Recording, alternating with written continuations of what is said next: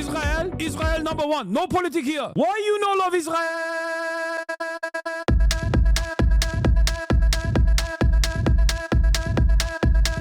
Oh, you hate it?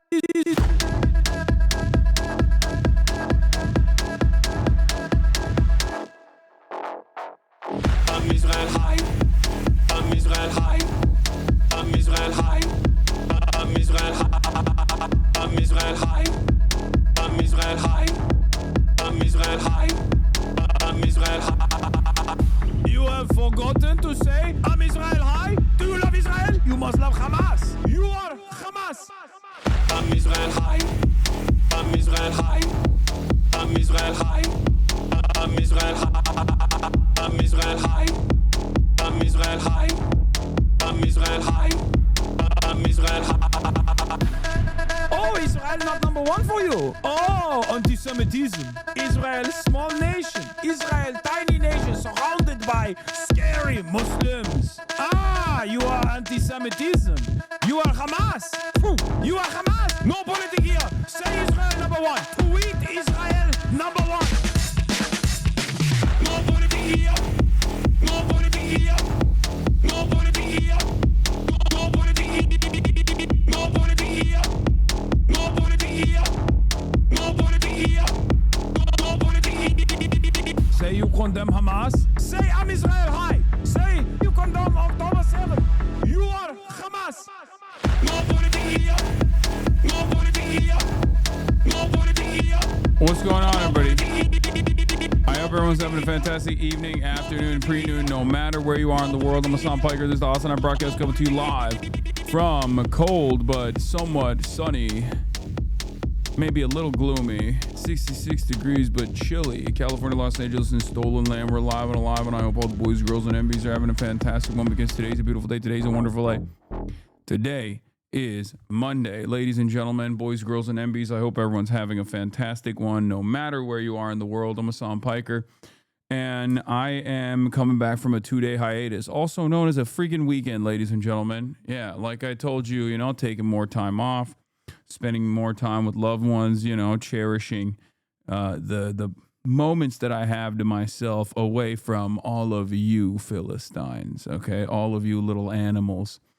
But of course, I missed all of you, and I'm back. I can't believe I'm talking about this as though like I'm, I went away for an extended period of time, because that's how unimaginably consistent I am, that when I am not live for 2 days in a row, also known as a weekend, people lose their freaking minds. And you spend all of it on Twitter. Take a real break, for fuck's sake. I did spend a good amount of it on Twitter, but honestly, let's be real. Major chunk of that was spent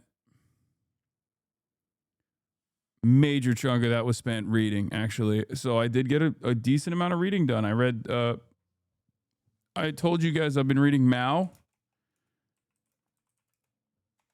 The book is called Mao, the Man Who Made China by Philip Short, and I've been reading a lot about it. I didn't really know. I'm familiar with Maoism, obviously, Mao Zedong thought, but I was never fully aware of like his own personal development, and yet I did always assume, especially with like the Cultural Revolution, that there was a positively anarchist slant associated with that decentralized movement of violence. And I do think now I know better. It's because Mao initially was not a Marxist. He was not even remotely educated on Marxist thought early on. I think early on he was an anarchist, as many people were in China, or many of the progressive forces were in China, which is, Mao didn't shower, yes, but that's not because he's an anarchist. That's just how other cultures have different hygiene habits in general. But yeah, he didn't. And he fucked a lot, from what I understand. And yes, he did not shower. I guess neither did Marx, though, to be fair. Oh my God. If only people knew the real reason why I'm not an actual communist or a real socialist is because I do shower quite frequently, and I think it's actually good to shower. Perhaps people don't understand that. That's like my biggest inconsistency with revolutionary figures of the late. In any case, yeah, it is. One could say it is truly a real socialist thing to just not shower. Anyway,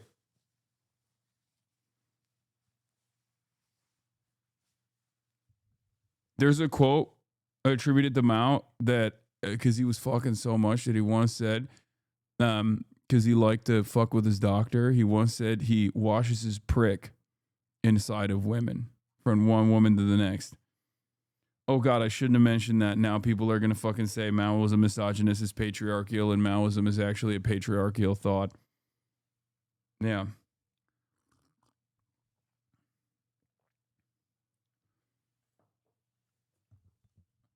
Yeah, it's kind of gross, I know. Anyway, in any case, folks, this is not even, I'm not even, hating on. I'm not even hating on that. How dare you take the weekend off? Well, I took the weekend off so I could read books. So, that's me. The new year, new me, taking more time off and reading more books. All right. In any case, ladies and gentlemen, let's continue. Don't get too caught up in the in the mindset of a guy who was born in like 1876 or something. I forget exactly when he was born, but like, it is what it is.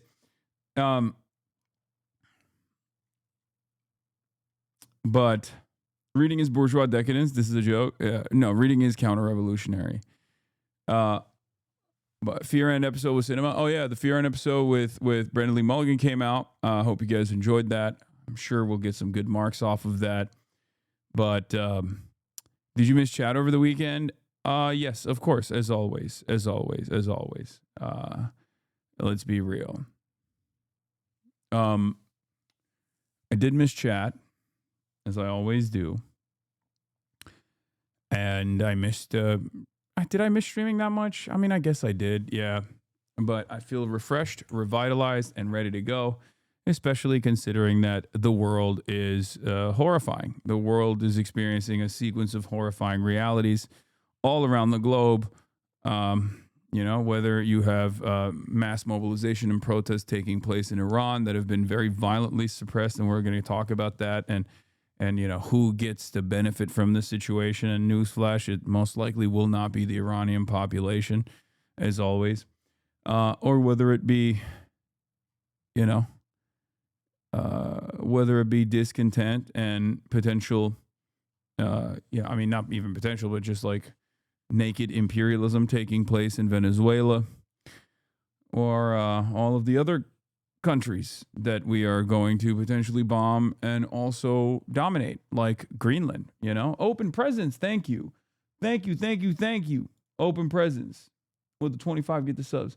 So yeah, of course, new fresh hells are unlocked on a daily basis. The murderous ICE agent Jonathan Ross has a GoFundMe. Bill Ackman donated $10,000 to it. We'll be getting to all of that and more. But I just wanted to give you guys a very brief parasocialist update, which in spite of my absence, there isn't really much that I did. Watching some Jujutsu Kaisen, and also reading a bunch of books. Well, one book in particular. So, we're going to talk about Jerome Powell, obviously, the real chairman, the only chairman in the United States of America that we in the left could actually call a chairman, really. A true central planner, if you will, centrally planning the flows of capital, of course. Ironically enough, not at the behest of the interests of the working class, but at the behest of capital. And now Donald Trump, the madman, he's doing it. Money molestation. So we got to talk about all that, of course. Trump talks next steps in Iran after deadly protests. Minneapolis, right, hogs celebrate ICE killing Americans.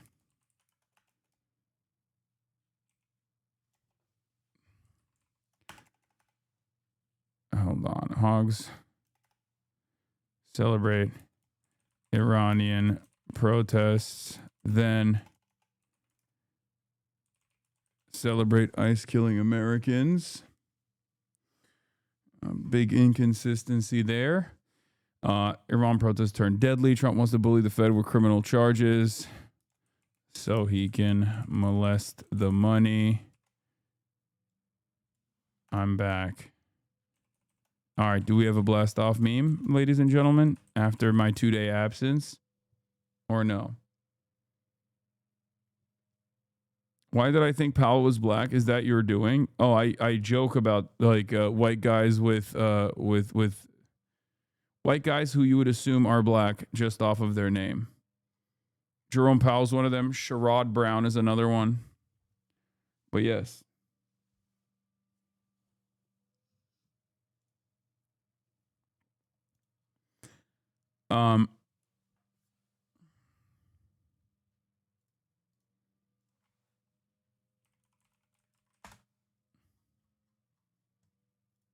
Anyway, I like this one. Thank you. Shouts out to Auntie Piker for this. Absolute banger. Okay, that was very nice. Okay.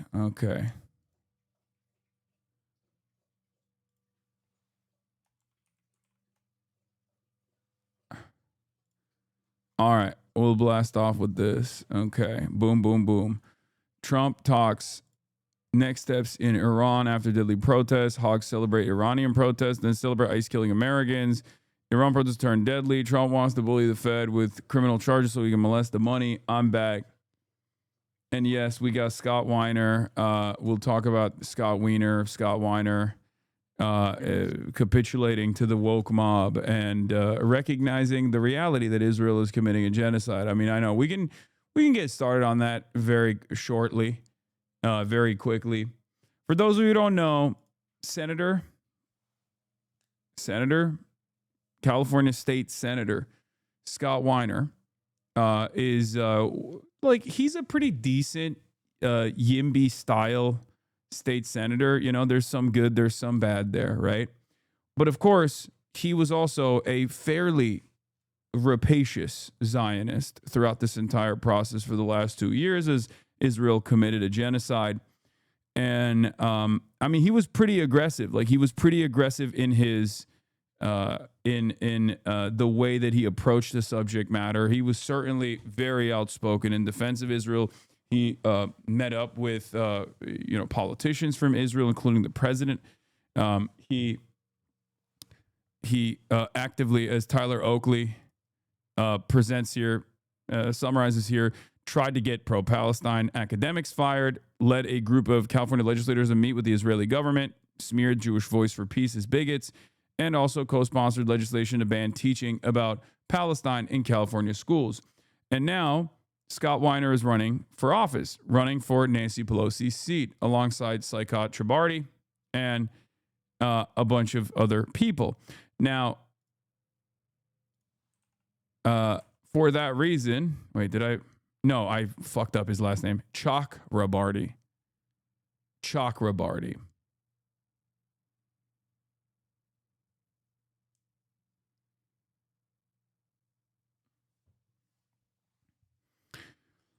And Saikat has some good and some suspicious aspects to his run as well, but I can't tell if you're doing a bit, but it's Wiener, by the way. Oh, sorry, I wasn't. In any case, it's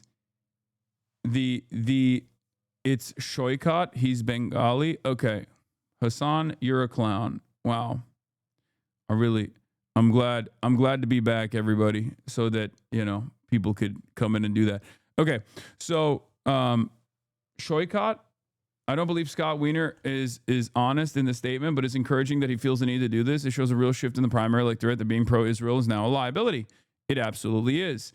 And yes, that's precisely what's going on here. Okay? So here's how it actually started. So they're all running for Nancy Pelosi's seat, right? And there was this conference taking place where all the candidates are they have these paddles, yes and no paddles. Okay? They have these yes and no paddles. And with the yes and no paddles, they're asking them a bunch of questions like, "Oh, do you believe this? Do you believe that?" Here's the video where the question is, is Israel committing a genocide? So they're all pro Medicare for all. Is Israel committing genocide in Gaza?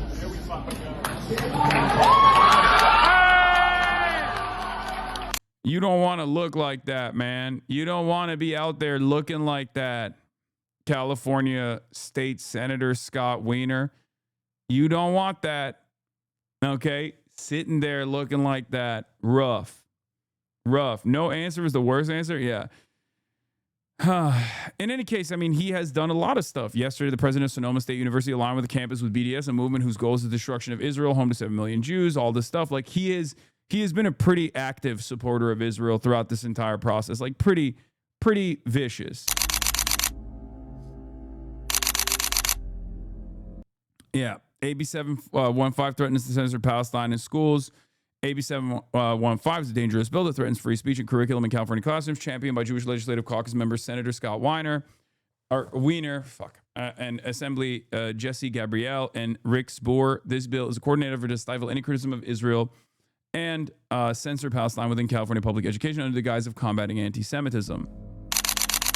Last week, I co-led a legislative delegation to Israel with both Jewish and non-Jewish legislators and several community organizations. This was in 2014. Okay, this was in the month of February in 2014. So make no mistake, this was very deliberate. This was on purpose. He did this after Israel had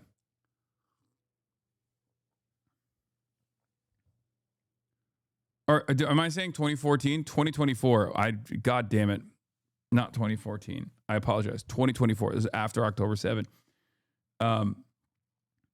And during this devastating time of war and violence, we met with a variety of leaders, he says.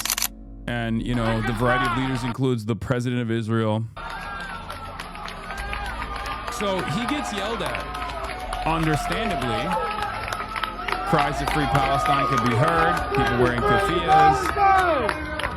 And I suspect that, I'm glad, trigger warning, by the way, a heinous act of anti-Semitism took place here, of course. This is, trigger warning for everybody. Obviously, probably the most anti-Semitic thing that you've ever experienced, that you've ever seen, is taking place, unfolding right in front of your eyes, where you have someone who wants to be a representative refusing to recognize that Israel's committing a genocide, a foreign country is committing a genocide, and then people, of course, say, free Palestine. I mean, basically, this is what happened in Nazi Germany, I think, They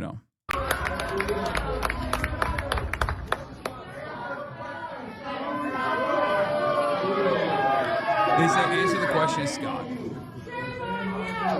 And then they say, shame on you, which, once again, only doubling down on the unimaginable maximum anti-Semitism. Sorry that I had to put you guys through that. Obviously, this is a heinous act. An act so heinous that the entirety of the New York Democratic Party should probably come out in unison and speak out against this heinous act of anti-Semitism, even though it's happening across the nation. I mean, I suspect that there will be a coordinated statement coming any moment now, because I can't. This is traumatic. Okay, so, but one thing that I think is good. Okay, one thing that I think is good here is that after that experience, Scott Wiener literally turned around and was like, "Hey guys, just wanted to say, actually, genocide is happening. I'm now officially recognizing the genocide. I've had an epiphany." Now, do I believe this? Not even a little bit. Okay, not even a little bit. Okay, but bro switched up on Israel. No new friends. If I am the president of Israel, right, I'm thinking to myself, wow, I never believed in magic until all my dogs turn into snakes. Okay, I'm just saying, Scott,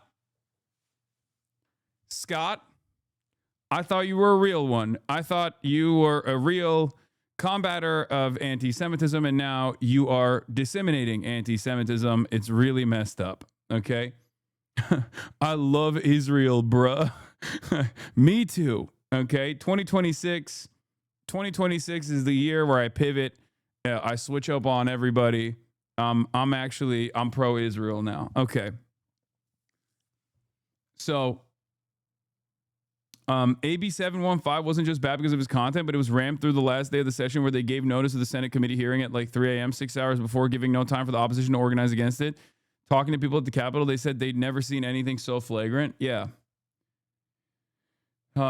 So, I mean, the way I'm like, I can't even think of anything more anti-Semitic. I guess like sometimes when I think of Miss Rachel, that's like, ah, it makes me so mad. I think children learning. Okay. So Scott has this take. Let's take a look. For those of you who saw the debate clip from last week, I want to clarify that I do believe Israel has committed genocide in Gaza, and I want to explain why I hesitated at the debate. This motherfucker is 6'7", by the way. Don't even meme about that. It's not even on some meme shit. Literally 6'7". What the fuck are we doing? Brother, what are you doing? What are you doing in Congress? What are you doing in California Senate? Like, you should be out there balling. You should be hooping. Ridiculous, okay? 6'7", don't know ball.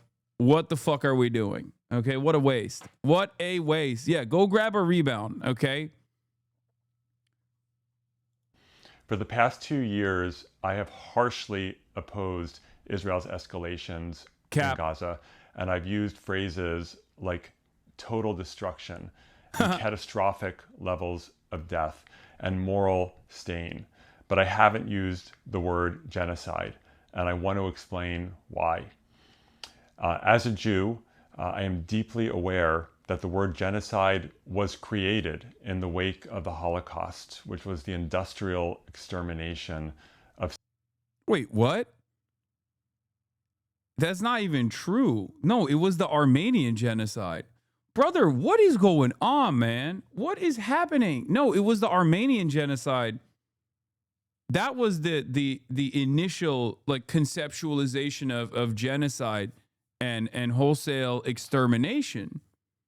And obviously genocides had taken place before, guys. I'm just saying the word, the invention of the word, or like it coming to prominence is I believe the Armenian genocide. It wasn't the Holocaust. Legally, the word genocide wasn't used until the Holocaust and the Nuremberg trials. Yeah, but even then, it's not. This is not correct. If he's talking about the Genocide Convention, sure. Which is ironic because the guys who wrote the Genocide Convention very quickly, years before, admit you're wrong. Hasan, I've been shaking my head. Yeah, the term genocide was coined by Polish-Jewish lawyer Raphael Lemkin in the early 1940s. Again, shouts out to the Lemkin Institute. Guess who fucking recognized Israel doing a genocide maybe 2 years prior to Scott Wiener? The Lemkin Institute. So what are we even talking about? Not only, like, there is nothing salvageable here, okay? Not only is it incorrect and it's wrong, but it's ridiculous. Yeah.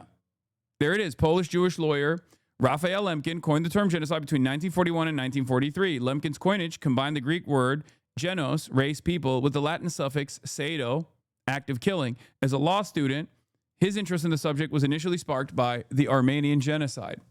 Okay? In any case, this is not even an adequate argument to deny the current, ongoing genocide that Israel is doing. But Lemkin came up with the word in the 40s, citing the Armenian genocide, but the word itself was in his book, Axis Rule in Occupied Europe, about the Holocaust. Okay. In any case,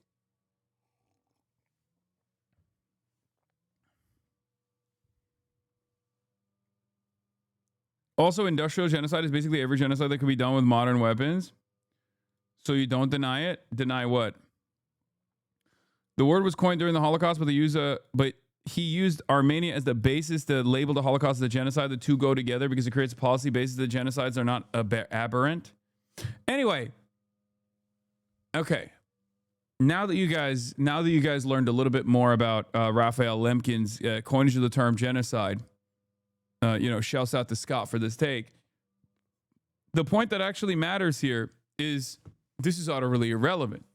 Okay, the Holocaust is not like a special form of genocide. It is industrialized massacre, and it was heavily documented and studied extensively. But it's certainly not the only version of genocide that has taken place. Okay. Like the exceptionalist nature of looking at the Holocaust, especially when you even consider like what Germans did to other places even before internally committing this fascist act, colonialism turned inwards, as we like to say. That's what fascism is. There have been industrialized massacres, never to the same extent and never to the same, I guess, rapid acceleration, severity. But the reason why I'm bringing this up is not simply over semantics. The reason why I'm bringing this up is because this sort of exceptionalization of the Holocaust, especially in the direction of defending the current ongoing Israeli genocide, is disgusting. That's the reason why I'm like, this is not just like a misunderstanding or a simple disagreement. I think this is very deliberate. And it's probably not even being conducted intentionally. Like, I don't think that Scott knows what he's saying. I think this is so baked in to the consciousness of people who get a lot of Zionist indoctrination early on that he's having even when he is having a conversation about like recognizing the Israeli genocide, he just automatically drops a couple lines in there that the trained ear can pick up on. And this is one of those things. Okay? I am deeply aware that the word genocide was created in the wake of the Holocaust, which was the industrial extermination of 6 million Jews. For many Jews, associating the word genocide with the Jewish state of Israel is deeply painful and frankly traumatic.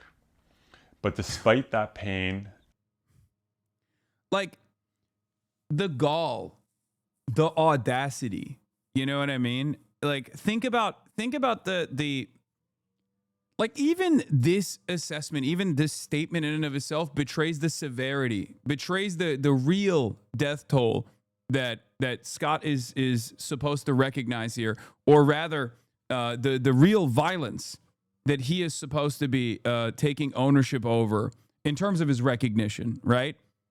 And in terms of his own actions that he is supposed to be saying, my bad, over, right?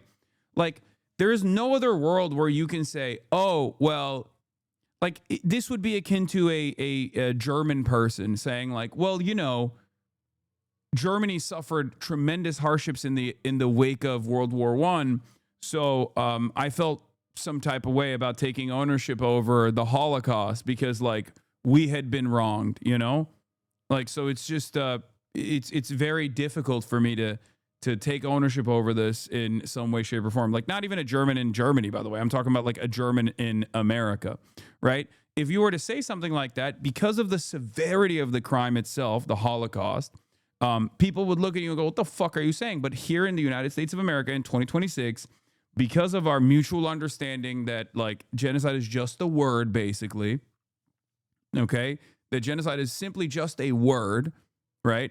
You can kind of get away with saying something like this where you're like, yeah, my personal feelings on this issue are far more important as a Jewish person. Like, the importance of the word genocide for me and the severity of that word overrode my clear and calm assessment of what Israel was doing.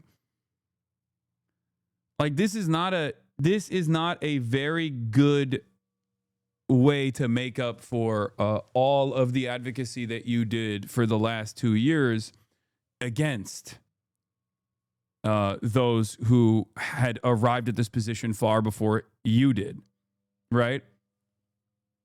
Do you guys understand what I'm trying to say here? Like, I think this is the reason why I think this is already insincere. The good and the bad is this. It's bad because it's obviously fucking insincere. He has a lot more to do in terms of making up for it, and I don't even know if he would be able to make up for it in time for the actual election.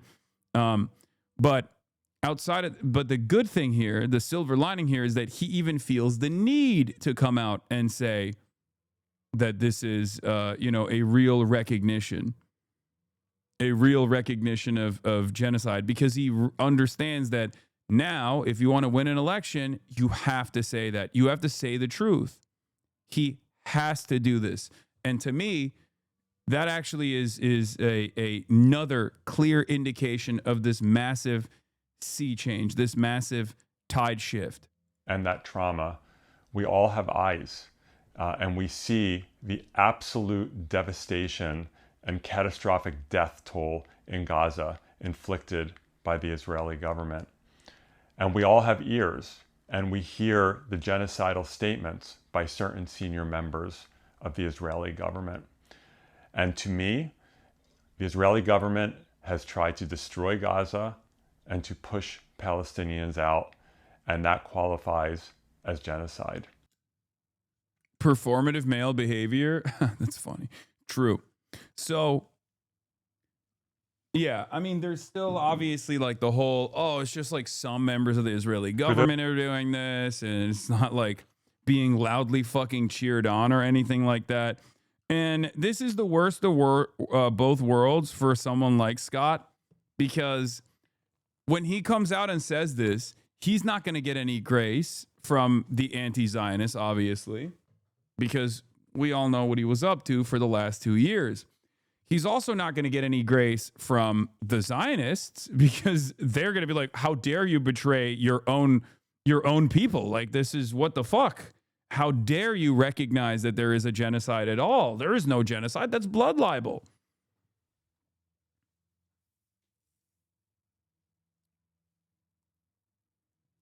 It's utterly preposterous, and basically, you're cooked. I think. I don't know. I feel like this is totally ridiculous. Like, he should have fucking slammed the yes. If he wanted to, if I was his campaign manager, I would have told him to slam that yes ASAP, and then also do a follow-up video being like, hey guys, I know I've done a lot of fucked up shit, but I just wanted to clarify certain things, okay? This, on the other hand, is the worst possible way to deal with this. Stop Anti-Semitism replied to him and said they still support him because he believes in Zionism. I think they also see this as an opportunist statement, and he doesn't actually mean it. But in the opposite direction, yeah, true. Maybe.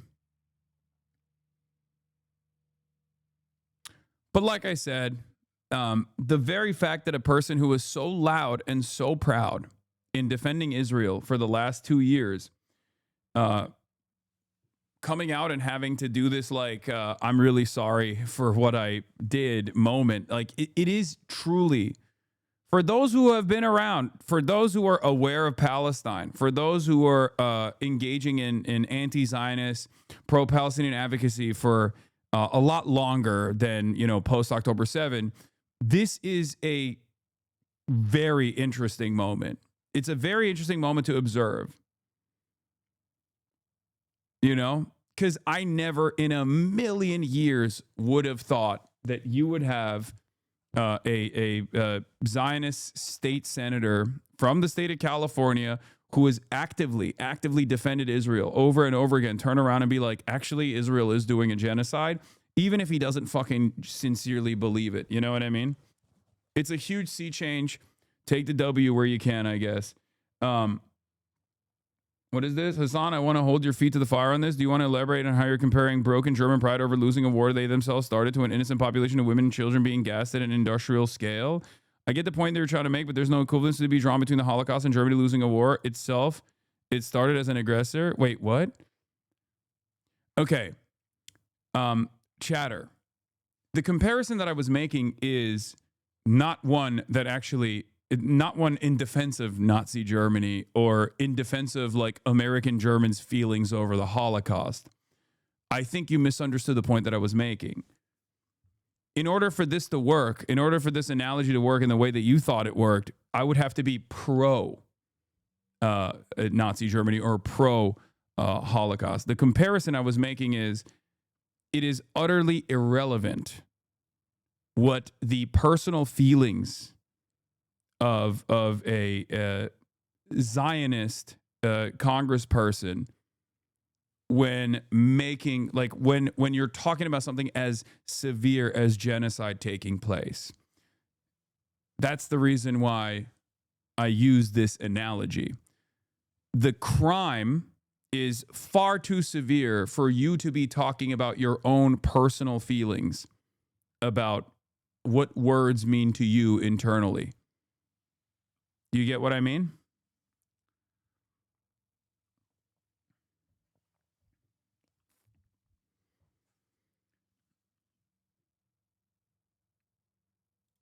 That's the reason why I used that analogy. I used an analogy from something that everybody understands. At least, hopefully, I think people still understand that there is like shared consensus over that the Holocaust was a horrifying crime against humanity. I'm not so certain anymore because I feel like there have been real initiatives to undermine the depravity there as well. To some success, unfortunately. But at least for the time being, while we still have that consensus opinion, I'll lean into that to, make these sorts of analogies. Give it 0 more years. I know. Give it, give it a couple months.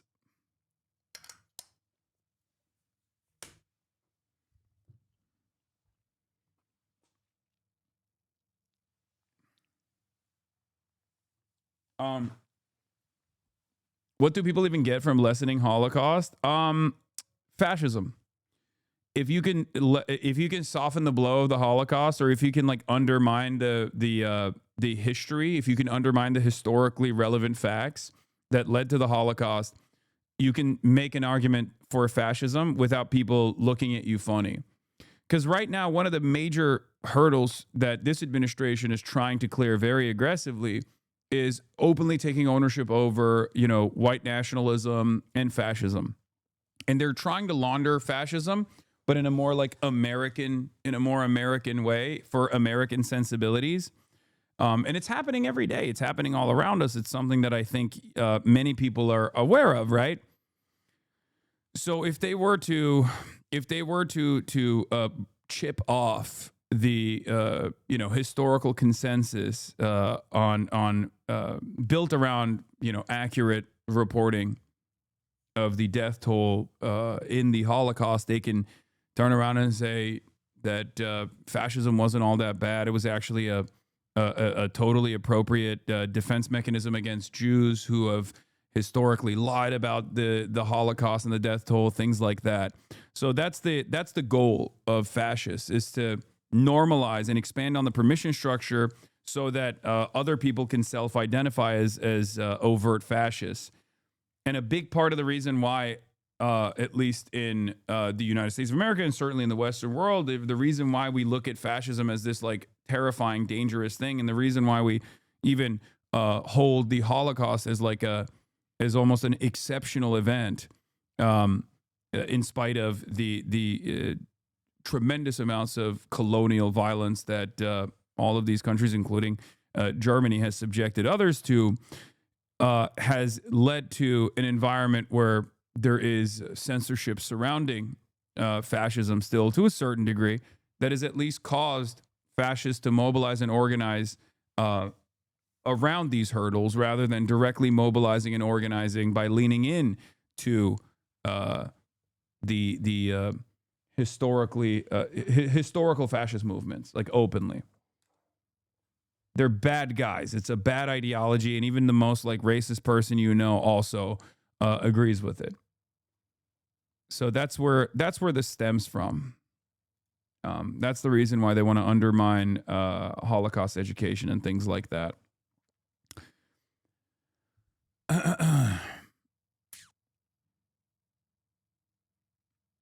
Yeah. Jenny Lee, what can you do about liberals who believe campaigning on the difference between legal and illegal immigrants is impossible and too hard to understand for voters? I had an argument yesterday, and 2 liberals told me that campaigning on better legal migration systems is too progressive and too difficult for voters to understand. I mean, that's terrible. That's just a terrible, silly person who wants to lose. Would you say that it's better for fascists to own it so that it's easier to identify them and keep the fuck away or not? I mean, you're seeing that right now. You're seeing that currently. Do you think it's better for fascists to own it? Do you think it's better for Donald Trump to openly say, I'm going to Venezuela because I want the oil. I'm going to Venezuela. I'm going into Venezuela because I want the oil. I don't give a fuck what you can say. I'm doing imperialism. I love imperialism. I love death and destruction. Or there is this, some people will say, yes, it's better, but I don't think so. And the reason why I don't think so is because when you expand the permission structure, it's kind of like racist, right? Like people say, oh, well, I'd rather have someone be openly racist than hide how racist they truly are. But the very act of having to hide how racist you truly are indicates that there is still social stigma associated with being an overt racist. And when you actually shed away the hurdles that you must clear when you want to be a racist in broad daylight, some people might think, oh, this is a good thing because now we know who our enemies are. But what you're failing to consider is that there are plenty of other people who actually hear this kind of rhetoric and think, oh, this is actually good and normal. So when you expand the permission structure on how racist you can be, that actually leads to a very dangerous mobilization out in the open. Yeah, same argument can be made by pedophilia. Exactly. When you erode the social stigma associated with pedophilia, which, again, another thing that like the modern right-wing movements are kind of doing right now, which is crazy to say, but it creates an environment where people are more comfortable adopting it, and you can market it. You can even present it as aspirational, right? I'm talking about not pedophilia, but specifically fascism in this regard. Yeah, so the people get more emboldened. I mean, look no further than Elon Musk. The types of things that the wealthiest, most powerful individual in Western society is saying on his own social media platform about white people experiencing white genocide due to, migration and due to miscegenation was not even like a decade ago, not even like 5 years ago, would have caused someone to be pushed out of polite society. And now you have the most powerful person on the planet who literally has a surveillance apparatus with satellites all around the orbit of this planet, with a massively consequential social media platform that is very clearly feeding people straight up brain rot poison, openly stating that he believes that white people are under attack due to migration. White people are under attack because America is no longer, or the Western world is no longer as white. This is white nationalism. It's white supremacy through and through. And the very fact that like someone is openly saying that, someone as powerful as Elon Musk is capable of openly saying that without anybody checking him, is terrifying. What do you think the impact of that will be? This is a person that has a lot of influence over a lot of random people, a lot of random normies. This is a person who commands a social media platform. He can literally fucking slowly but surely get people to agree with him by doing unlimited propaganda. And he is doing that, for the record. He is doing that. He's doing that nonstop.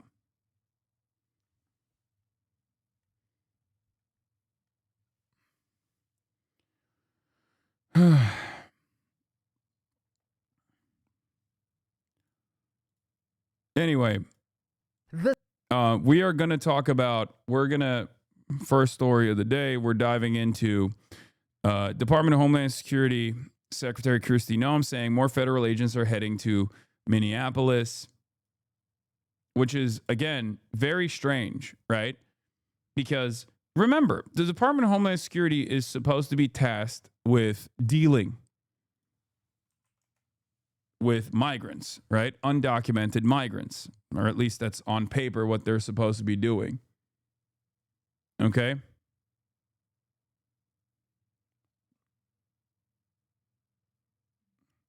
Having said that, however,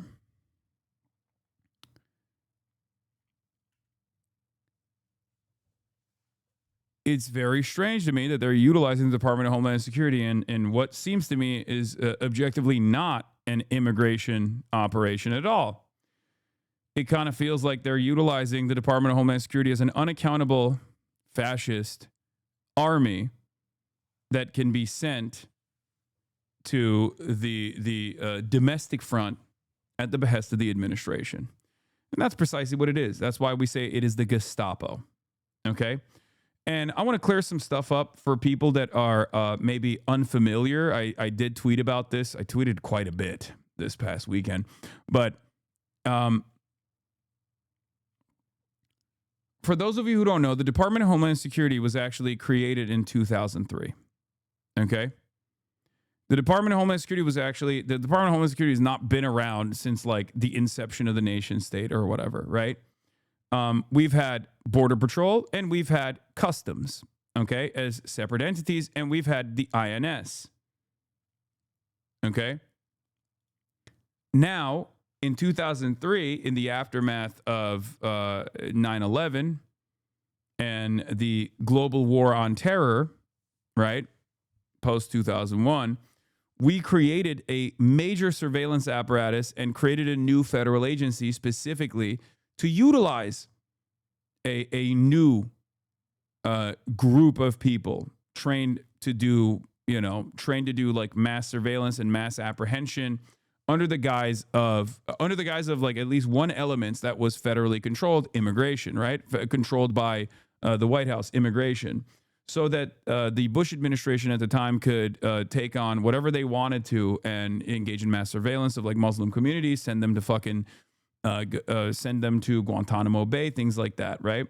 ICE has no reason to exist. Something like the Customs and Border Patrol makes sense, but there's no reason to have an internal migrant hunting army. Law enforcement can deal with crime. Customs and Border Patrol can deal with the border. Exactly. And that's what it was. That's how it used to be. That's how it used to be until 2003. Okay? So when people say, oh, dude, what do you mean? Can we not have any fucking borders? You can't have a nation without borders. It's like that's not the function of the Department of Homeland Security. You've just believed this lie.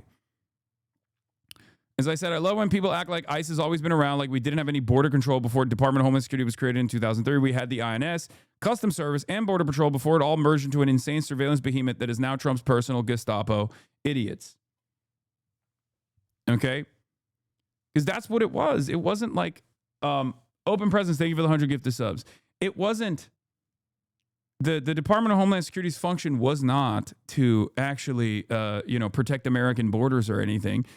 That was the reasoning and the justification that they used to develop this like mass surveillance and unaccountable military force that they can use in the domestic home front. That is the real reason why they did that.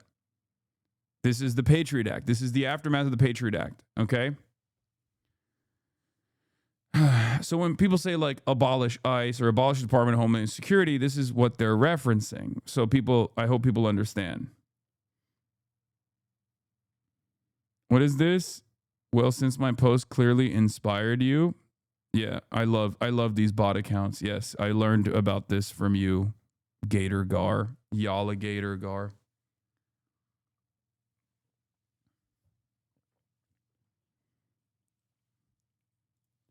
Yes, this person is saying that the INS has been conducting deportation operations inside our borders for almost 100 years.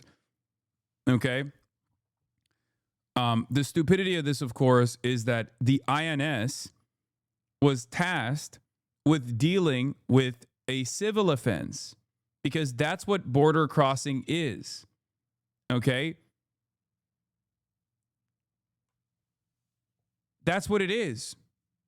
It's not this whole like, this is actually a felony, and perhaps the most violent felony of all time is a new phenomena. The notion that immigration is anything beyond a civil misdemeanor is, one, not even in the fucking rule books, for the record, even though we have changed the rules a little bit to make it more a more severe crime. For example, if you're, caught crossing the border illegally or overstaying your visa and you're deported, right, in a relatively peaceful process, for the record. This isn't like, this isn't supposed, like this new version of like door knocking operations or dragnets, like that's not how it's supposed to go. But normally it's a process that you can deal with paperwork, right? Because that's all this is. And it's been treated like that for a very long time. The notion that this is actually a severe felony, or all of these people are actually criminals and they're coming here to do rapes and drug trafficking and whatnot, that is a new attitude, or at least that's the old attitude that the Klan held, right? But it's a new attitude that has become, it's new in the sense that it's become normalized and mass adopted. Okay? That's the problem here. And that's the reason why I've also criticized the Democrats quite extensively for not doing enough to push back and counter message against this fucking ridiculous racialized lies. These ridiculous racialized lies that undocumented migrants actually present an ever-present danger to the United States of America, or they're stealing the welfare, but they're also stealing the jobs. All of it is inconsistent and none of it is true, right? And yet, here we are. This morning, furious protesters bracing for hundreds more federal agents to descend on Minnesota as outrage grows nationwide over the deadly ICE shooting in Minneapolis. Thousands taking to the streets in New York,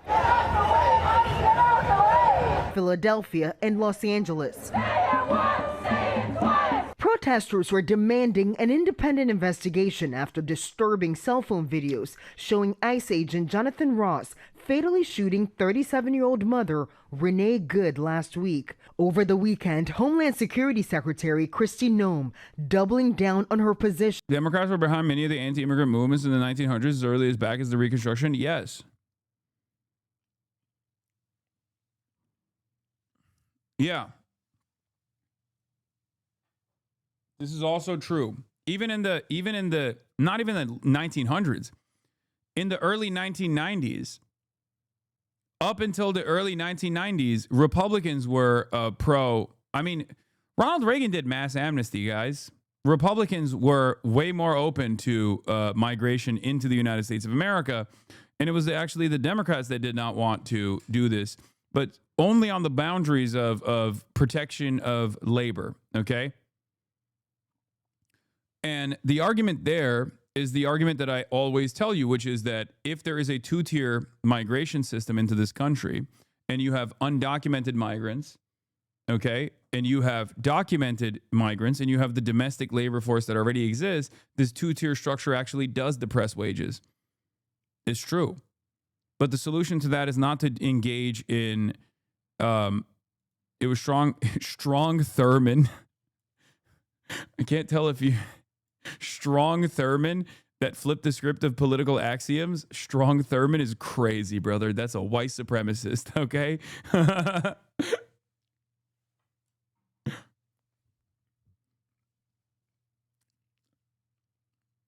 Another white supremacist who also had a secret black child. Straight up KKK Klansman. God, American politics is a tapestry of some of the craziest, inconsistent freaks. Anyway, many such cases, classic white men behavior. That's why it's like silly whenever someone goes, well, how can this person be racist? They like have a Filipino girlfriend or something. And it's like, well, because it's very common. All right.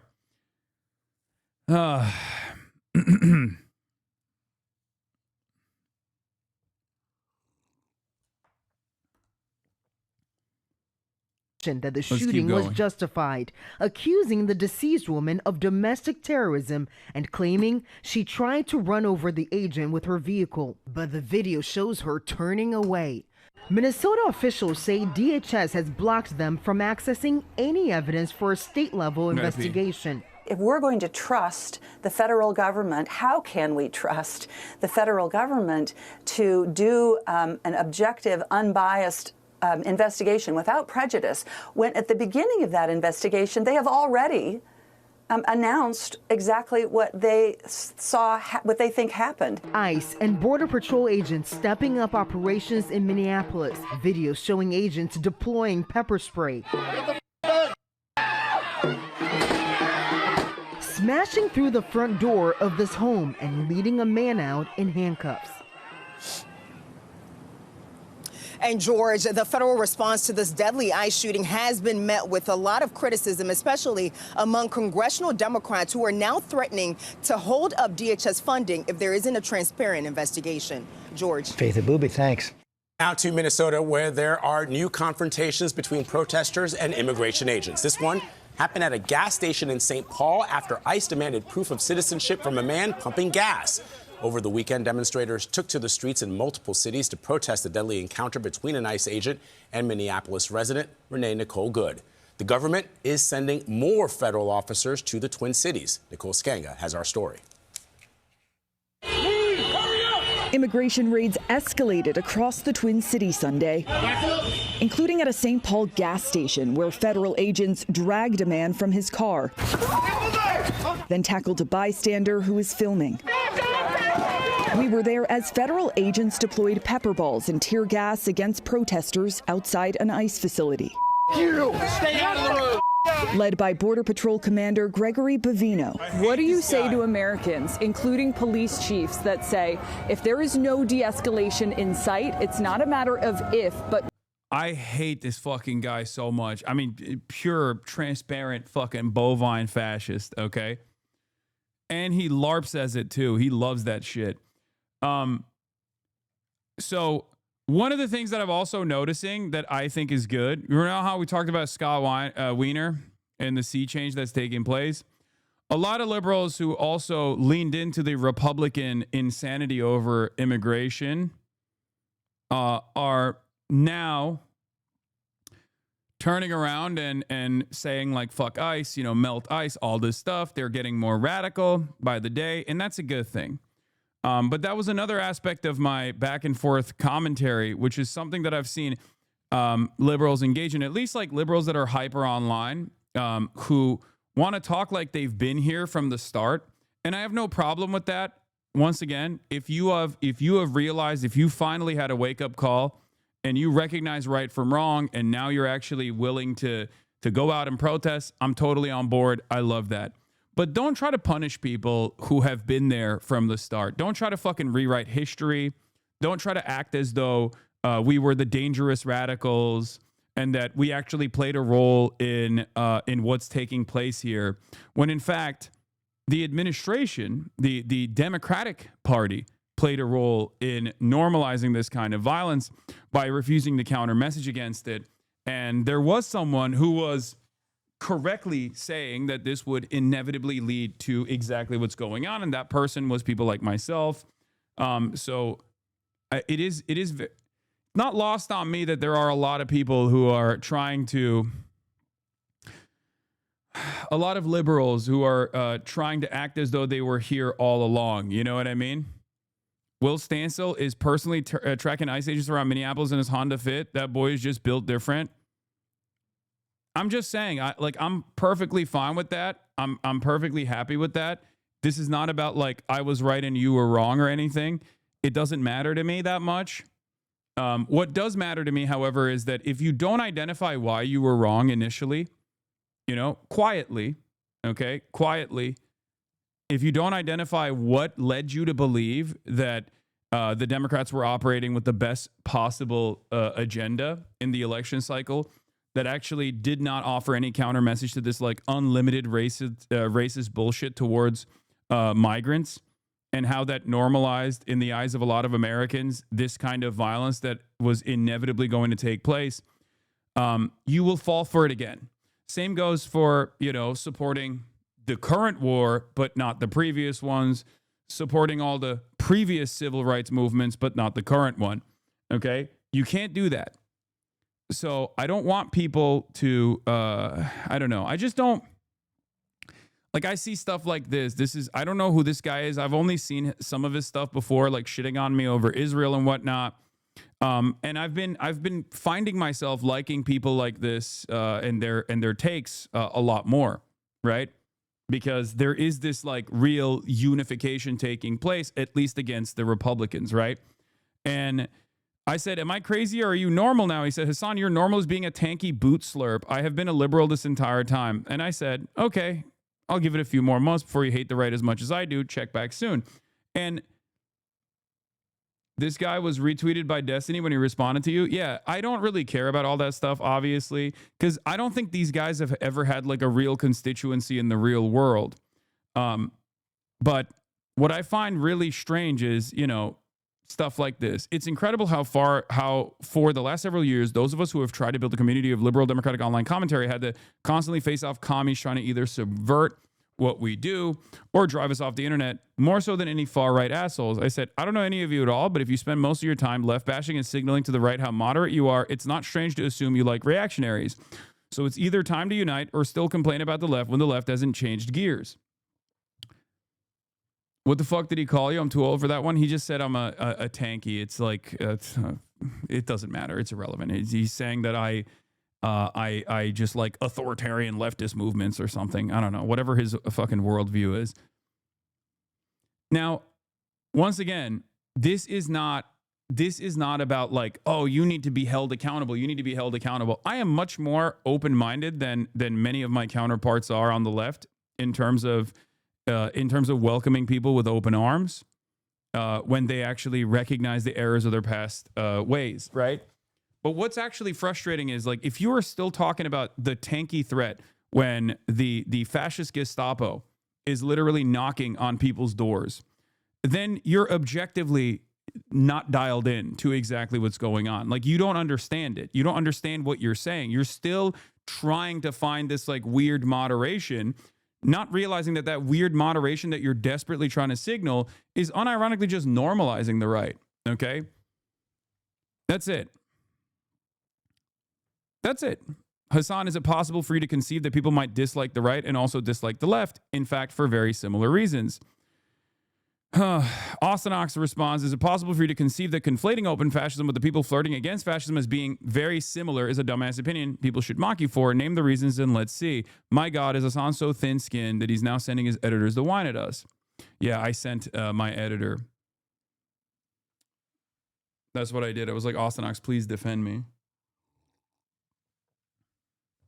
So,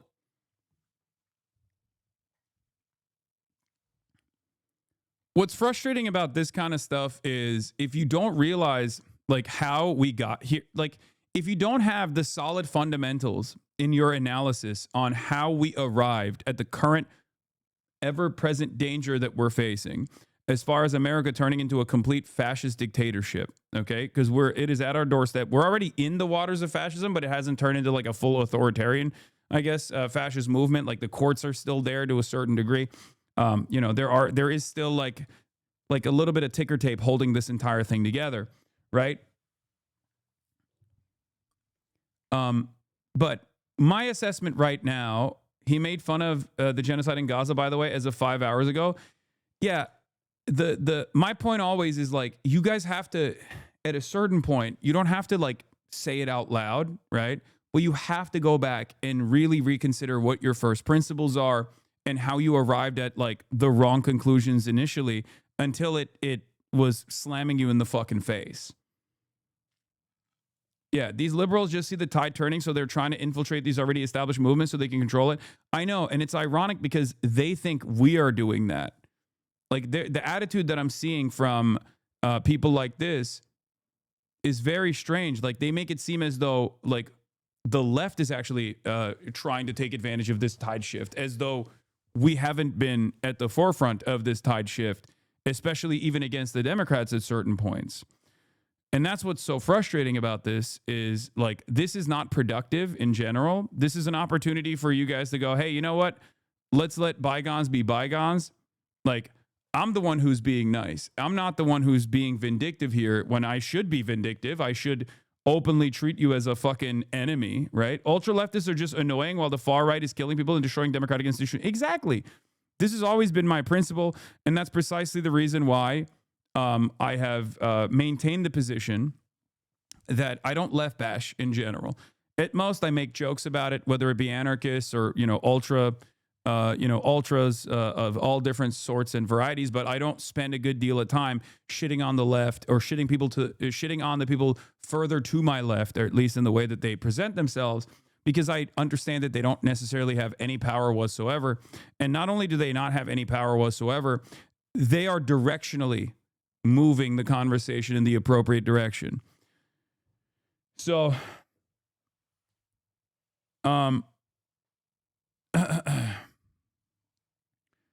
what is this? Hey, Hasan, as a longtime watcher, I'm really disappointed in your Iran protest coverage. I watched your YouTube video and all you did was make fun of a dumb chatter just claiming everyone wants a monarch. No one wants a monarch. Even people who are chanting his name, they want a secular democracy, and Reza Pahlavi is the only person right now championing it. Yeah, I don't think the monarch is championing a secular democracy. Let's be real. That sounds a little inconsistent, but we'll get to Iran in a second. Don't worry. I'm going to obviously, of course, I'm going to be talking about Iran extensively today. But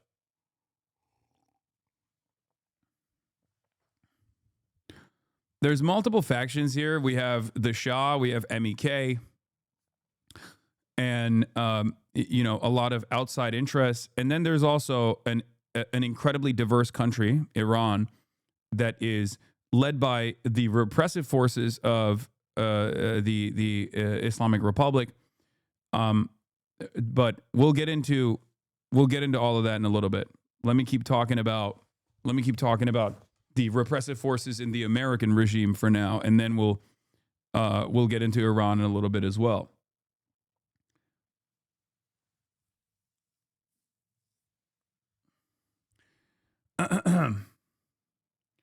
When I say I only mean not only the person, I mean one of the few who actually cares about the country and does not want to hijack it. Chatters, chill. Yeah, okay. We'll get into it. I don't think that it's again, we're going to get into it in a little bit. Okay. Liberals stop the Holocaust, you absolute moral leper. No, actually, people who stopped the Holocaust are not as bad as the people who perpetrated it.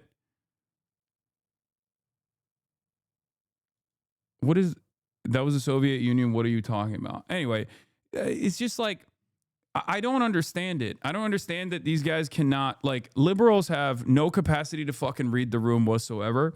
And what they fail to comprehend is liberalism failed in the 20s. Okay. And I don't mean 2020s. I mean 1920s.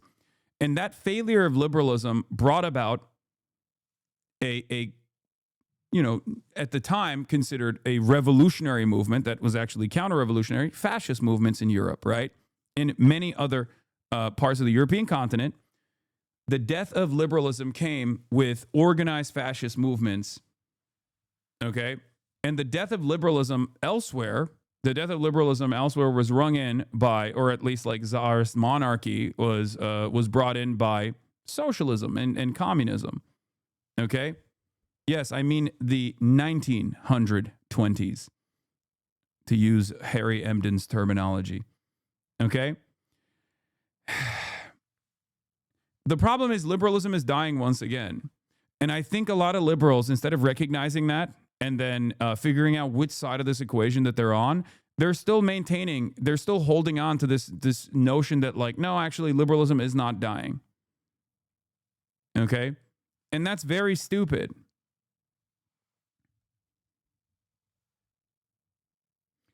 A liberal voting for the left is 1,000 times more valuable than you getting less people to vote for the left. That's why no one takes you seriously except gossip magazines. They are frustrated because you would rather support Elon ads for your merch than Kamala. Wait, what? I don't know what the fuck you're talking about. But as far as this statement goes, do you think the New York Times is a fucking gossip rag? Is that what it is? Like CNN, New York Times, ABC.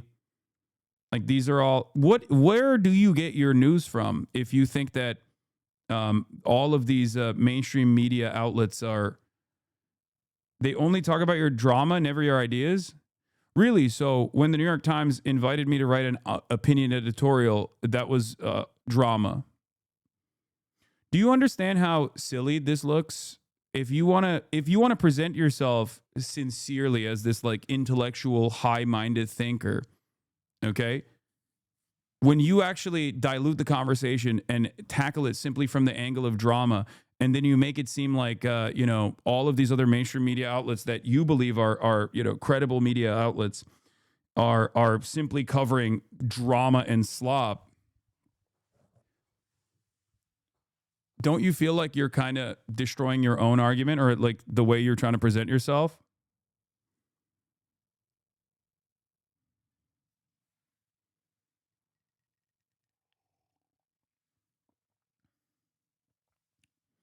Yeah, but you only serve for drama. You have had zero political impact. Okay. Well, I don't think anyone in the at least in the Democratic Party agrees with you. Like the adults don't agree with you is what I mean. But that's besides the point. Yeah, when you follow after Zoran, yeah. No, that's my favorite attitude that people have, which is like you have zero political impact. I love Zoran and I hate you.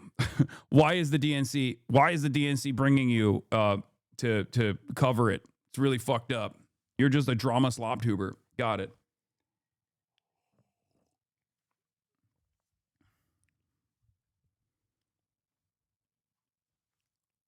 Chronically online brain broken person. He exposed himself as a drama obsessed slop eater. Yeah. What are people pivoting to instead of liberalism, Bubba? Right now, I don't think the liberals are really pivoting, at least openly. They're not recognizing that there are alternatives out there. And that's one of the saddest parts about this is because like there is no further left position that is commonly held and popular. So a lot of people don't realize that there is an entirely separate world out there, socialism and even social democracy, really, if you want to fucking entertain that. You know?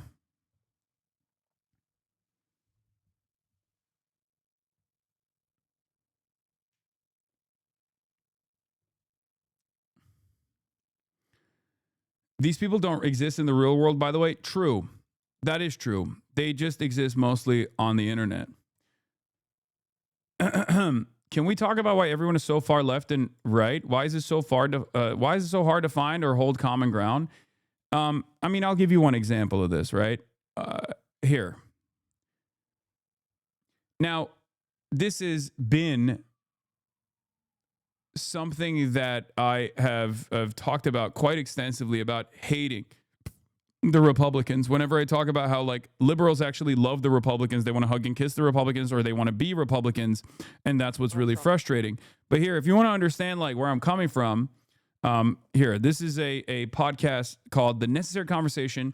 These two podcasters talk to their mom and dad that are Trump supporters, okay?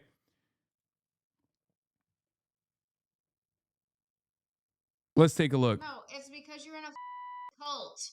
What if Donald Trump says, I want you to carpet bomb Oklahoma City, everyone?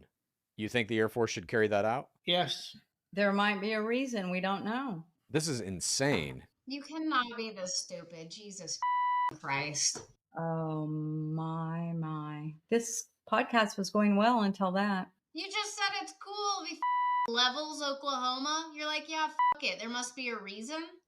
Like, you literally can't be that dumb. You know what the problem is? Mom and I don't believe he'll ever blow up Oklahoma because we're on his side and so's the whole state. No, it's because you're in a cult. You guys are worried and afraid because you live in a state where it might happen. I think people that like my first inclination that this because of how fucking freakish this commentary is that it's rage bait and it's fake, right? And as far as I understand, I mean, I'm going to interview these guys at a later date, okay, to try to get a better assessment on if it's scripted or if it's like exaggerated or not. But I will just say that at least talking to people that I know that do have MAGA parents, conversations such as this one do take place at the dinner table or, during Thanksgiving, like not dissimilar to the one that you are going to hear. Now, first he says, oh, he's not going to bomb Oklahoma, but you guys are afraid because he might bomb California. So he shifts gears. Listen. Okay, let's theoretically say that does happen. Let's say Trump sends in the Marines to Los Angeles, California, and let's say I'm out going to see a movie on a weekend, and he says, go into that shopping mall. Under a truck. Quiet, piggy. He says, go into that shopping mall and kill everyone you see. And let's say I get gunned down by the Marines for just being at a mall. Okay, number one, All for let's just take Okay, it Dad, one step wait a minute, further. Mom, wait 1 second. Wait 1 second. Dad, wait. hang on, Mom. Dad, you just said you are for Donald Trump murdering me for no reason, and you would support that. If he walks into a mall to people with military, There has to be a reason. there's a reason. And I'm all for it. And the people in Los Angeles, California are as deserving of execution as the assholes in New York City. You're all communists.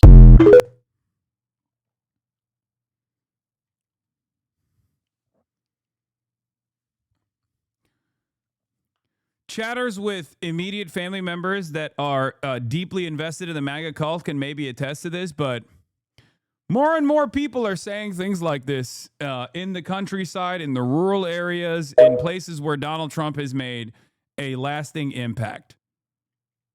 And what is really funny is for those of you who don't know this podcast at all, they go, did he just say mom and dad? And the answer is yes.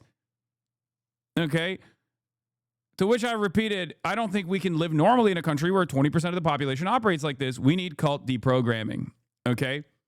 And if you recall, the last time I talked about this was, once again, where liberals got so mad at me for saying that we need some kind of fucking deprogramming and education for people. They said, oh, you want re-education camps. Now I'm seeing more and more people who previously were liberal or liberal adjacent also coming to that reality, coming to that recognition. I'm seeing it more and more often. More and more often, I'm seeing people go, oh, I kind of understand why there is a necessity for some kind of education procedure. Because this cult, if left to its own devices, is not exactly tenable with having a nation state. Like, you can't really have a country if 20% of the population straight up thinks, like, yeah, no, all the fucking commies deserve it, including my own children.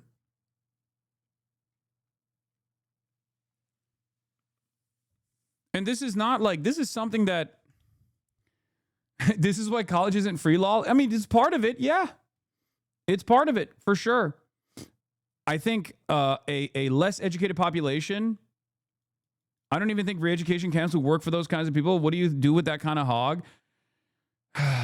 You just really hammer it over and over again that, this kind of sentiment is completely inconsistent with the shared values that we're supposed to maintain as a nation state.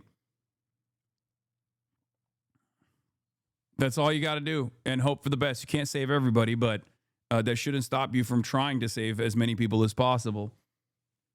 But this is once again something that I talk about all the time. This is a byproduct of creating a malleable population because they are not educated, because you paywalled education, because all the K through 12 education is paywalled, or not paywalled necessarily, but the public schooling, system is completely in a dire state of disrepair. Okay. There is a massive class disparity in educational attainment and educational outcomes in general. And that creates an environment of servants of empire, not very, an environment where there's a lot of people who are just not very intelligent. And people who are stupid are malleable. They're easy to manipulate.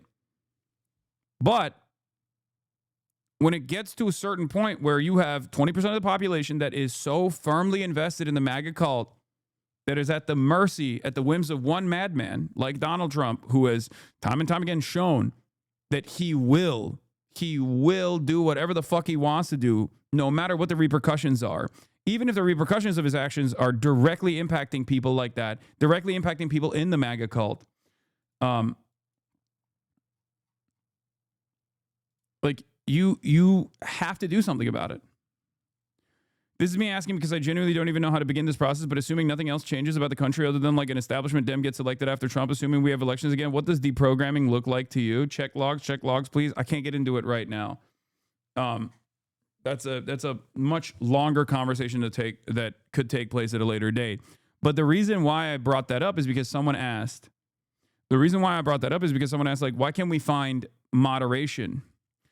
And the question I have is, if 20% of the country, right, just 20%, I'm not saying 20% of the country thinks this way and is is basically at the mercy of a complete madman, right? With cult-like zealotry that they demonstrate over and over again. And then the other 20% on top of that is basically like agnostic to it, where they're like, I don't really care as long as my taxes are, as long as I feel like the country is moving in a positive direction under the watchful eye of this Republican movement, and I don't really care that much about immigrants or whatever. How do you find moderation? How do you find the golden mean with those guys? Okay? How do you do that? I don't think it's possible. And I think a lot of liberals end up coming to the conversation with this honest naivete, with this honest assessment where they think, no, like there has to be some kind of back and forth here where we can just find a reasonable middle ground. As the middle ground shifts further and further right from under their legs every single fucking day. Someone needs to pull at least the middle ground back to the actual center. And that's never going to happen unless you have more overt, openly leftist people in positions of prominence actively speaking about this shit. Okay? That's it. It's not going to happen, which is part of the reason why I never, I as a policy refuse to actively left bash, even though many people to my left, if there is really someone to my left, let's be real, I don't personally think so, but people with like ideological differences or ideological delineations that claim to be further left than myself will yell at me, but I usually do not return the favor. And the reason why I don't do that is because I think they play an important role in pulling the broader consciousness back to a place of reason, a place of common sense. When this happens again? Well, we've already said that, Nicole. The de-escalation and a lot of those police chiefs that you mentioned don't... Breaking news, communists not more left than HasanAbi? Yes. Don't seem to de-escalate, they seem to escalate. Are you de-escalating? Absolutely. Every day we de-escalate. We watched as you confronted protesters right there. It didn't look like de-escalation, but are you trying to send a message? The agitators and the rioters here in Minneapolis need to understand that our operations will continue unabated despite the violence they perpetrate against law enforcement. Trump administration officials have claimed the violence of the snow and the icy roads against our big, beautiful hog army. Just the fattest Gestapo that you have ever seen.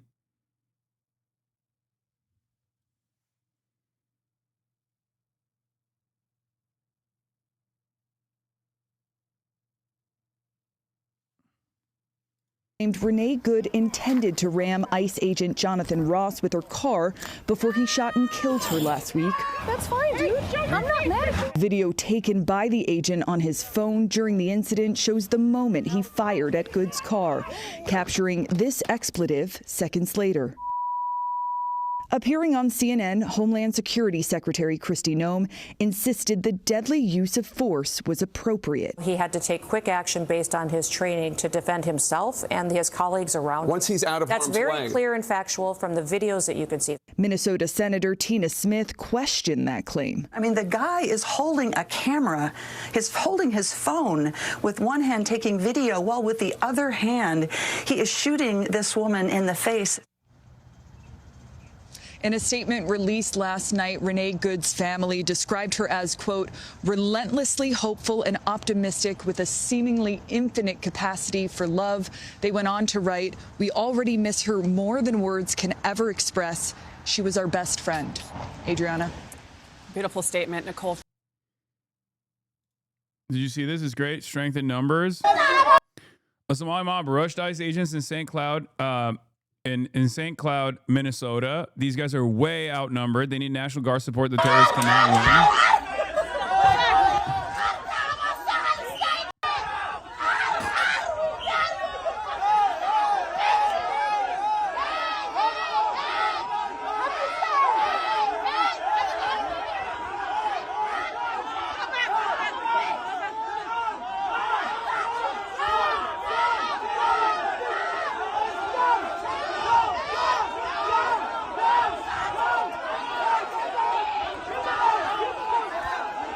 I want to reiterate something here that a lot of people do not understand, and I briefly talked about this with Mustafa the Poet when I was live with them as well. People see black people from the African continent ethnically and assume that they're migrants, okay? Somali Americans, by and large, are American citizens, okay? 90% of them are American citizens. 60% of them are American-born U.S. citizens, okay? So when you see like a crowd of Somali people, if you're a racist piece of shit, or maybe even if you're not like a Republican, but I understand like why people look at the Somali population on U.S. soil and it just automatically assume that they're immigrants. Like, you're wrong. I'm just explaining this to you. They are no different. They are no different than like an Irish American or a German American. Like they've been here. Many of them second generation. Like I said, 60% of them are natural born U.S. citizens. Okay.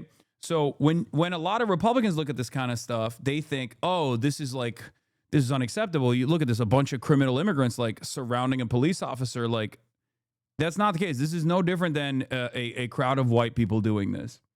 Okay. And the reason why I consistently stress the importance of this is because if an ethnic group of people on U.S. soil are 90% American citizens, why the fuck is ICE there? Why is ICE there? I mean, why is ICE anywhere, really? It's the same reason. But this is one of those instances where you look at a group of minorities and automatically assume, because of the way that they look, that they are not American citizens at all. And therefore, Department of Homeland Security apprehensions and ICE traffic stops are perfectly justifiable. It's not. It's ridiculous. Okay?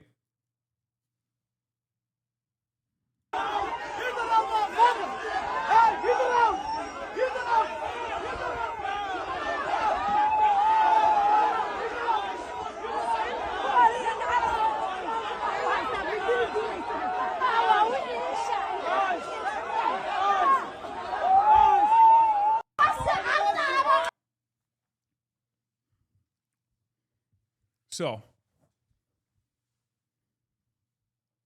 your crooked con monologue in counter messaging is gaining traction Republicans, again? they act as though there is an election every single day. They are constantly on message. They're constantly creating an alternative reality with lies, saying that undocumented migrants are actually responsible for a metric ton of the crimes that are taking place in American cities, when that is an abject lie, okay? And when I talk to congresspersons, whether it be at the DNC or even before, even after, and I tell them, why the fuck aren't you guys counter-messaging against this? We are a nation of immigrants. America is the most diverse nation on the fucking planet. It is literally the reason why we are such a domineering force beyond all these other, beyond all the other, violent reasons. But like that is one of the most redeemable aspects of America that I personally love, that the Democrats completely dropped because they were scared. They saw that one poll from the Pew Center of Research that said that 66% of Americans want mass deportations. That exact same poll also showed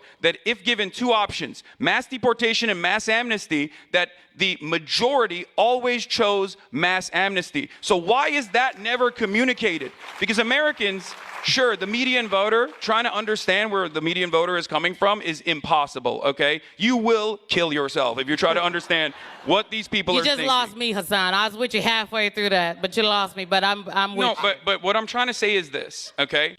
There are Trump supporters out there, okay, that have been deluded into thinking that Donald Trump represented a change. And obviously, we saw that buyer's remorse this past Tuesday, right? Especially in Hispanic communities where they were like, oh, I can't believe that he is actually doing mass deportation. And it's you know, we're in D.C., this is a fairly liberal crowd, and we laugh at those people. But, like, I talk to those people every day, and there were people that genuinely thought, they genuinely believed that Donald Trump was actually excising the violent criminals. And the only reason why people are led to believe this lie, aside from the faucet of misinformation that comes from independent outlets on the right and also Fox News as well, is because there is no robust response from the Democratic Party that says that's a fucking lie. That's a lie. Undocumented migrants in this country are responsible for a lower rate of per capita crime than natural-born U.S. citizens are. If you pair that up with documented migrants, it's negligible. Hasan, if Renee Good had been non-white, the response on the left would have been even stronger. What? That clearly makes them racist, or at least biased to one race. If you disagree, you have to provide an argument. What?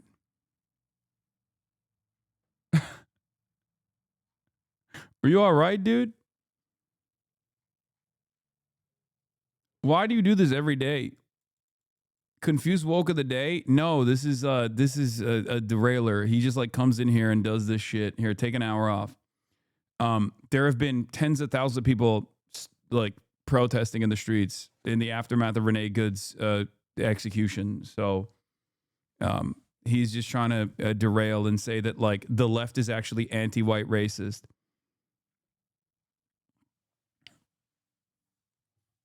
But in order to make this reactionary counter argument, you have to obviously deny the reality in front of your eyes and make it seem as though there hasn't been this like robust response and mass mobilization that has taken place in the aftermath of Renee Good's assassination. It is marginal, and they're hyper-focusing on it specifically because this is a vulnerable population that is easy to target and it's easy to ridicule, and there is not enough of a robust defense mechanism out there. Yeah. And that's the reason why people end up believing this bullshit, and then they get shocked when it's actually implemented. Republicans... Yep. I'm going to repost it again.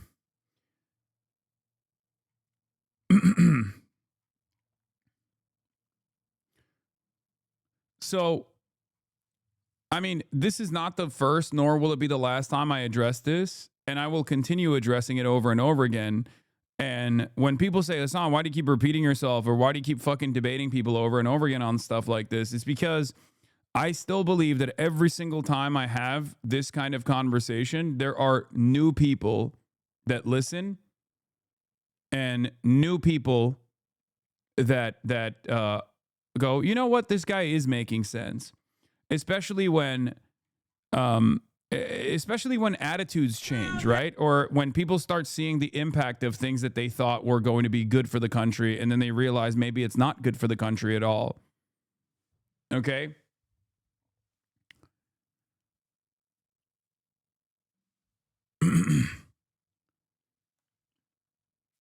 Sometimes it also helps movement veterans to hear the arguments again, too. Yes.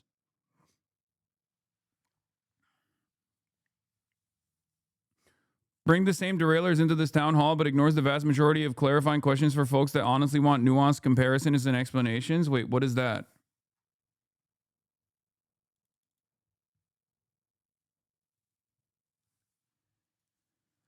Where are you getting your statistics for the 90%, 60% Somalian citizenship demographics in Minnesota? You've been saying this for the last week or so, yet you've never ever discussed where you get those numbers from. Not saying you're lying. However, I think you owe us at least a source.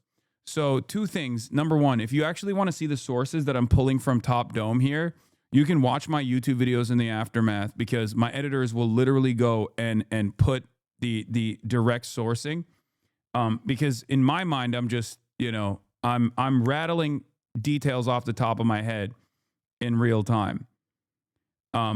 Having said that, however, you can also Google it personally if you've been asking about this for like the last 3 days, right? John, why don't you ever provide source for the 90% and 60% stats that you're talking about in Somalis and Minnesota getting that information from ... You had 3 whole days where you could have Googled what percentage of Somalis are U.S. citizens. Let's Google it. Somalis are naturalized citizens or permanent residents with figures 92 or even 83. Here's from the Minnesota Reformer.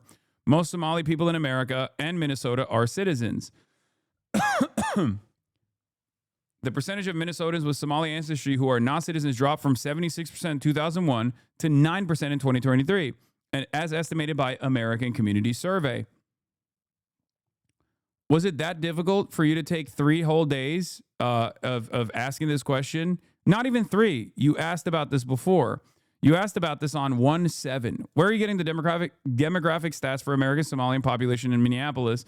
That would not be census data, 90%, 60%. Where does this even come from? So the question I have for you is, it has been 5 days since you last asked that question. In 5 days, you could not have actually Googled it one time. That's actually helpful. I didn't know that. Okay, but what should be helpful for you is not necessarily just like the sourcing behind this information, but also you should, in the future, if you have an issue with the information that I'm presenting, okay, you can just Google it on your own. And if I'm wrong about something, if I'm wrong on the numbers, you can come in and say, hey, I actually Googled the information that you were presenting, and I feel like there's something that's a little bit inconsistent there. Could you perhaps please address this? And then link it. Okay? Instead of just coming in here for 5 days in a row being like, where are you getting this information from? I think you could have just fucking Googled it, right?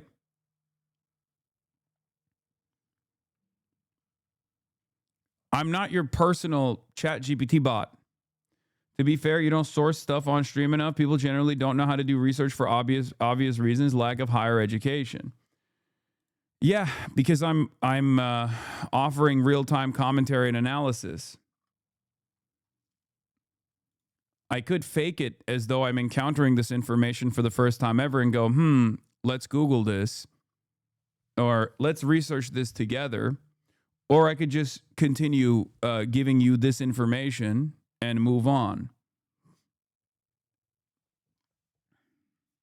Of course, there's a reason why people apply this level of like hyper scrutiny to my commentary, because there's a bunch of dumbasses who have spent, the last 5 to 6 years consistently saying that I'm actually misinforming people instead of actually presenting any evidence of the sort.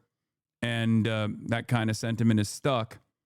But my sources are readily available on the YouTube VODs. Okay?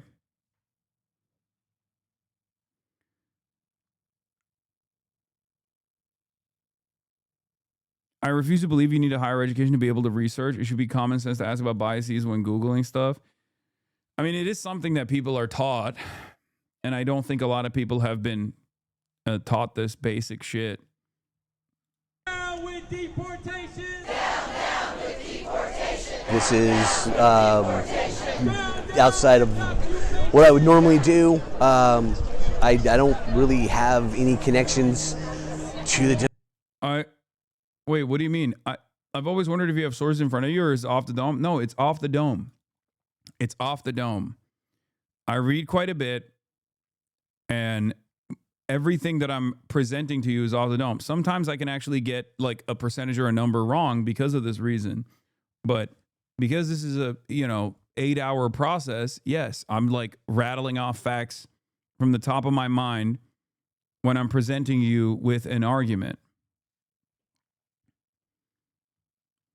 I know that for a lot of people, however, this is strange because unfortunately for a lot of people that get their information from content creators online, the content creator is seemingly first encountering this perspective, or at least they have a biased framework that they're operating off of, and then they go and try to find facts that justify their worldview or justify their perspective in real time. And a lot of people will look at that and go, that's brilliant. He's doing research. He's doing research in real time. But I have already arrived at these conclusions off of doing the research for many, many fucking years before I even decided to stream on Twitch. And that's precisely the reason why when I'm rattling off information off of the top of my mind, off of research that I've conducted for years at this point, okay, you can immediately go and check and see that that is credible. The argument that I'm presenting is built on facts.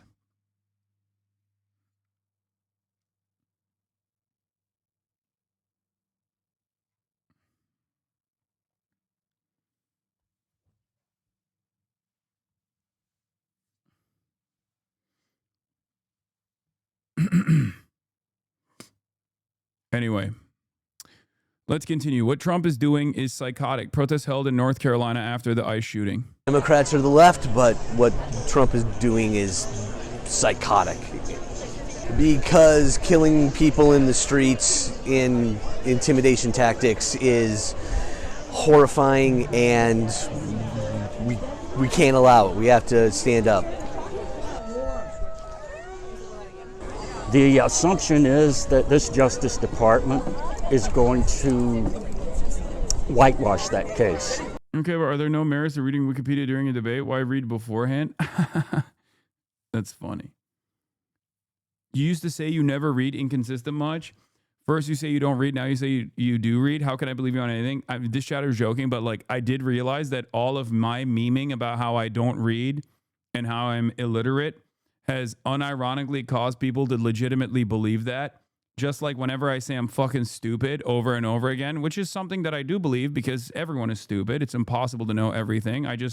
I constantly have to deal with the fact that there's so much knowledge out there that's not in my mind on any issue and so many different perspectives as well.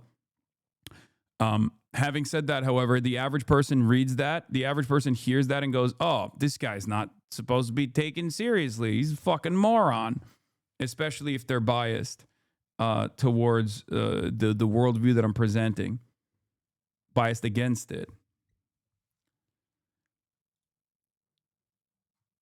You know? How are you liking the Philip Short Mao biography? It's pretty good. It's not as dense. I mean, he has he writes in a way that is so easy to decipher, is so easy to understand. And I recommend it. It's very good. Obviously, he's not like, I wouldn't say he's like pro Mao or anything like that. It's not like it's not like that at all. But I think it's the closeness that he has to the information, and you know, being a Western journalist, a Western reporter in the region for a very long time, has given him tremendous insight and shows a very different perspective than one that you would normally encounter in the Western world, that's like automatically treating Mao as like Adolf Hitler, you know, Chinese Adolf Hitler or some shit. He doesn't do that. And it's very good.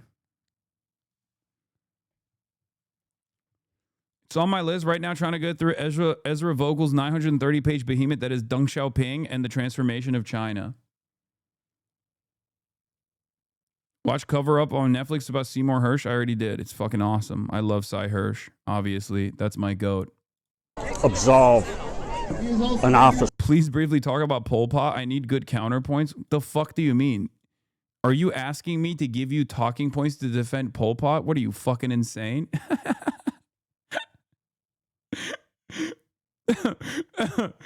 Chatter. first of all, this is not a good way to seek out information, okay?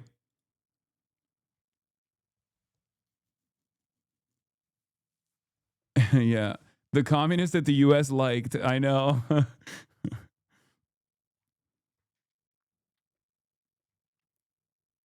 Well, not just the U.S., let's be real. The communists that China liked as well. Sort of poor conduct at worst, at best. What can protests like this do to... I hope get people concerned. I hope get our legislators to grow what are called cojones, some guts, to assert their legitimate power under the Constitution. If you look at their policy against both Americans and their international policies, they follow the exact tenets and playbook of all fascist governments that we have seen in the 20th century. It's just like it is truly remarkable to have like such dedicated anti-fascists who also happen to be liberal. It is genuinely contradictory.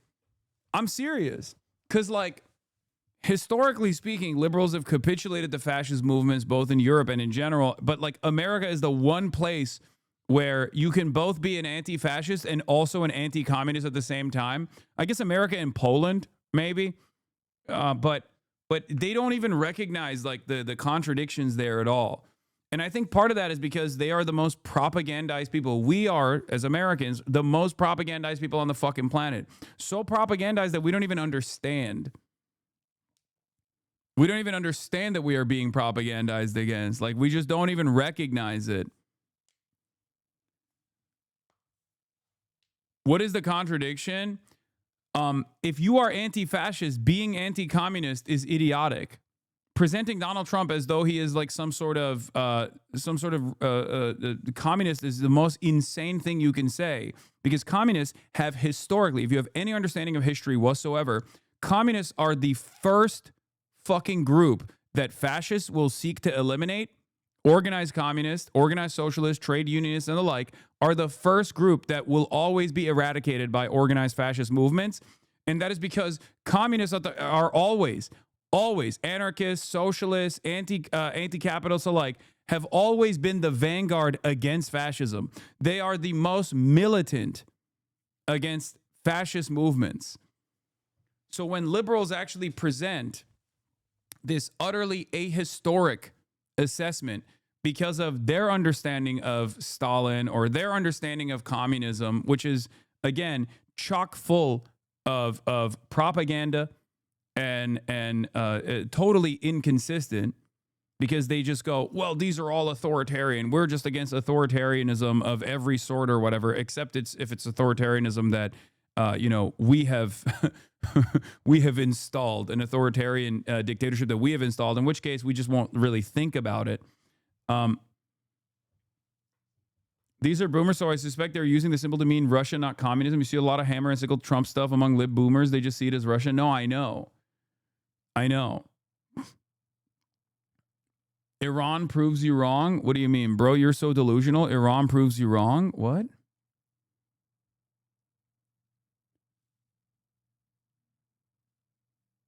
Do you think the Islamic Republic is a communist movement?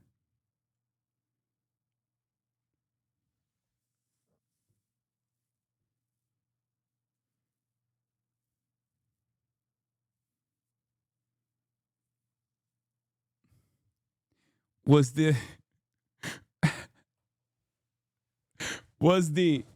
is the most anti-capitalist regime? Oh, yeah. No, you're right, man. Yeah, they were. You know what it was actually? When the Ayatollah was ripping every like revolutionary, socialist, communist in the country, throwing them en masse in jail, in prison. As a matter of fact, using them as like the number one ops, far more consistently, far more like a far larger threat to the established order in Iran, he was actually doing that as leftist infighting. when Iran was purging the left mobilization that played a formative role in the Iranian revolution, okay, what they were actually doing was leftist infighting, where they were like, we're trying to do Islamo-communism. We're trying to do Islamo-communism the right way, and all these other Soviet-aligned movements in the country are actually doing it the wrong way, and that's why they were throwing them in fucking prison and purging them. Guy who doesn't understand anything. And unfortunately, this is like the overwhelming majority of people whenever we talk about fucking Iran. Bro, he doesn't realize you're making fun of him? Yes, because he thinks being anti-imperialist or being anti-West as a understandable position for sovereignty in a country that is designed as an adversary towards the West is automatically that you're a leftist. Like you are a leftist across the board. You're ideologically a leftist. No, man, that's just for survival, okay? And as I've reiterated over and over again, especially in terms of Iran or even with Hamas, from my perspective, when a country is being utterly dominated by Western forces, okay, and is in the death throes, actively trying to keep everything together in a very diverse country that is a powder keg, okay, it does not matter what their ideological predisposition is. Like that's the reason why leftists used to say critical support to insert whatever country you're talking about.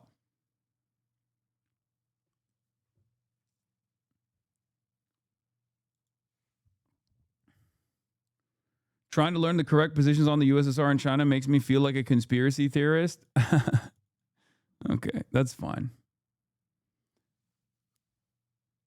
How do you rationalize nuclear proliferation and the idea that inevitably as an irrational actor will have nukes? Can you use global destruction? I agree that all nation states should be able to acquire nukes. You want to know something? I mean, I've talked about this quite a bit. As far as like countries that want to develop sovereignty, especially if they're not under the nuclear umbrella, the nuclear security umbrella of the United States of America, have to develop nuclear arms, right? Like have to develop nuclear arms and have to have a robust military to be able to defend themselves and said nuclear arms as well. Now, that is a consistent take that I've had. I also will say that, like, obviously, I mean, I guess we're going to get into Iran in a little bit. Hold on. Let me see how many more videos there are, because I want to watch the Kristi Noem thing first and then get into the Iran situation. And everybody wants to hear my analysis on this, and it's understandable, but you guys want a spoiler alert. Iranian Azadi, who just ran from Iran and Istanbul now, people don't know how to calculate the situation. They're either pro-IR or pro-bombing. Yeah. As I've said before, even in the past, far before this last iteration of the protests that took place in Iran, one of the major issues with the Iranian government is the endless amount of investment that they have for education while simultaneously being crippled by sanctions. The economy is in a fucking state of disarray, as always. And they still hold on to fundamentalism as the connective tissue that reasserts their power, okay? Fundamentalism is seen in that part of the world as being the truest form, the truest expression of being anti-Western intervention. This is something that I've tried to explain to Americans quite a bit, and they have a really hard time understanding that.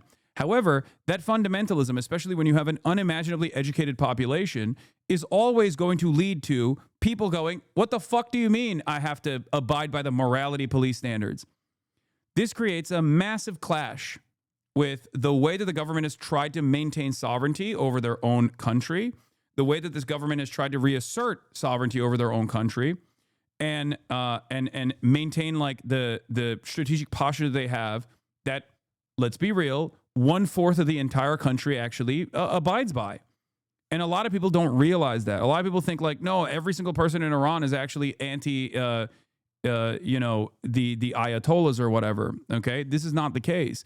There are still a fuck ton of people who are Islamists through and through, who actually love this administration's ridiculous posture and ridiculous repressive elements. Okay?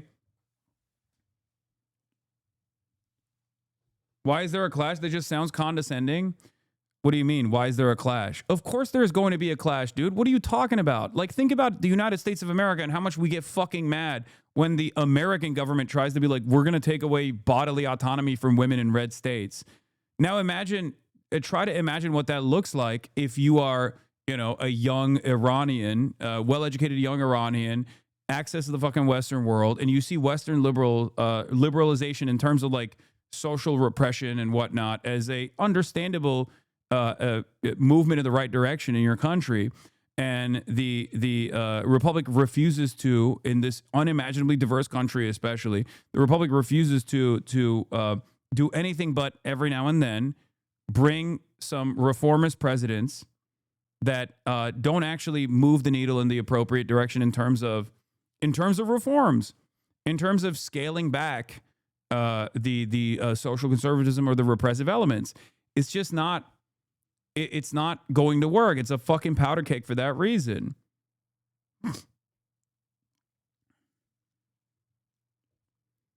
I think you're talking about the concept of a relative deprivation that is a highly educated populace whose economic and social reality does not meet the standards they have been raised to expect via education and social mobility. It's the same thing that happened in Egypt during the Arab Spring.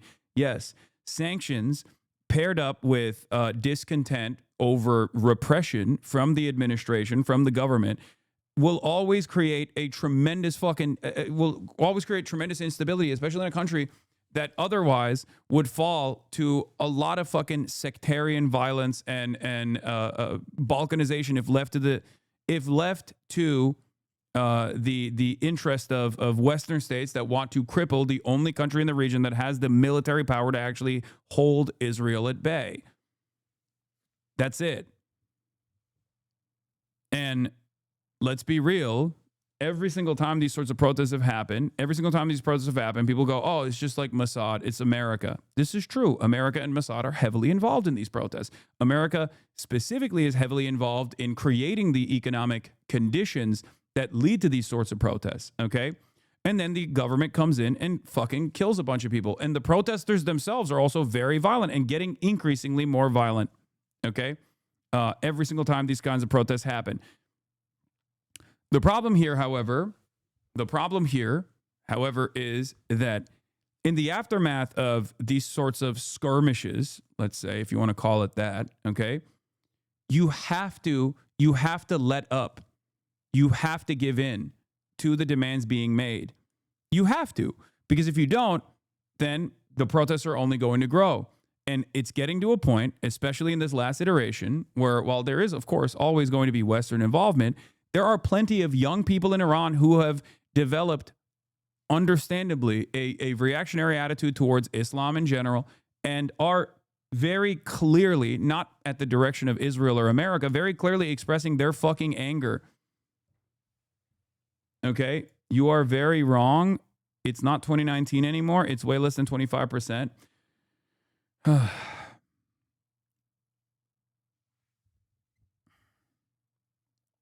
Do you even know what the initial protests were about? Yes, it was fucking small business owners and market.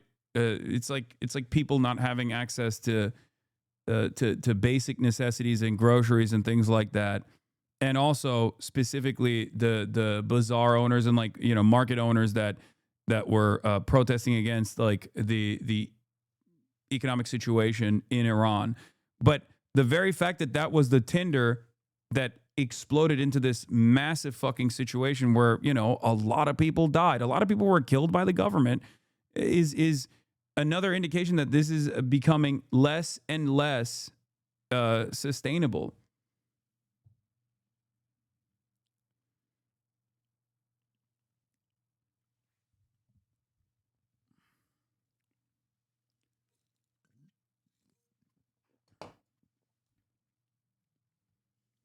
Yeah, shops are closing because there's limited cash flow, so they can't even pay rent to keep shops open. So yeah, America did create the conditions for that. The United States of America absolutely created the conditions for that. Westerners don't fucking get it. Iranian government has been a lot more substantial support than they think Khamenei Khamenei is literally the highest religious figure for Shias. Middle Eastern countries don't work the way you are describing. You are so westernized, dude. When I was in Egypt during the revolution, this exact bullshit happened, and people in Egypt to this day regret even protesting. What? Middle Eastern countries don't... What are you... I don't understand what your criticism of my commentary is here. I'm Iranian. I have to tell you right now, we have only two options. Either Pahlavi to guide the way for a democracy, and yes, it's going to be Western-backed, or stick with the brutal regime heavily backed by China and Russia. I will gladly choose Pahlavi. Yes. Young Iranians do not know why the Iranian revolution took place to begin with, because they only know one repressive element, which is the Ayatollah. So they don't understand why there was already fucking mass mobilization that took place, because it was a real revolution. The Iranian revolution wasn't just like Islamist forces coming into power, okay? There was a reason for why that took place. That was literally Western intervention in the Shah and how fucking ruthless and how brutal the Shah was. Like, that was a real revolution. It was a real social revolution that took place in Iran. And I think a lot of people don't know that, especially younger people. So the only brutal, ruthless, repressive forces that they've experienced has been this modern iteration of the Ayatollahs. And therefore, they have no concept of understanding what it would look like if they returned back to a Western-backed puppet state installed on top of the Iranian population, especially in a country that is so diverse as Iran.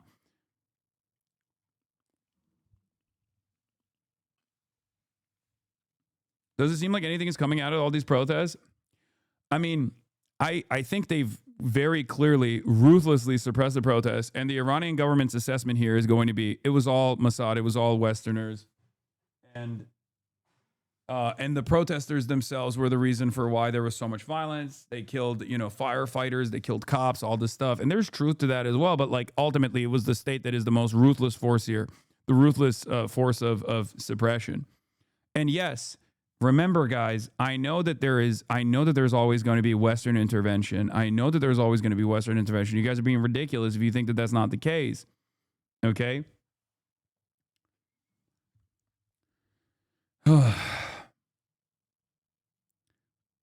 There's two different ways of analyzing this. In terms of sovereignty, it doesn't matter if someone is a fucking chud or an Islamist or whatever, okay? In terms of like fighting against any sort of Western intervention, that calculation is not even, remotely relevant. There's also another part of this that I find to be interesting, especially with Iran, okay? Especially with Iran. And that is how much people like Mike Pompeo, Jerusalem Post, and many others have talked about their open involvement in the protests this time around, greatly overemphasizing how they're actually pushing the needle. Not realizing, I think, that this is actually perfect propaganda for the Ayatollah to just turn around and say, see, these are outside forces.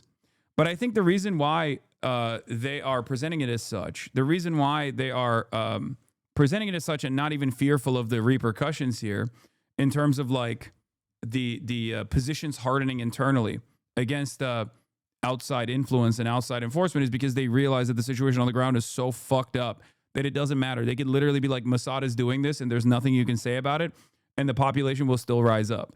Does that mean that, do I know where this will go? I do not, okay? There are numerous different outside forces that want to take ownership over the protests. Whether it be Mossad, CIA, or whether it be MEK, which obviously is also an internal force inside of Iran as well, or whether it be the Shah, right? The Shah riders. And the reason why there isn't really much coverage on what the internal left forces in Iran look like is because the administration, the regime, has always considered left forces to be the number one op. Okay, that's it. Their number one op has always fucking been, the number one op for the Ayatollah has always been the left. Yes, MEK is massively unpopular in Iran. The Shah is even more popular, I think, from what I understand, but it doesn't even matter. Now you got like Rudy Giuliani shitting on the Shah. The MEK only has power amongst the diaspora, especially the U.S. diaspora. They've successfully become the main forum for Iranian Americans, but they have no real support base in Iran itself. And I don't even think the Shah itself has as robust and as popular a support internally inside of Iran either. It's just that people have run out of options and they think that it's the only thing that they can hold on to. Is the left even left in Iran? Do you think Iran will go through the same thing as Syria went through? No. Hopefully not.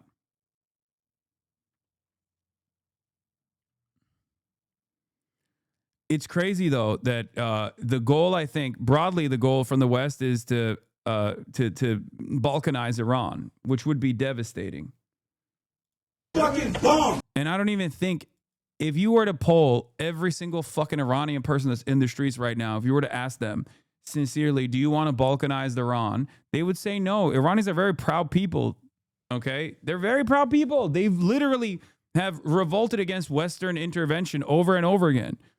So, like, I don't think that they would be on board with like the complete destruction of this, 1,000-year empire with like thousands of years of history in general.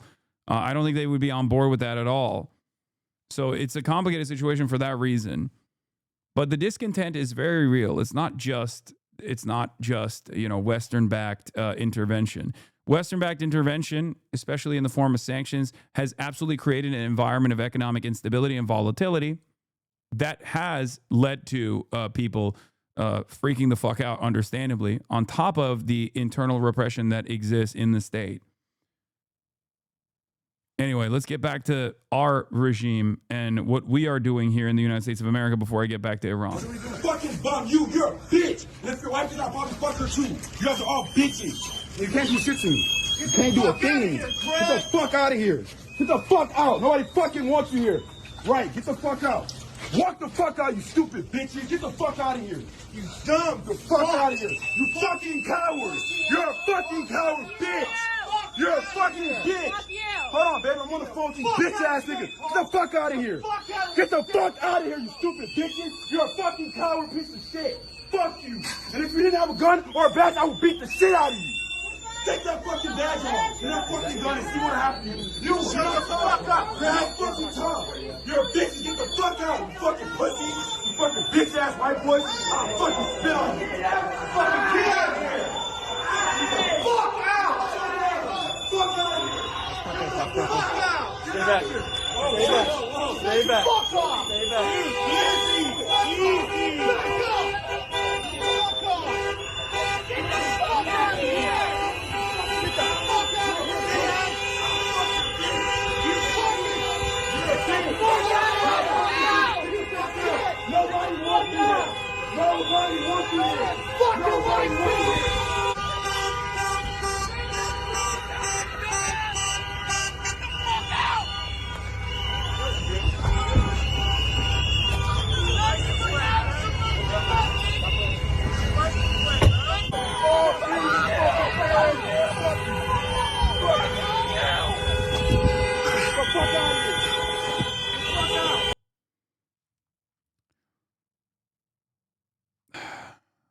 We have power in numbers, okay? You just have to remind yourself of that.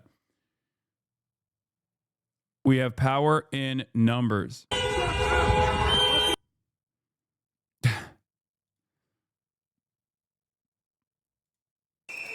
Border Patrol confronted by a crowd after questioning man at a Minneapolis gas station.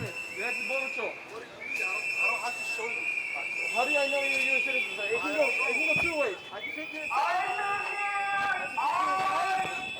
Like, what's going on here? Like, what do we think is happening here, guys? What the fuck do we think is happening here? Why is this good? Why is this normal? Why are we normalizing this? Like, what the fuck?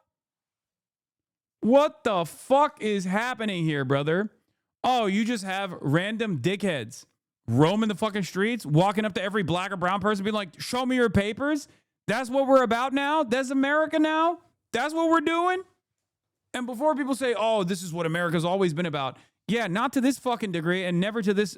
Like, there have been periods throughout history where it was there was an environment of repression, an environment of like racialized hatred, animosity. Oftentimes it was actually delegated to like the Klan or non-government entities in general, okay? But in modern day, in this day and age, in 2026, this kind of attitude is identical to the fucking Nazi regime. And the very fact that there's still 20% of the population that doesn't realize what the fuck's going on is crazy, okay? I mean, this is a 1-to-1. And it's ironic because this is what I said was going to fucking happen over and over again. I kept repeating over and over again. Why is no one talking about this? Was the number one thing. If you were in here during the election cycle, one of the things that I kept repeating over and over again was, guys, they're going to do mass deportations. They're going to do Gestapo. They're going to do mass deportations. Imagine what that looks like.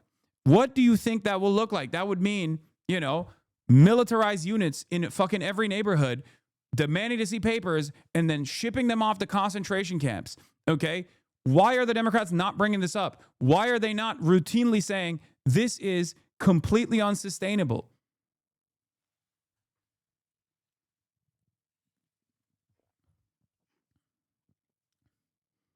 And it's going to get worse. Did people in Germany treat the Nazis like this? I mean, first, yes. And then you know what happened? Okay. Not only a failed revolution, but also what ended up happening is, and this might come as a surprise to at least, liberals who don't have any understanding of the history of Nazi Germany, they started arresting the people that were fighting back. And the people that were fighting back, at least in an organized manner, were the communists, were the socialists, were the trade unionists. Those are the people who were fucking fighting back, actively taking up arms, as a matter of fact, taking up arms against the brown shirts, right? Why are you not talking about Iran, brother? I was just talking about Iran. I'm going to continue talking about it right now in a little bit, okay? If you want to come back in a little bit when I go back to the commentary around Iran. But like we're experiencing, you know, our version of Iran here in the United States of America. So I feel like it's still important to explain it, you know? It's a little bit reductive to say, but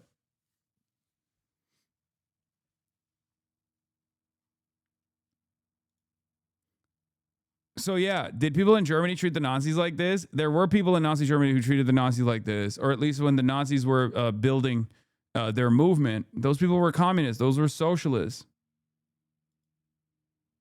You know?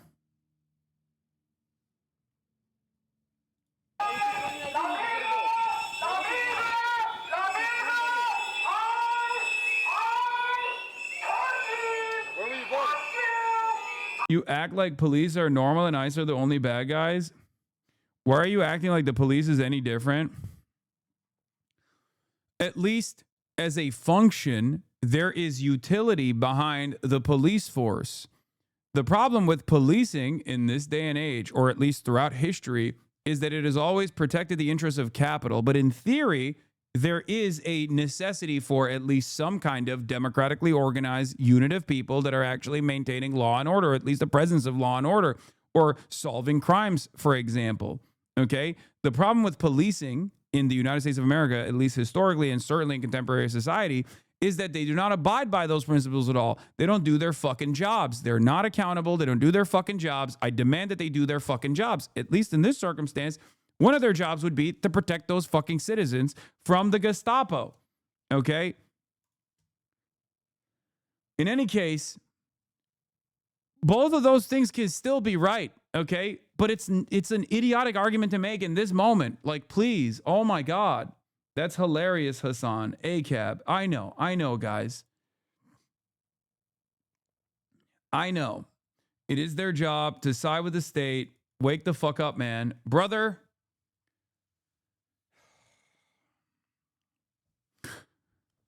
Listen to me. Listen to me, please. I urge you, okay? Step by step. Baby steps. Okay? Baby steps. Please. One of the questions always is like, well, if the person, Renee Good is a white woman, and there wouldn't be this much outrage if this was a black person. As a matter of fact, the black person was killed by an off-duty ICE agent in the beginning of this year, right? In Los Angeles. And no one cares about that. No one bat an eye. It's like, okay, that's correct. But is it helpful in this moment? Sometimes people do this without realizing that like what they're saying might be correct, but it's not like in the direction of where the crowd is moving towards. Okay.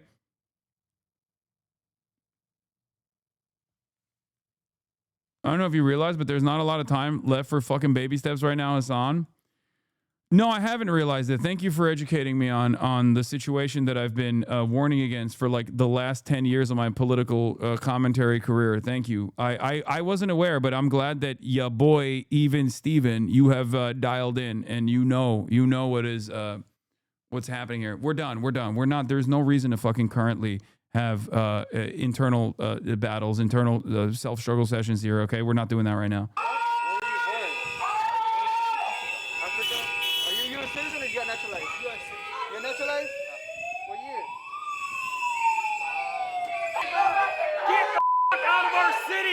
I'm not going to get out of your city, number one. Yes, get the out.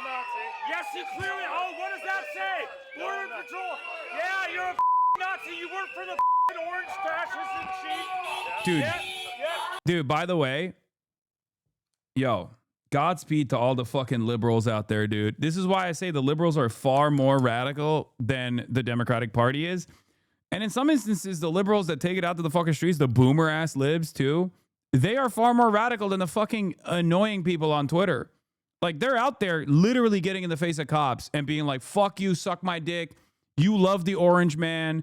You know, things that people on the internet would like criticize and make jokes about, like, oh, orange man in chief, really? Oh, Mango Mussolini, like shit that we would cynically, from an edgy nihilist perspective, make jokes about. Well, those people are fucking out in the streets. I don't give a shit if their form is silly, okay?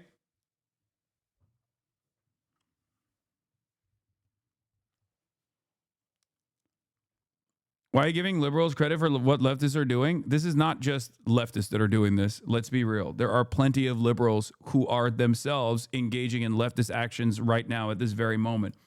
Okay? What leftist is saying you're working for the orange fascist Mango Mussolini?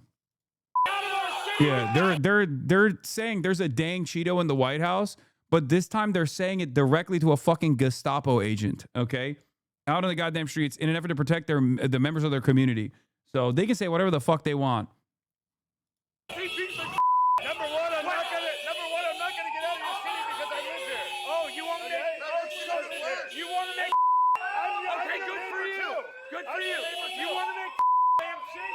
Look at that. Look at that. Look at that little piggy. He's leaving. The little piggy's leaving. Oh, his feelings got hurt and the little piggy's leaving. The worst part about this is the assumption that people will have the answers to these questions they ask immediately. I've been through visa applications 4 times over the last few years. And if someone asked me when I got my last visa, I would not know. In that case, that's enough for them, I imagine, to do something heinous. I can't imagine how it would be for a random person getting cornered by ICE. Yeah. The church going aunties are out in the streets, dog. It's crazy. Yes. Anytime we see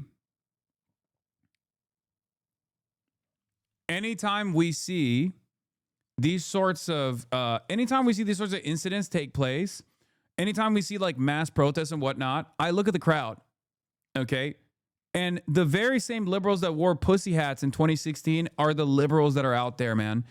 More often than not, it's not the youth. It's not the youth at all. It's the fucking boomers. You have to recognize that. This is why I said the Karen Vanguard is here. This is why I said the Antifa is here. They are the people who are taking it to the fucking streets. You cannot fucking deny that. Yeah. Current day liberals are like, there's a freaking orange Cheeto in the White House and we're going to fucking kill him. No, literally, the average liberal's position nowadays is basically like, we must water the trees of democracy with the blood of tyrants, that happen to be a dang Cheeto in the White House. People love to talk a big game about dark woke, but the dark woke is the fucking aunties out there, dude. Straight up.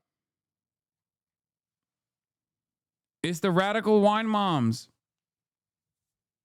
Globalize the Antifada. Exactly.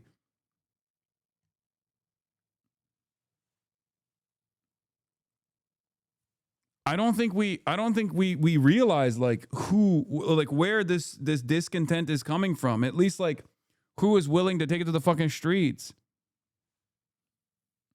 Cannot disparage the people who fight for you. It is not cringe, it is courage. They call it cringe to try to intimidate and embarrass you into not using your power to not help them. Wait, no, I didn't say that. I'm literally saying you will never catch me fucking making fun of the cringe ways in which they're presenting themselves, because they're out there. The fuck? They're out there. You need people. You need everybody.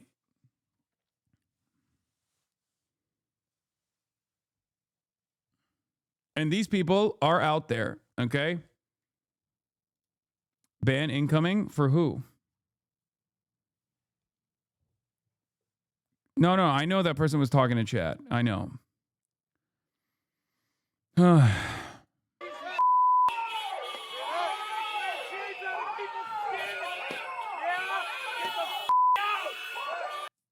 Back it up! Tensions reach boiling point in Minnesota as ICE immigration enforcement agents continue to patrol the streets in the face of a growing backlash. On Sunday, officers forced entry to this home, arresting a man. His wife showed journalists at the scene paperwork relating to his removal, a warrant signed by an immigration officer, a document that does not authorize agents to enter a private residence. Okay, so that was illegal. That was fucking illegal. Who's gonna stop them?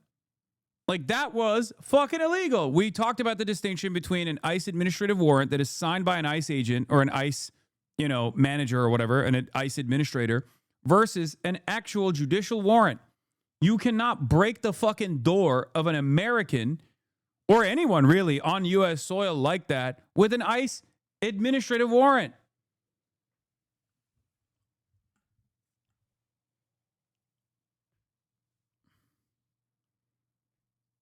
It's fucking ridiculous, dude.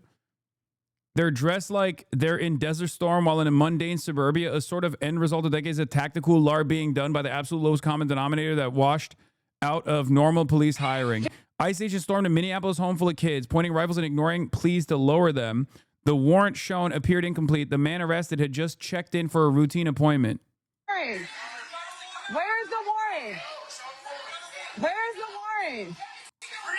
I'm sorry, but every single person that is engaging in this, especially at the administrative level, has to go to prison. Actually, I'm not sorry for saying that. They have to go to prison. They have to. If they don't, and there's no accountability whatsoever by the law, it's over. Okay? It's over. There is no law. There is no society. The social fabric is completely fucking ripped apart. Every single person that is participating in this, down to the guy who's pulling the fucking trigger, all the way to the person who's signing off on the fucking administrative warrants at ICE, down to Kirsty fucking Noem, have to face legal repercussions for this. I'm being dead fucking serious when I say this. They have to face legal repercussions. They have to face criminal repercussions for this. This is the type of shit that would happen every now and then, and it would cause panic and disarray, and then be handled by the courts, okay? And year over year, we expanded on the permission structure. Year over year, we said, well, cops are just doing their jobs, all this shit. And it all played a role in what we are experiencing currently. This is Nazi shit. A violation of the Fourth Amendment, yes. But if there is no group that will hold the administration to account for severely violating the Fourth Amendment, then what good is the Fourth Amendment? What good is the Constitution? It's just a piece of paper to wipe your ass with. Where is it? Can you put the guns down, though? Can you put the guns down? There's kids in this house. There is kids in this house. Show the warrant first. Show the warrant. Show the warrant. Bro, all it takes for one of these fucking Gestapo pieces of shit to as we've seen this past week, is to have a bad day, or to feel like their authority's threatened, or to feel like their ego is harmed, for them to fucking pull the trigger too. Because like a lot of people are such badge eaters that they see guys that wear this gear, that see guys that LARP as though they're fucking cops, okay? And they assume, oh, they must be there for good reason. No, they're not. You have to literally pull yourself out of the situation and realize that these are people, some of them have been trained for 47 fucking days total, that are Proud Boys, that are fascists, that are white supremacists, that got a $50,000 signing bonus, very little training, and are not actually doing something that's appropriate at all. They're doing something that is utterly illegal, okay? They are terrorizing the masses. For what fucking purpose? Do you feel safe when you see images like this? Because I certainly don't. This does not actually give me safety and security at all. This is giving fucking chaos and panic, lawlessness and disorder. Not law and order, not safety and security, but instead mass chaos. Daughter's here. There's kids in this house. That's it. Where's the warrant? Where's the warrant? Where's the warrant? How is raiding a home with a warrant illegal? So there's two different kinds of warrants. There's an administrative warrant that is a ICE warrant. Okay, that means nothing. It has no legal basis for entering someone's home, but they use that as a lie oftentimes to say like, oh, well, we have a warrant here, right? And I've described it before. And then there's a judicial warrant signed by a judge. If you don't have a judicial warrant signed by a judge, under the Constitution, you have no reason to allow ICE agents or any cops to come into your house, okay? The only instances where a police officer, not ICE agents, but a police officer could at least like entertain entering your home, potentially unlawfully, is if they actually see who signs the administrative warrant, an ICE agent, like an administrator at ICE. So it's a real like, you know, make work bullshit fucking piece of paper that you use. We've described it before. I've described it before, obviously, when we were talking about the DoorDash woman who ordered DoorDash and then had the dasher run into her house, and then ICE agents were like surrounding her home, and they were lying and saying they had a warrant. Okay, I don't know why this is not showing, but here, this is the difference between a judicial warrant and an immigration warrant. Okay. A judicial warrant will say United States District Court. An immigration warrant, an administrative warrant, okay, will say Department of Homeland Security, U.S. Immigration and Customs Enforcement, warrant of removal and deportation. Okay? A judicial warrant also has to be signed by an actual judge. Okay?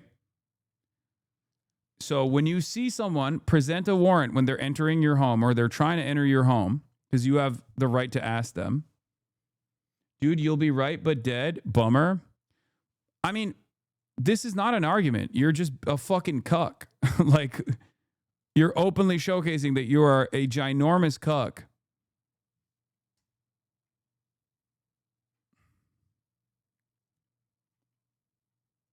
The fuck do you mean, dude? You'll be right, but dead. Okay. So these guys can just come into your house, bust through your door, and rape your mom. And sorry if you push back on that, if you fight back against it, and you don't roll over and also show your asshole so they can fuck it too, you're actually going to die. Sorry. You should have rolled over and let them rape your mother and you as well. You should present your ass cheeks so that they can fuck it. Sorry, otherwise you're dead. What is this? How are you so fucking cocked? What the fuck are we doing? Excuse me, officer, I'm popping my pussy for you, sir. I love law enforcement.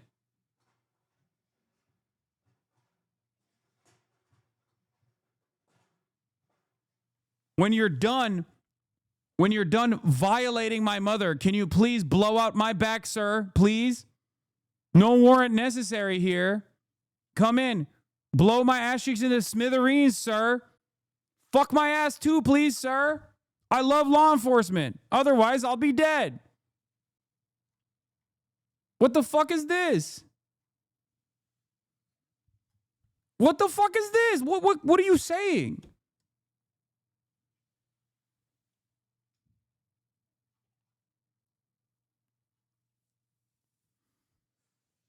I don't get it. I don't think you're a human. I think you're cattle. If this is truly the way you operate, you are not a human being. You're just fucking cattle.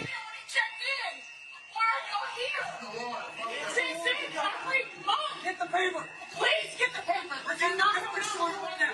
He's not coming out until I fucking see it. He's not coming out. My daughter's here. That's a dog. Yes, don't answer the door is the best legal advice. Except in this circumstance, there is no door to be answered because they broke the door, which was illegal, by the way.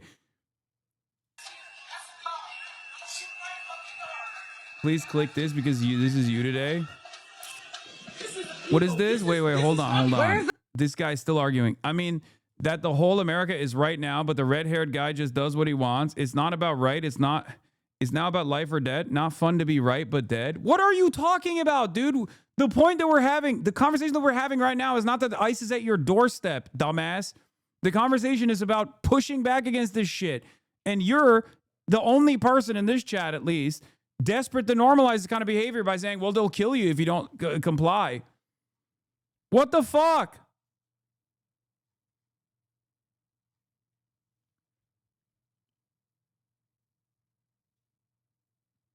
That video calling Asmonfold a rat had over 500,000 likes on IG. Every comment shitting on him at thousands of likes. His stench is broken containment, and regular people are starting to learn how fucking vile he is. Yeah, fuck Asmongold. Who gives a shit about Asmongold's point of view here? I'm already dealing with like the fucking cowardly, servile cattle in my chat right now. Please don't bring up fucking Asmonfold. Warren, you should have the paper before you hit the door. That don't matter nothing. You come with a warrant. You do have to show a warrant. You guys see this all on live. He said he doesn't have to show a warrant. There's nobody in here but my babies. Sugar, stay in your room and shut the door. Like, that's illegal. They can't do that. That's just fucking ridiculous. I'm not even touching nobody. Get your hands off of me.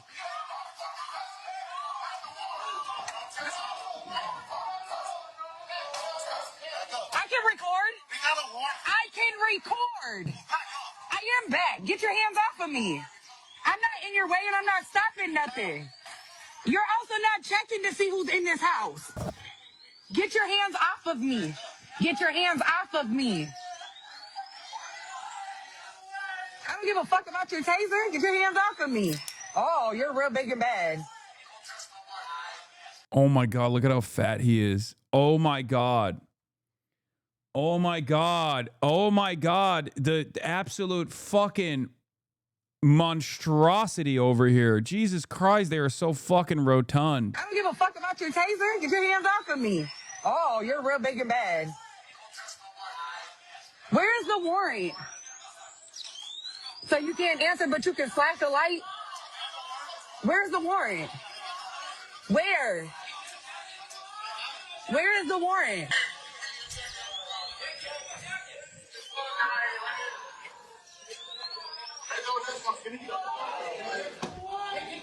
Back up. Back up, because he's asking me to do something, so now you back up. Can you tell him to back up with this taser? She's in her room, sis.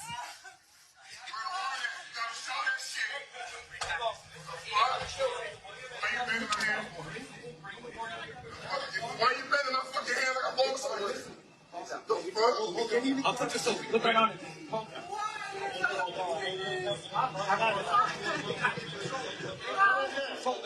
Big and bad. That's what they are. 49th and Russell. 49th and Russell.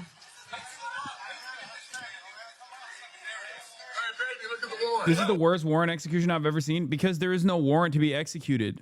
It's an administrative warrant, so they're illegally entering someone else's domicile. They're not supposed to be inside. They broke the door illegally, and then they entered the home illegally with guns blazing, and they're terrorizing the fucking person that lives there and their children that live there because they're fucking terrorists. They are Nazi terrorists. This is Nazi shit. I don't know how else to explain it to you. And anyone that looks at this and goes, this must be justified, is a fucking servile little worm, a cattle, okay? Yeah, sure.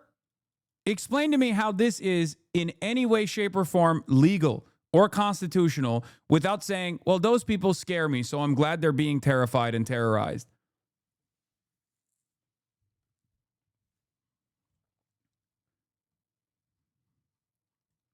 That's it. All of this stems from, as Matt Christman calls, the dual sadisms of American politics. Oh, well, my enemies have harmed me. I have decided that my enemies have wronged me. They've harmed me. It's liberal women with blue hair. It's black people that have, it's black teenagers that bullied me in high school. And all of these are the real villains in society. And it's the liberal elite that prop them up and never give me my, never give me what I am supposed to get from society. So at the very least, I can vote for a guy who's not going to fucking improve my material circumstances in any way, shape, or form, but will actually destroy my enemies, will harm them, will terrorize them, will hurt them. That's it. That's it.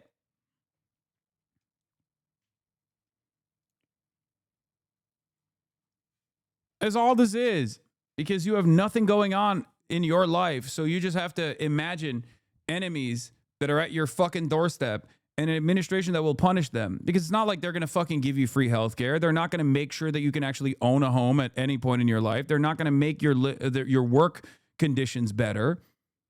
So you just have to sit there like the servile little cuck that you are and imagine that at least there's someone else in the fucking crosshairs, so that makes my life better in comparison. That's it. You're fucking cattle. You are dumb cattle. You have no self-preservation skills. And if the police were really there to protect the community that pays them, they would protect them from illegal actions like that. Exactly. Exactly. The fuck are we doing?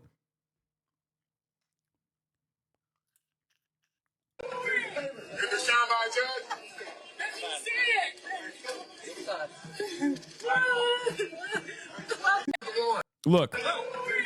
Look. Do you see that?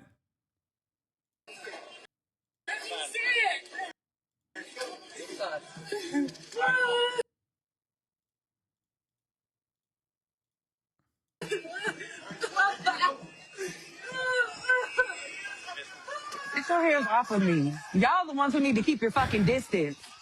Y'all so big and bad, but let's see what type of citizens you are on the street without this bullshit. Something.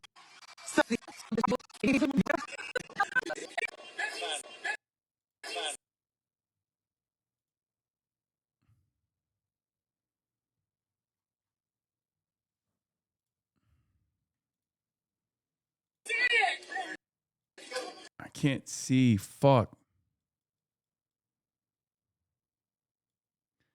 God damn it.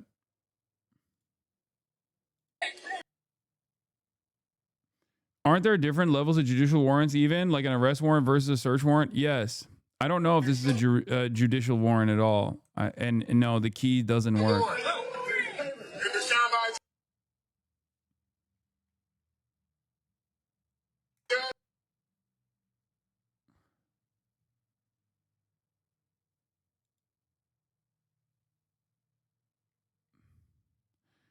Breaking. ICE Border Patrol blatantly violated the Constitution. Is there... This is the only thing... Oh, wait, hold on. This may be a little bit clearer. Let's take a look. What does this say up here? Oh, it says Homeland Security. Yeah, it's an administrative warrant. Right? That's Homeland Security, right? Yeah, if it says that... if up top it says Homeland Security in any part of the fucking piece of paper, then it is actually an administrative warrant and not a judicial warrant. So it's not a real warrant at all.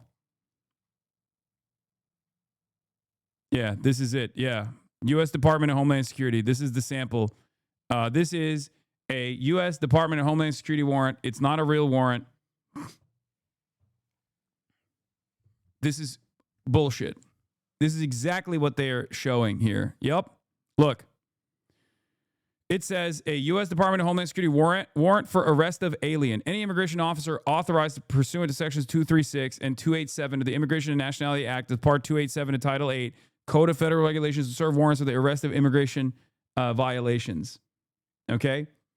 This is not signed by an actual fucking judge. Okay? This, know your rights. This piece of paper does not give ICE the authority to enter your home. This piece of paper does not give ICE the authority to enter your car. It's nothing. It is utterly irrelevant. And the fact that they have like little holes on the top means that they just have like a bunch of these papers that they sign off in their fucking car and they just like rip it off to be like, see? See? It's irrelevant. Okay? This is fucking bullshit. You need something that says at the top, the United States District Court. You need to make sure that the address is the correct address. Okay? You need to make sure that when you look at a judicial warrant before they enter your home, you need to make sure that the address is the correct address. You need to make sure that the date is the current date to make sure that the warrant is not expired. Okay? You need to see if only the person and property in areas specified may be searched. Sometimes it could be the whole house. You need to actually see if it's signed by a judge, and you need to see what the actual, who the actual judge is. If the answer to all of these is yes, then it is likely a valid judicial warrant. Okay, how do you fight this warrant? You just tell them fuck off. You don't have the right to get into my house. That's it.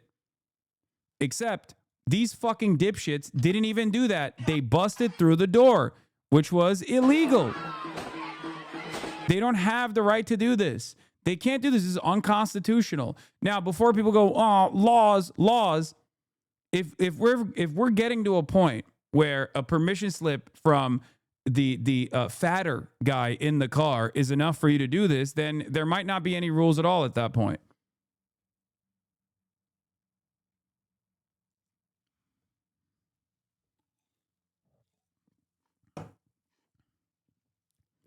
Whoever is the fattest guy in the gaggle gets to sign off on whether you can break people's doors. Like, what are we doing?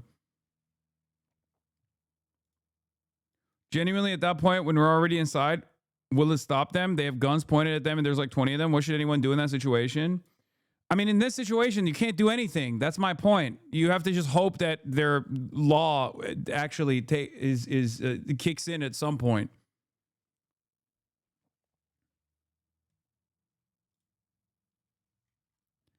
Ask yourself, if ICE is going door to door, what's next? Armed federal agents took a man away in handcuffs. A woman came out of the house and said the man was her husband. It also appears ICE used an administrative warrant, not a judicial warrant. That matters. An administrative warrant is signed by ICE, not a judge. Without a signed judicial warrant, agents do not have the right to enter your home. It's true.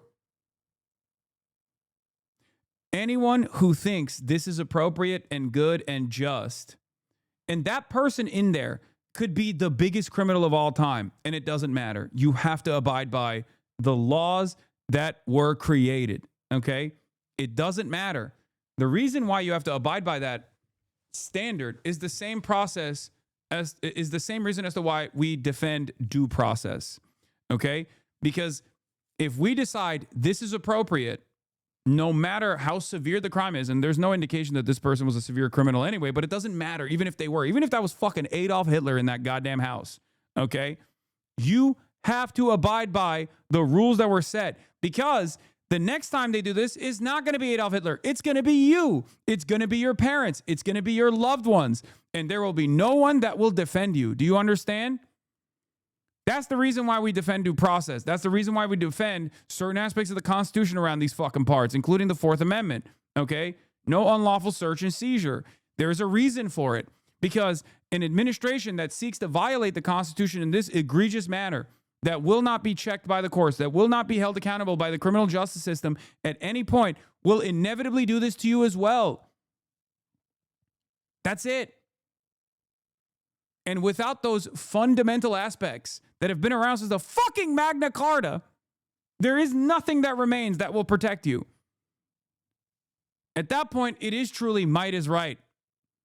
And unless you have so much fucking money that you can hire your own private military contractors to defend your home at any given point, you're fucked. And even if you do have that kind of money, do you want to live in a society like that at all, where it's just complete fucking chaos? It's an anarcho-capitalist dystopia. Do you really want to live in that society? I know that people like Elon Musk live in that reality anyway. They know that they're unaccountable. They know that no one will ever fucking hold them accountable. They know that they can get away with doing whatever the fuck they want to get away with. But if you're a random guy working at fucking Jiffy Lube, okay, what makes you think that anarcho-capitalist dystopia is actually going to be beneficial when this current liberalized system that is failing right now is not helping you? You're still a fucking wage slave. So what makes you think you will be a god in the next iteration? What makes you think that you'll be anything but a slave in even worse conditions? People do not have the capacity to understand this, where they go, oh, just comply or die, comply or die. It's fucking ridiculous. Yeah, you're describing Rust, but with people who have massive head starts. Oh, no. Exactly.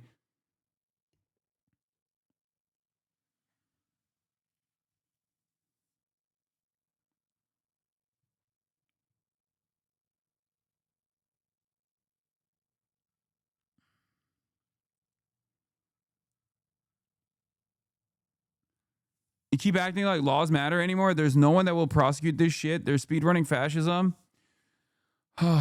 The reason why I'm talking about the importance of law in this situation is because I can't believe you would mute me for simply challenge you on a certain point. I thought the channel was different because you allowed disagreement. You know what? If you want me to agree with everything you say, just say it, Hasan. I know I'm not right-wing, at least not completely. Take another hour off. Stupid.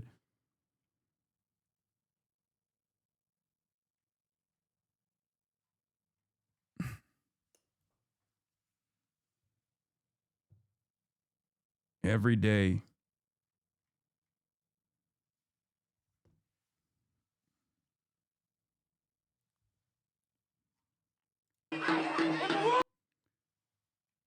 Ugh. DHS was forced to respond to this because they're growing more callous. This was literally a U.S. citizen. Huh? Border Patrol attacked the U.S. citizen teenager, beat him up, drove him away, and then dumped him. I'm not doing all right. What's that? I'm not doing all right. I'm not doing all right. Back up. Yo. See that? Look, they're recording. They're here. What y'all doing? Yo, back up. You good? What's that? You good? Oh, Greg Bovine Bovino in the streets. Absolutely. Oh, back up. I'm walking here. Back up.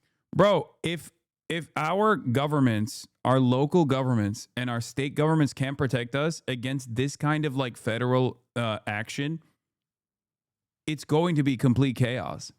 Okay? I urge even the likes of Mayor Frey or Tim Walz to wake the fuck up. Okay? Deploy the National Guard to protect the citizens. Order local law enforcement to protect Minnesotans. Okay? Because if you don't do that and people realize that even local law enforcement and state and the state and the government is not on their side, it's bedlam from that point on. People are going to start taking matters into their own hands in an act of self-defense. This is where we are barreling towards. Okay? What the fuck? Would it be better to wait strategically until after we win the midterms? What midterms, man? What fucking midterms? What are you talking about? What do you mean? What are you talking about? What are you? I'm here to learn. Okay, brother. They're doming people on the fucking streets. They're busting through their doors. It's Gestapo time, and you're talking about the midterms.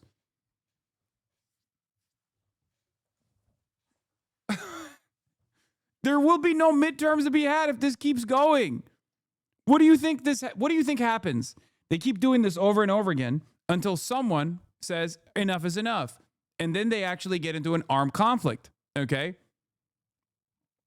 They get into an armed conflict. An ICE agent gets shot in the process, okay? Boom, mass suppression. Like an ICE agent in every fucking corner. Trump tries to federalize the National Guard and deploy it in against the population, okay? Then people grow even more angry. There's more pushback. because they realize that the state is not there to protect them. So they treat every member of the state as an op, as an enemy, because in some ways they are. Where do you think that goes?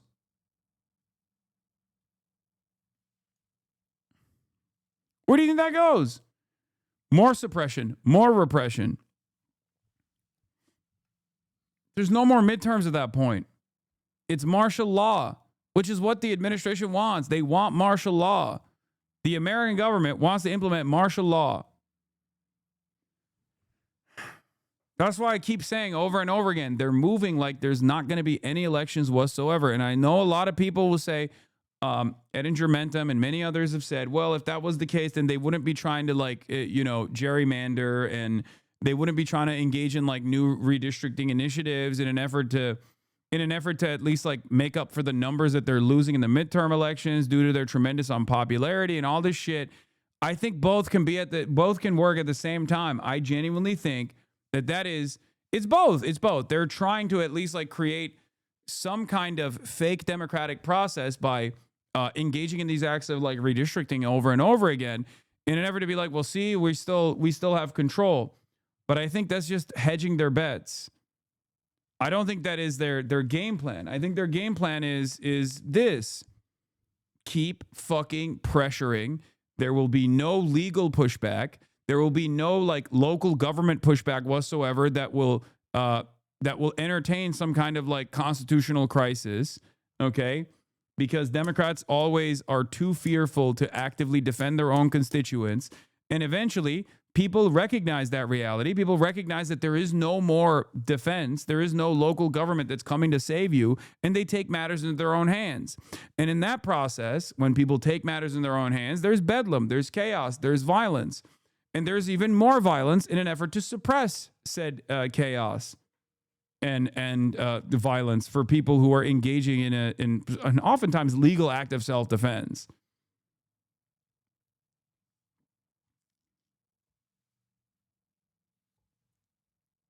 That is where we are headed. That is where we are headed down. That is the direction we're headed down. This guy said there's no way we wait for the ballot box. We need to go to the bullet box. The people are done. And murdering people for trying to flee and for obeying a command to leave the area, and then shooting her in the face like that after she drops her kid off at school. We have to show up with guns. We have to. There's no other way around it. I don't care if I don't have a Minnesota carry permit. I'm unarmed right now, but this is the last time I show up to face these guys without a weapon. There's no way. I got shot with a pepper ball 5 minutes after walking in here. I never laid a finger on them. I never raised a hand to them. I've only been using my voice. The time for speaking is over. The time for niceties is over. The time for peace is over. They fired the first shot. It is time to end this shit by any means necessary. Under different circumstances, I would say this guy's a fucking Fed or something. And I'm going to be honest with you. I don't think this guy's a fucking Fed. I think a lot of people are unimaginably fed up. It's gotten to a point. And for many of you that haven't experienced this kind of thing, right? You can't imagine what it feels like when you have, when as an American citizen, your whole life you have been taught that this is a nation of laws, okay? There's rules in play that actually are supposed to keep these kinds of repressive forces at bay, okay? There are rules that are supposed to stop the government from behaving like this.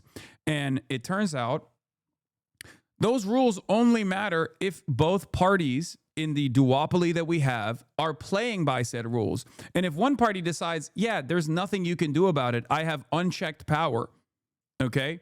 I can do whatever the fuck I want, and the other party just fucking keels over and says, go ahead, there's nothing we can do about it, then people inevitably come to terms with this new reality. The reality that is very different than what they've learned about American existence, okay? And I think that's where a lot of people are right now, especially a lot of people who experience this kind of violence, experience this kind of suppression. People that actually see it in their fucking neighborhoods eventually say, I'm fed up. It's fucking bullshit. Philly police brutalized a minor on camera. The community called a modern Black Panther group led by Paul Birdsong, inspired by the original party to demand accountability when systems fail, communities organize.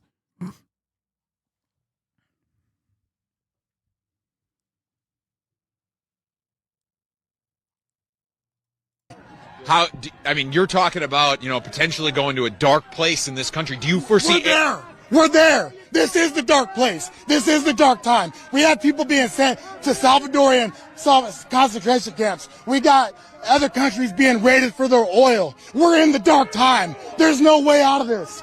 There's no voting our way out of this. We can't wait till November. There's no waiting to the ballot box. We need to get to the bullet box. That's the only way. If there was another way, I'd be advocating for it. I've spoken peacefully. I've marched peacefully. I marched without Sharpton. I marched on Washington. I've been peaceful. I've acted peacefully.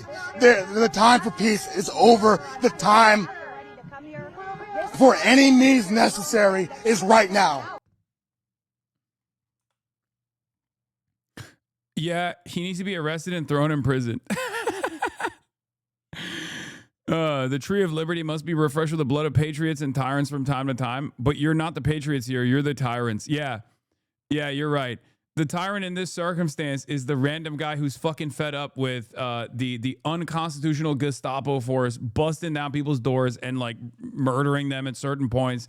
That's you know, famously throughout history, those guys have been the real patriots. You know, the SS, the real patriots, and not the people who are resisting against the SS. Those were the tyrants. Yeah, the real tyrants were the Jewish people that were thrown in concentration camps, the socialists, the communists, the trade unionists. Those were the real tyrants. And the real patriots were the fucking Nazis. Is that the argument you're presenting here? Holy fuck. Anyway, let's watch Greg Bovine Bovino pull off this fucking nonsensical bullshit again. Like that. Good show. Hey, that's not a nice guy. I don't fuck. Dude. What is this? Fuck you and fuck all y'all. What you gonna do? Hey, you guys American citizens? Fuck you. Huh? American citizens? None of your business. That's what. The wall there. Fuck you. All right. See that?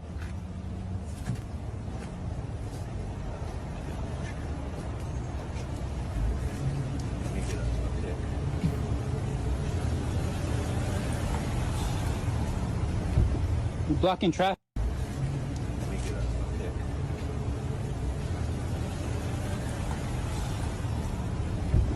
You're blocking traffic. Look at that. Bunch of y'all right there. Fuck you. Fuck every single one of y'all. Look at that. Just gonna get a pic. Hold on. Why are they taking pictures? To put it through the database. So a lot of it is so here's one of the things that they're doing. So they're working with Palantir, right? So they already have like AI facial scanners, which are not, you know, exactly super useful, but I think like as long as you change the standards of you know what decides someone is definitely the person, as long as you can like tweak the algorithm, you can use that as a justification for detainment. Okay, that's the goal here. They're using facial recognition software to see if the person that they're apprehending or the person that they're encountering is apprehendable. And because it's AI, it's not supposed to work. It's not like a direct, 100% success rate. It's just supposed to give you probable cause. So they are starting to use this as a probable cause to say, oh, you're going to be detained. Okay, sorry. This is a, 67% facial recognition match in our database for a criminal migrant. We had to beat the fuck out of you, and we had to detain you in the process. Because that's what's going on here. Go ahead, take a pic right there. All right, let me get one of this guy here. Right here. Appreciate that. Fuck you. Huh? Fuck you. Come on. Fuck you. Don't touch me. Fuck you. Fuck you. Fuck you. Hey, don't touch him. Don't touch him. What are you doing? Come on. Yo. Fuck you. I work here, bro. Yeah, he works. Fuck you. Look at that. Fuck you. Yeah, he's got like the fucking Target shit on him too. Or what? Fuck you. Look at that. Look, they're grabbing him. Look, they're grabbing him. Yo, let him go, let him go. Border Patrol attacked the U.S. citizen teenager, beat him up, drove him away, and then dumped him. Why do they not care about getting caught in their lies? If he was arrested for assaulting law enforcement, why was he released and found battered in a Walmart parking lot? This guy right here, they let him out of the vehicle, they tortured him. This guy? This guy right here, yeah.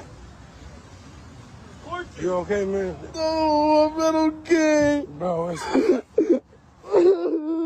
shit's crazy. My man's bleeding.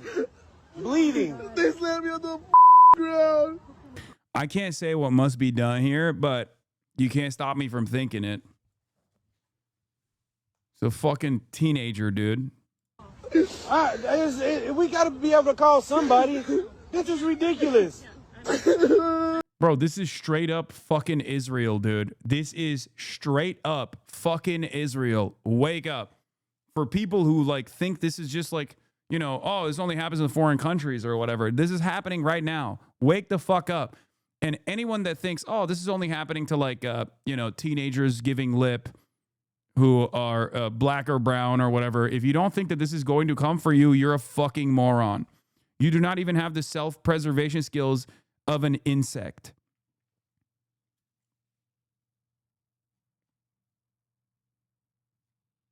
Oh my God. You got family around? You got somebody here, man? Come on, we in here. Come on, man. You work here, don't you? No, I work at Target. You work, bro. Come on, bro. It's okay. That is so crazy. Man, slam this man up in the parking lot. Torture this guy.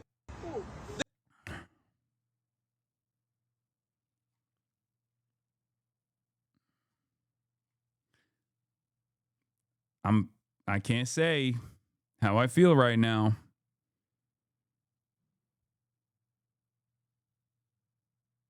But goddamn, I'm thinking it. 1 hour ago, Neon Neck. ICE agents detained a U.S. citizen legal observer in Minneapolis, smashing his car window, dragging him out, and placing a knee on his neck. Conduct banned under Minnesota law after George Floyd. It's getting crazier and crazier. It's very obvious to me that the mandate from the Department of Homeland Security, specifically from the federal government, is to just increase the intensity.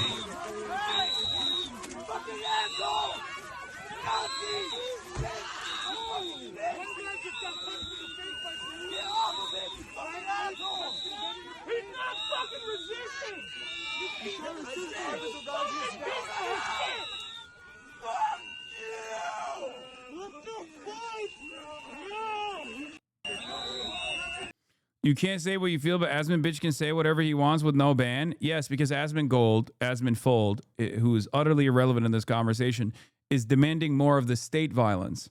And any kind of fucking counter against said state violence, even an act of self-defense, is technically demanding illegal actions. Whereas state violence, even if it's illegal, is still state violence, and therefore it is interpreted as totally sanctioned and legal violence. This is the dichotomy between right-wingers who demand more of that same state violence and left-wingers who actually want to defend against state violence and illegal actions by the state. This is why right-wingers can get away with saying, oh, the left is so violent. The left is so violent. We are not violent. We're just simply demanding that the state continue doing violent actions. Have a cry.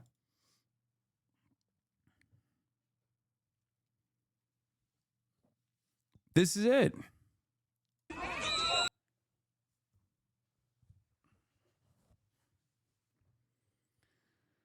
I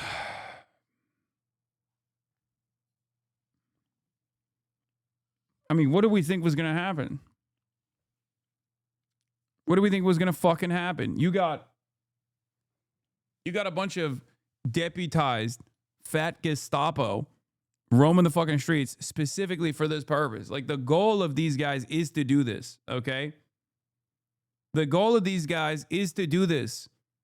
Is to terrorize the population. So they're doing their job. They're just following orders, if you want to call it that.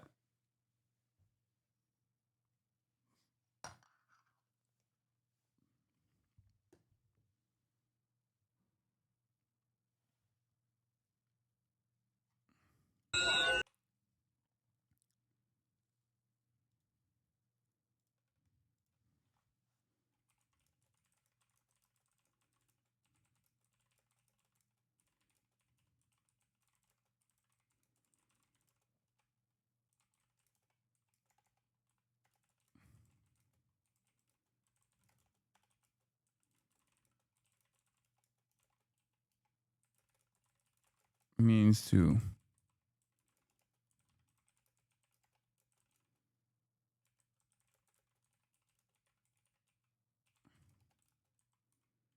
Minnesota.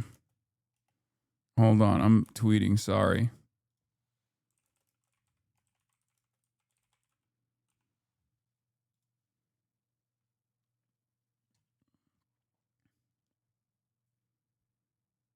Sitting there day after day with this crap isn't going to do anything. When are you going to start organizing and consistently demonstrating every day? I mean, there are people consistently organizing and demonstrating every day, unless you mean like just me, right? Because as a part of my job, I'm showing you that there are people that are all around the country currently demonstrating, including here. This is what's happening at a demonstration, chatter. If Obama was doing this, the red state governors would call the National Guard and start fighting back. It's time to stop fucking around. The National Guard needs to do his fucking job. I agree. I think what is this? I think that if states and local governments don't actually defend their citizens, you're a bad person. You think I know how to live. Screw you.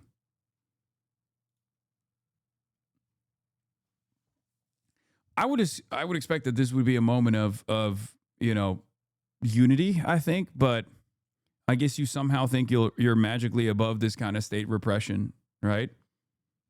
Is that what it is? In your mind, do you feel like this won't happen to you or a loved one? Or are you a member of ICE? Because either you're deluded, you're delusional, and you think that this won't happen to someone that you know, someone that you love, or yourself, or you think you're just going to join ICE at some point, I guess, and be a part of the fucking cruelty. Because it's getting to a point where you're either wearing the boot or you're under the boot.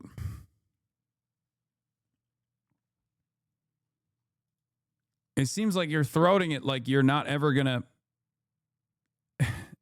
like you're ever going to find yourself underneath it. I think the lines have been drawn in the sand. People watch one video and see two different things. That's how wars start. I mean, that's part of it. But, I mean, if they universalize the pain, enough, I don't think they'll have a robust popular mobilization to justify this kind of thing. And everywhere that they go, they will experience people pushing back. That's why I say there's more of us than there are of them. And this can't go on. Anyway, here's another example of like community defense. Hold my gun like this, it's the law. Philadelphia Crime Code 6108 says I can hold my long arm in my hand. Just can't hit my finger on the trigger, which is not. So don't ask me to do nothing that's against the law. Can I help you? I'm out here minding my business. I'm out here to control and watch you. Anything else? Because you guys like beating up our team. ICER.com to find your local rapid response number. Call and report if you see ICE chat. Get trained and respond and defend your neighbors. Yes. Somebody sent us a video of y'all beating up a teenager. Y'all, it wasn't me. Huh? It was y'all. You're a police officer. You part of that. You part of that. It was y'all. It was y'all. If you don't like to be labeled in with slave catchers, you shouldn't have touched their hole, sellout. You are a sellout. You wearing their shit. You are a sellout. You ain't protecting shit. You got to do whatever they tell you to, including hurt your people.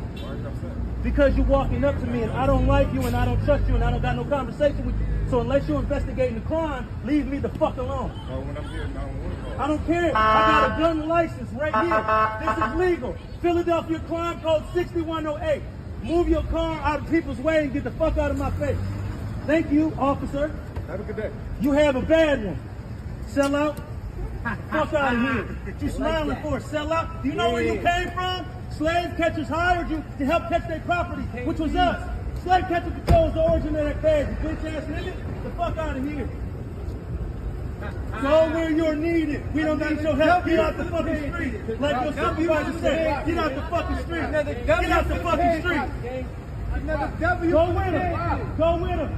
Get out the fucking street. America is such an insane country, but I mean, I guess this is what you get, you know? This is the well-trained militia, I guess, you know? That's the Second Amendment for you. I don't know what to tell you.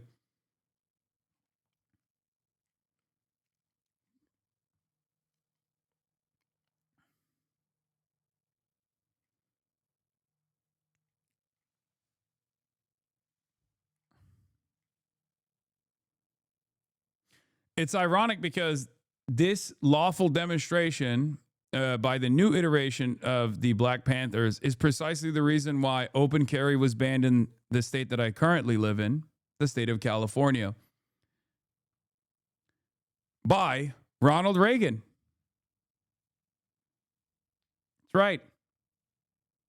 Ronald Reagan banned open carry in the state of California when the Black Panthers organized and did a demonstration at the Capitol with their guns, which they legally acquired and were legally carrying openly.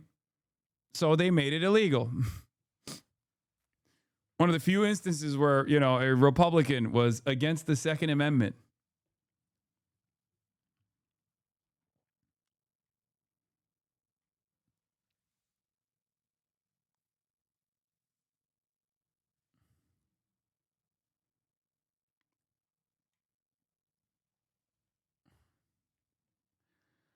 You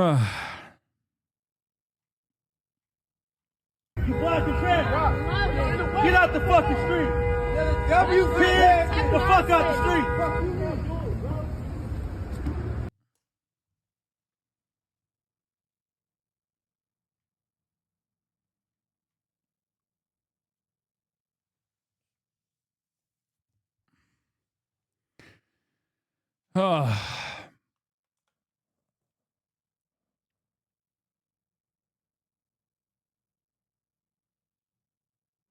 Anyway, I can't believe it, dude. Unbelievable.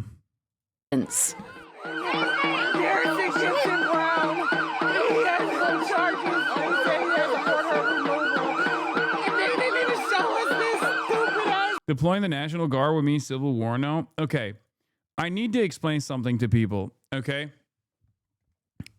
The state always maintains the standard of violence, okay? Whether it be Israel against the Palestinians or whether it be the American government against the American people, okay? And those who make peaceful rebellion impossible make violent retribution or violent revolution inevitable, okay? When you shut off people's capacity to push back, when you make them believe that the state will never be on their side, when you make them recognize that the state is not on their side at all, eventually something's going to give. Okay? So yes, deploying the National Guard in this situation, and I don't even know how that this would work, but deploying the National Guard in this situation to protect civilians, the citizens of the state, would create potentially a constitutional crisis if the federal government at that point doesn't back away. But if the federal government at that point backs away, then this gives more confidence to other blue states, because it's very clear that Trump is just weaponizing federal law enforcement against blue states. That's it. Against minority groups that he wants to put in the crosshairs because he doesn't want people talking about Jeffrey Epstein. Only 0.6% of the Epstein documents that were supposed to be released in its entirety a month ago have been released thus far. 0.6%. Okay? So it worked. Trump immediately started talking about Somalians. They're animals. They're parasitic. We got to fucking crack the whip. All this shit. And then sent the goddamn Department of Homeland Security after that Nick Shitley video to Minneapolis. And then one of those psychopathic Gestapo agents ended up killing an American woman, age 37, Renee Good. And now it's fucking bedlam. But guess what? Ain't nobody's talking about the Epstein files no more. No one is talking about the pedophilic elite any longer and Trump's, personal involvement with the pedophilic elite. That's where we're at.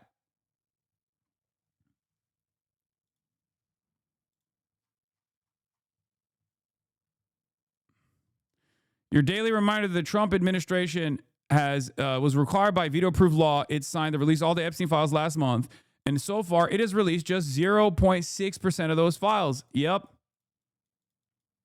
They've successfully moved this out of the fucking conversation. That's how disposable the average American citizen is, by the way.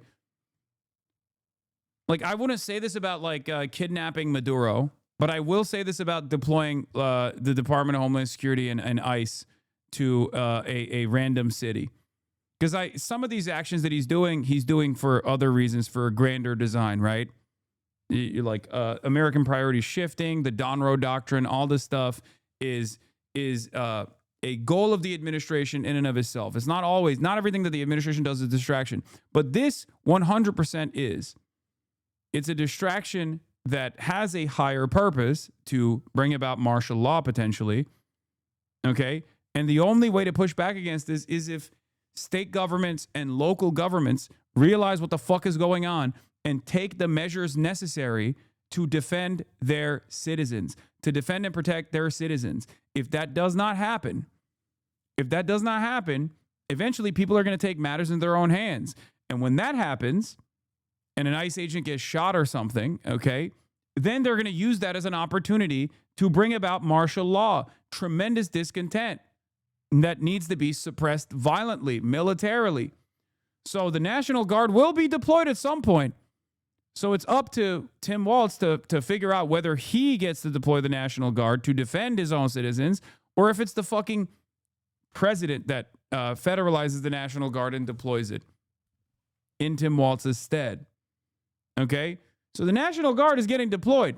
Who gets to deploy it for what purpose is the real question here.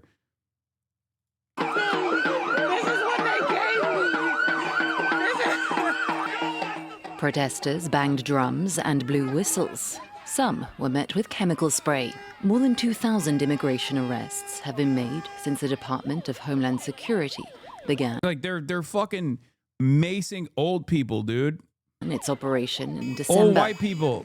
These latest raids come in the wake of the fatal shooting of Renee Good in Minneapolis by an ICE officer last Wednesday. Many residents are anxious about the situation. Public schools in their area are offering remote learning. I'm a teacher, and I think that the fact that ICE has been targeting schools around here, making it difficult for children to just like get a public education, terrorizing parents, the fact that I have to worry about my kids being outside because of this sort of terrorism happening out front is ridiculous. Minnesota is the latest focus of Donald Trump's campaign to remove undocumented migrants from the U.S. The state has a large population with Somali heritage, although the majority are U.S.-born and more than 92% are citizens. On Sunday, Homeland Security Secretary Kirsty Noem pledged. The reason why they're bringing up the 90% are citizens number is because it renders the entire deployment argument ridiculous, right? Like, you're talking about targeting Somalis and 90% of them are American citizens. Like, you're targeting them on immigration grounds and they're all fucking citizens. What are you talking about? What immigration grounds do you have at that point? That's the reason why it's important to bring that up, especially because a lot of people don't realize that Somali Americans are Somali Americans. They think they're just undocumented migrants or migrants in general. To send hundreds more agents to the area. He's a citizen! He's a citizen! He's a citizen! Stop! While I was on the ground, I was in shock. I just knew I was getting handcuffed. It was all happening very fast. I'm like, I just don't get, like, I truly don't understand how people can't comprehend what's happening in front of their own fucking eyes. Like, do you have friends that look at this shit, chat, and go, it is what it is? Like, I don't know. Like, how do we sleepwalk through this process? Really?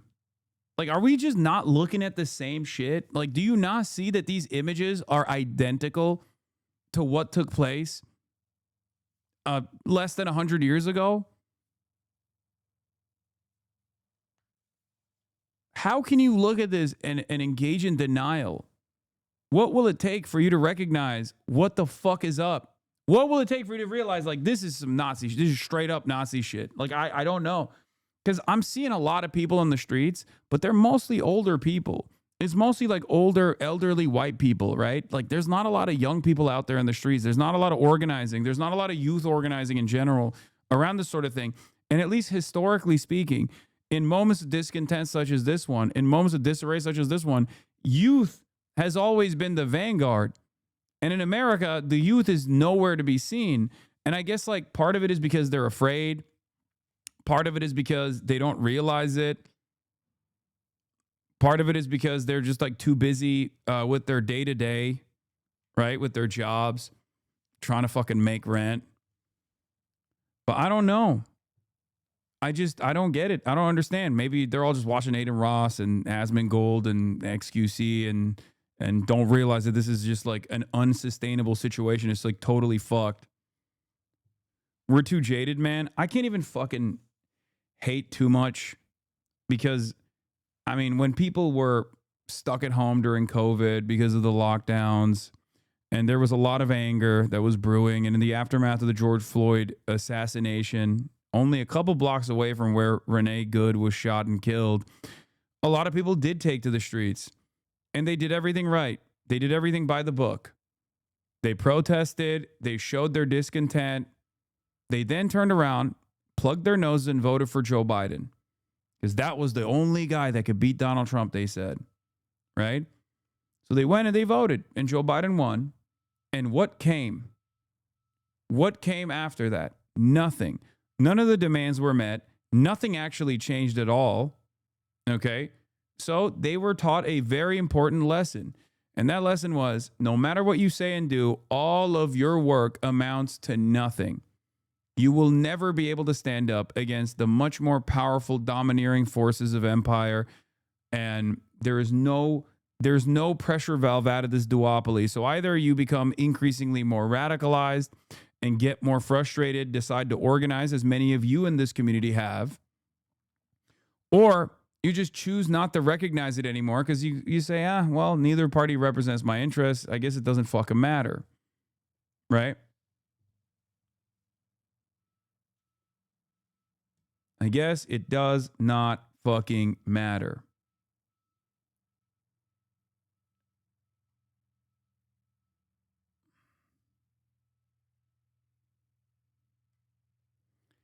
How did I get here? How do you think that the youth have been taking the beating here for Palestine? How much more can the youth do? We're at general strikes and possibly possible militants, you know? I mean, look, I know that. I mean, my community is all up and down this shit too, just like they were all over the student encampments as well. I'm just saying, like there needs to be more mobilizing. How did documenting their activity lead to this? In early November, Border Patrol agents moved into Charlotte, North Carolina. The deployment was part of a broader federal enforcement effort spreading across the country from Los Angeles to Chicago and now Minneapolis. Cell phone footage has emerged from each city, showing agents detaining immigrants and protesters. The people filming the federal agents call themselves ICE verifiers. These verifiers have since become a focal point in the Trump administration's response to the fatal shooting of Minneapolis resident. Yeah, Brooklyn Dad Defiant did the whole Obama shit. Oh, God. Some liberals are lost in the goddamn sauce too. They just like fantasize about a world that is totally different. Brooklyn Dad Defiant tweeted, "I'm old enough to remember when President Obama deported so many people they called him deporter-in-chief, but he did it without his agents shooting U.S. citizen mothers in the face 3 times."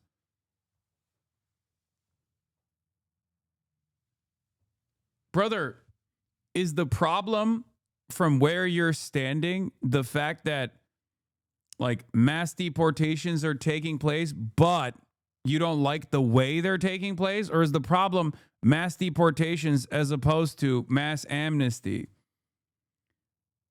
This is a crisis of lack This is a crisis born out of a lack of hope, a lack of knowledge over alternatives, okay?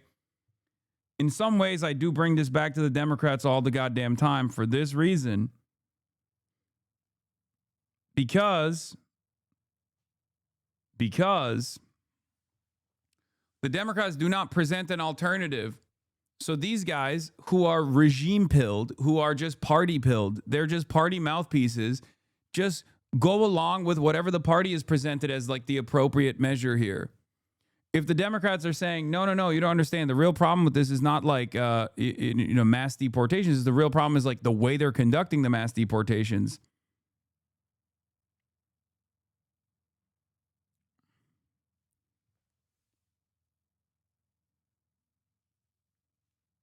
If the Democrats were pushing, if the Democrats loudly, proudly, boldly pushing mass amnesty, recognition of humanity for migrants, explaining the processes in which the two-tier labor system actually undermines the domestic labor pool and obviously treats the undocumented labor pool as cattle,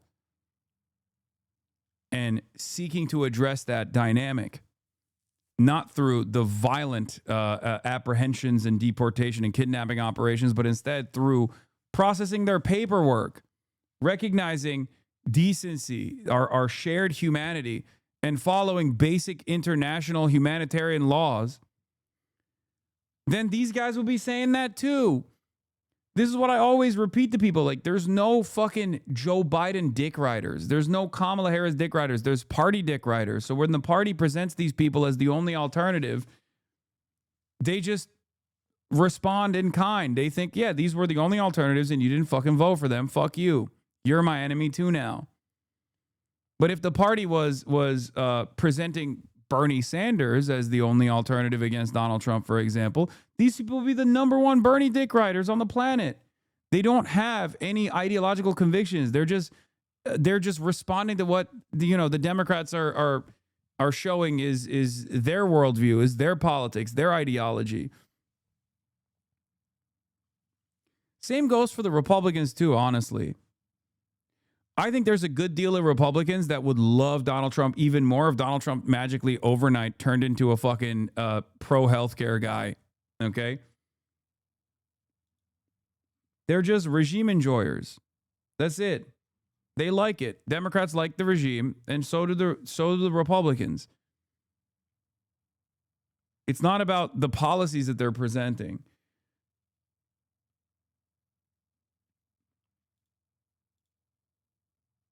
Yeah, the ACLU sued Obama twice in 2018.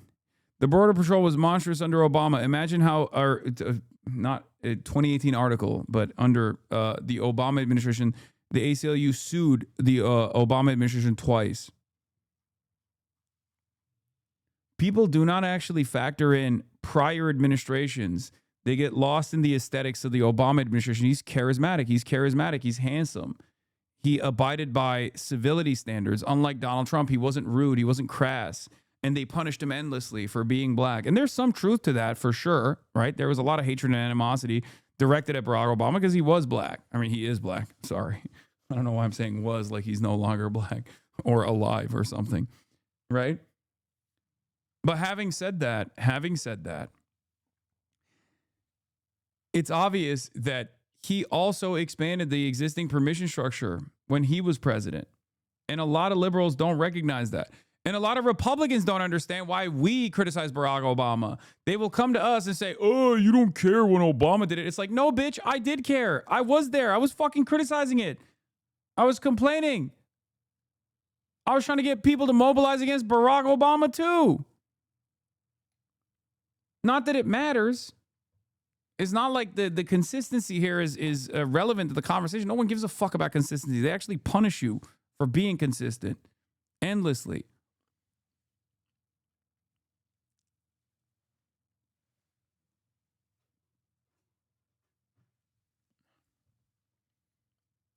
They call you a fucking socialist, communist tanky that's an ever-present danger to American democracy when you have a consistent position on this shit. When you say, hey, It's actually utterly ridiculous, inhumane, and inappropriate, no matter which administration is engaging in these sorts of actions.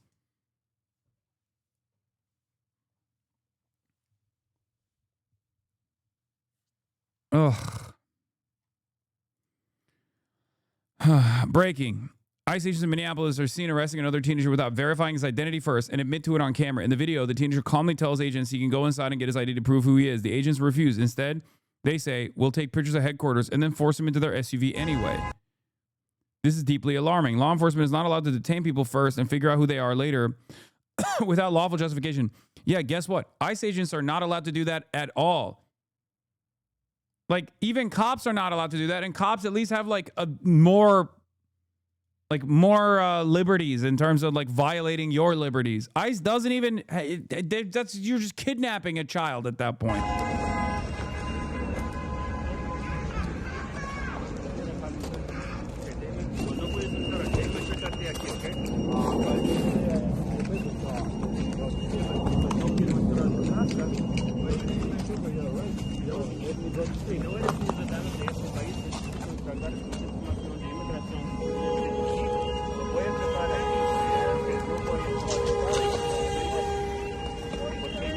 No voy a entrar a tu casa. Okay, you can wait me here. I will go. Pero fácilmente no va a regresar. Vamos a checar aquí. No. Right away.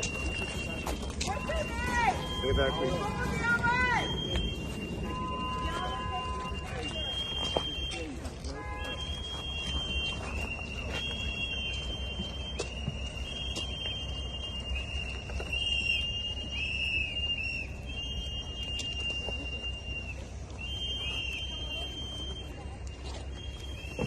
They're Nazis kidnapping children.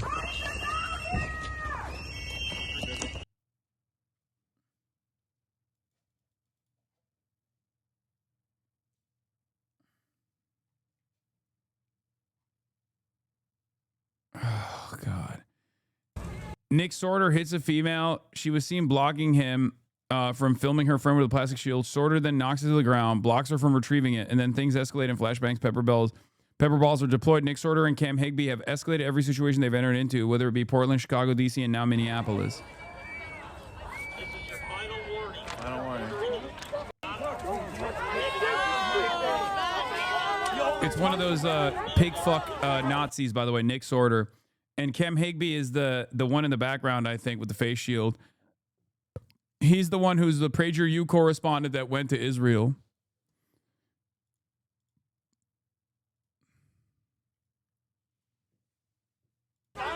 Hey, they love. They're hitting all women. Nazi agitators. All They of them. love hitting women. Look at that's what these. Oh, there he hits her again. He just hit her again, brother. There you go.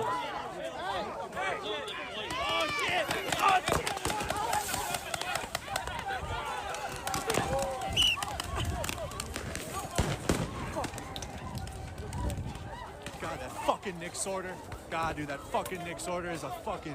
He causes all that, dude. You guys can see that, dude. As soon as Nick Sorter gets into a fucking argument, they tear gas and flashbang everybody. That Nick Sorter and fucking Cam. I'm so fucking sick of it. Both of them, bro. Hey, it was fucking Sorter again. They're antagonizing people, and then they come out and fucking do all this shit, bro. It's Nick Sorter and Cam Higbee. Hey, Nick Sorter hit a girl in the face. I heard this. Yeah, bro. I don't fall fuck yet. Renee Good earlier this week. Republicans have said that people following and monitoring ICE are impeding immigration-related arrests and endangering officers and civilians. What is on the grass? Just be clear. How do you understand the ICE resistance? This is a cult-like. This is a cult. This is cult behavior. That woman is part of a broader left-wing network to attack, to dox, to assault, and to make it impossible for our ICE officers to do their job. She was a agitator, probably a paid agitator, but in my opinion, she was an agitator. Should we send people to Estonia, yes or no? This community defense work has been something that Siembra has done since 2017, which is how they got started. These are all volunteers who have been trained on how to verify whether an activity is actually ICE or Border Patrol. Do we know who that is up there? Okay, let's figure that out. We're trying to anticipate where they are. We're looking for them. What's going on? What are you doing? Someone's honking and screaming, La Migra, ICE, Border Patrol. They're impeding our investigation. So When somebody goes up to them and is like, hey, what are you doing? They also aren't used to that. They're breaking the law left and right. So the more that you can get them to talk about that, at least in my opinion, the better that is. Verifiers say documenting these encounters serves two purposes: alerting the community and preserving evidence. They say video from these interactions can later be used in court. We are going to what we believe is one of the staging areas for CBP and ICE. Our hope is to, just verify and have confirmed reports from the community about what they're doing, when they're moving, how many cars they have, what they're driving. This is it, but they are not here. There are no cars here. This kind of makes me worry that we don't know where they are. Usted me lo quiebra, usted me lo paga. Usted quiebra mi ventana. By the end of the week, the Department of Homeland Security had carried out more than 300 detentions across the Charlotte area. Oh, you guys want to know something crazy, by the way? That is a surprise to absolutely no one, probably. These last couple of months, with all of the ICE apprehensions that have taken place, they've gotten, I think, 0 criminals. 0. Slicer Dicer, buy one, get one free, says, this chat is R-worded, ha ha ha ha ha ha ha ha ha. Everything I expected it to be. All right, we're going to unban that guy. I would love to hear from this wonderful individual who's very smart. Like, they're not even, look, they have rarely ever targeted criminals in their apprehensions anyway. It makes up a tiny margin of the people that are actually in these detention facilities. But as of late, it's gotten even fucking less. Like, the percentage is almost, I think it's either 0 or almost 0. Aaron Reichlin Melnick posted about it recently because they do like these apprehension and processing numbers.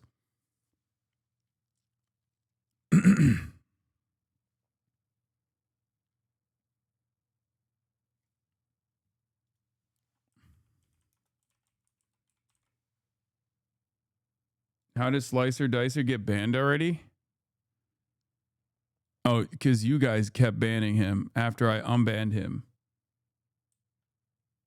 As you can see right here. I want to... Whatever, it doesn't fucking matter.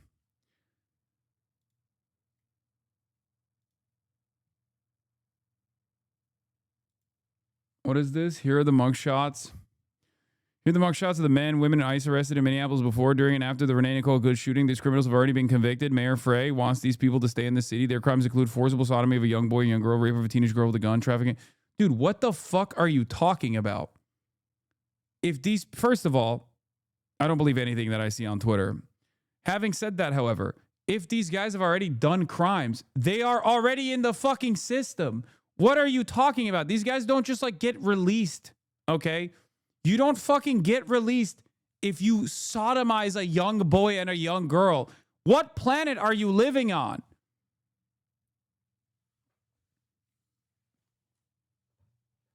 What? This is so fucking stupid. These people are so dumb. These people are so fucking dumb, dude. They have... Oh my God. Oh my God. I don't even know what we're going to do. I don't know what we're going to do. I saw a fucking tweet the other day that was like, yeah, unless you're Jeffrey Epstein or one of his fucking friends, you're not like, they personally think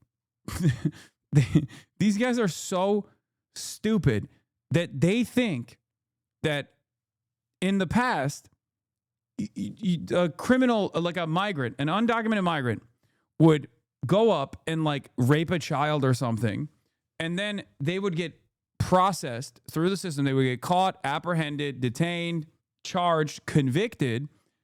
But at some point along that process, the government would go, oh my God, this is an undocumented migrant. We have to release him.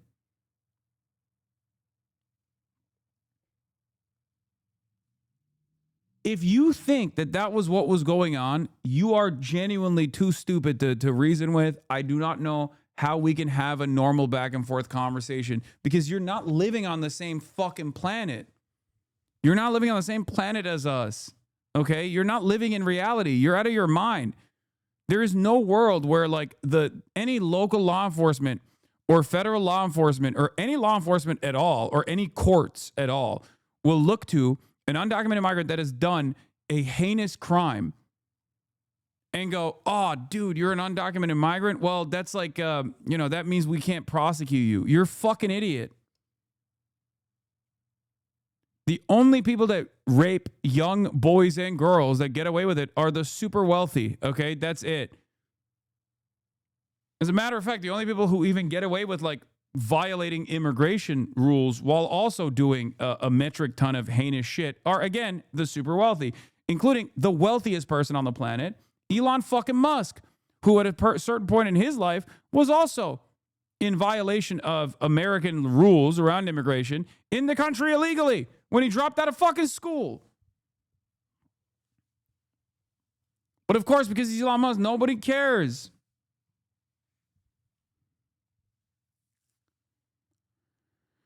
I'm trying to see.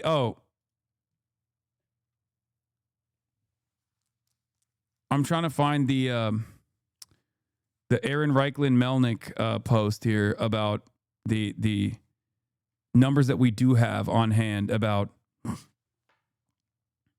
the migrants that are being processed through the detention facilities right now and their criminal background.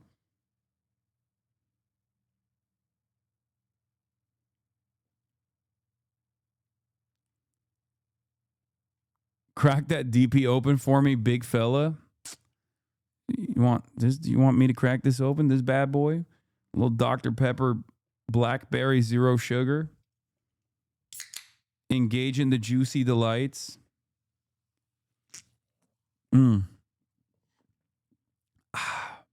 There you go. DP time, baby.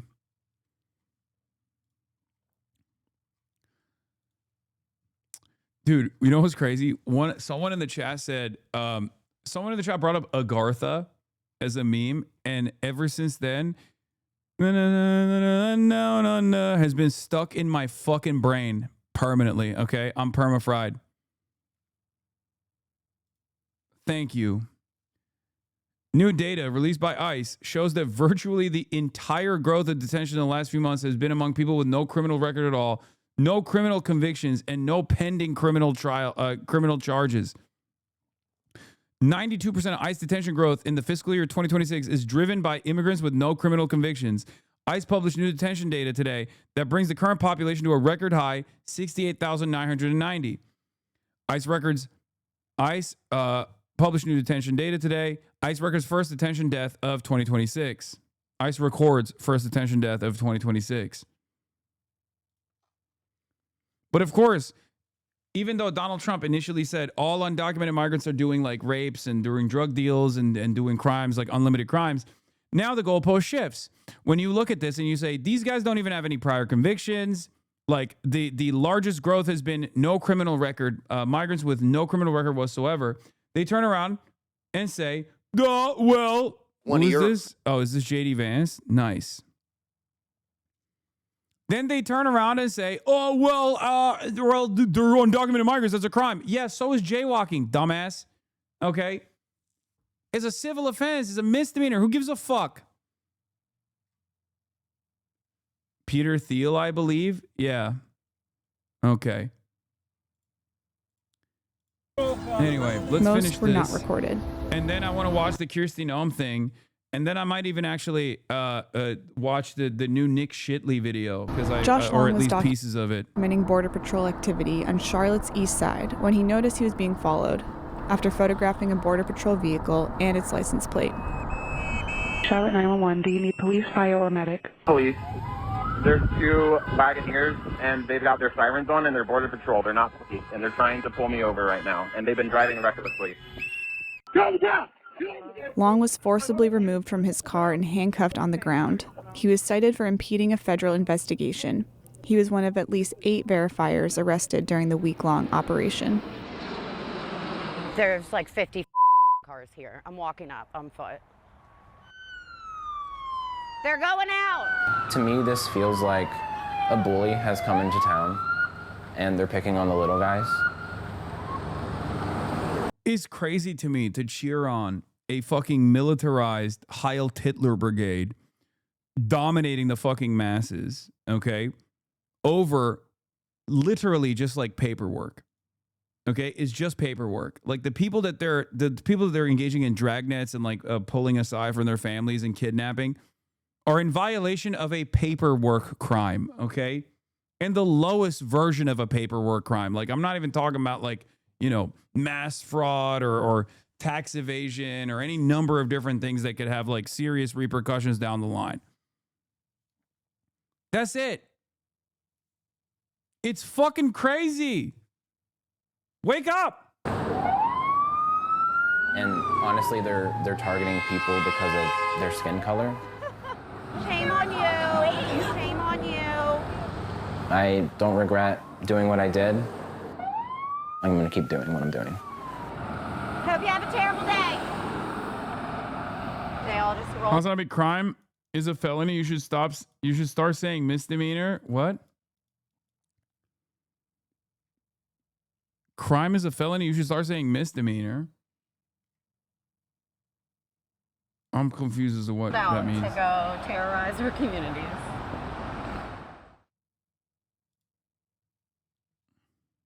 Almost taken by ICE, 2 men who say they have legal papers to be in the U.S. said they were. It's a civil offense. It's a civil offense. That chatter is right. It's not a felony. LA County landscapers say they were almost taken by ICE despite having documentation. By federal agents, all while on a landscaping job in Downey today. In a story you'll only see on CBS LA, they tell our Hunter Sowards they feared for their lives, Hunter.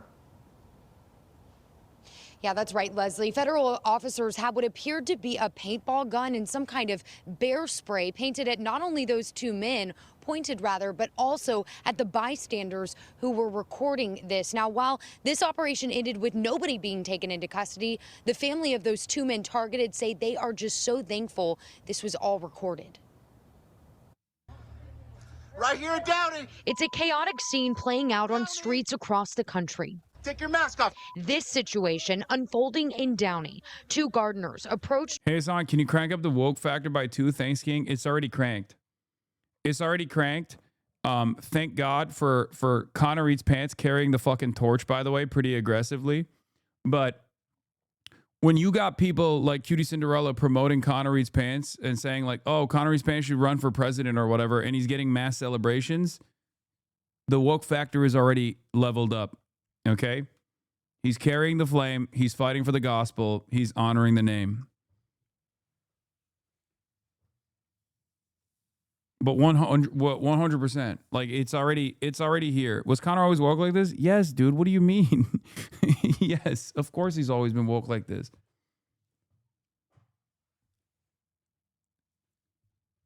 Thank fucking Christ, dude. The environment of fear and silence in this corner of the fucking internet was created by a shit ton of overwhelming force and scrutiny and mass harassment initiatives. But now people feel protected because they see how wrong this is, and they also feel protected in the crowd. They have numbers, and luckily there's other people also pushing back, and eventually the dam will break.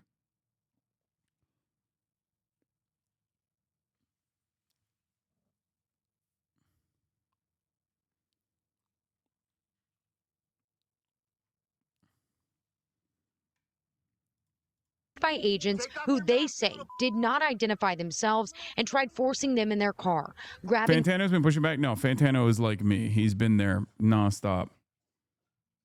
And Connor has been there. Connor has been there throughout this process too. I'm just saying that like the other like normie content creators that don't get involved in politics are now speaking out. That's why I said the attitude shift is here. Uriel Diaz so hard they ripped his shirt.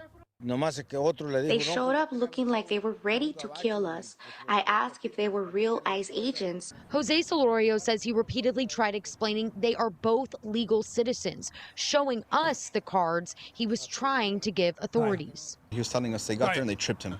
They didn't say no words and didn't, say immigration, blah, blah, blah, whatever. They just got there, assaulted him. Jose's son calling it his worst nightmare. That's when Victor Correa took out his cell phone and started recording. You're not supposed to get involved, but you can be the best witness that you can possibly be. So you always try to record and stay steady. At one point, an agent appears. Morris Critical is dead silent, making videos about anything but the current situation. No, he'll make some. He'll make new ones soon. The ICE situation is crazy. Guys, Trump's really uncrusted my uncrustables. This McFuckstick is actually crazy. It wasn't enough that he, throated Israel and also Jeffrey Epstein, but now he's actually sending the ICE agents down people's doors. Stop caping for him, dude. What? I fucking clocked it and I called it a week before he did the Israel video. It's coming.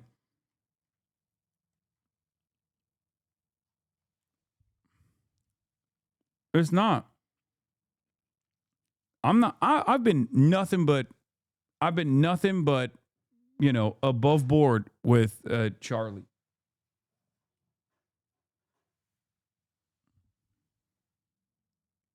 I've always said he is the normie meter for me.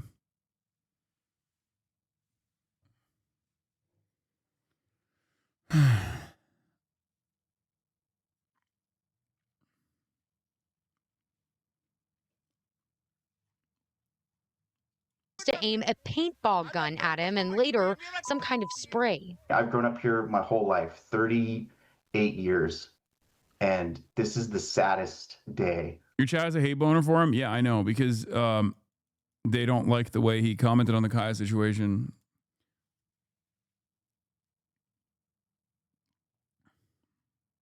That's the reason. I'll be honest with you guys. I don't care, okay? I don't. I can't. I care more about, from my perspective, what I care about is the output of these guys. And as long as their output is, reliably moving the needle in the appropriate direction, then that's great. I don't care if they fucking despise me. I don't care that if they personally, and I'm not even saying Charlie does, but I just don't give a shit, okay?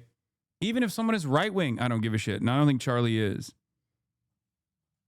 Yeah, and we do need to stop behaving as though anyone that has ever, wronged me, your favorite content creator, is the great Satan or something, okay?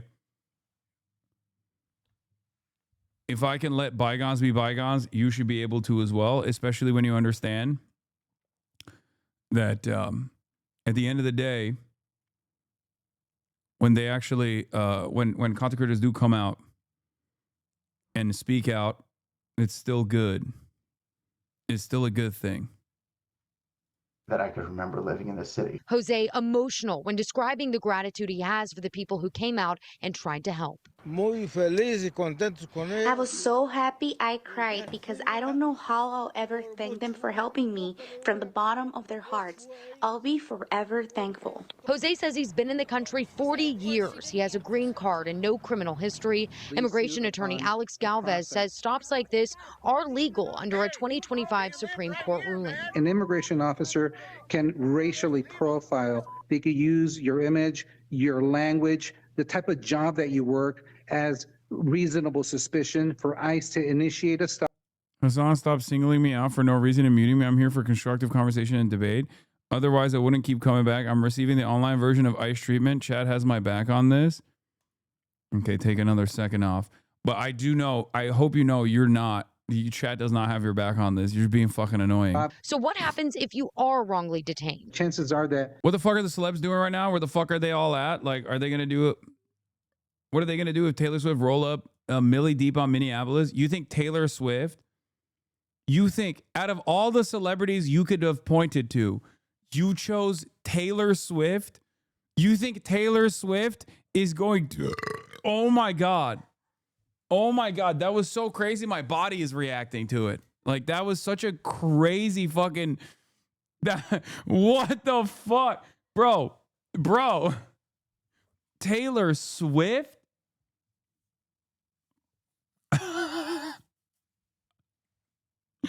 Yeah, any day now.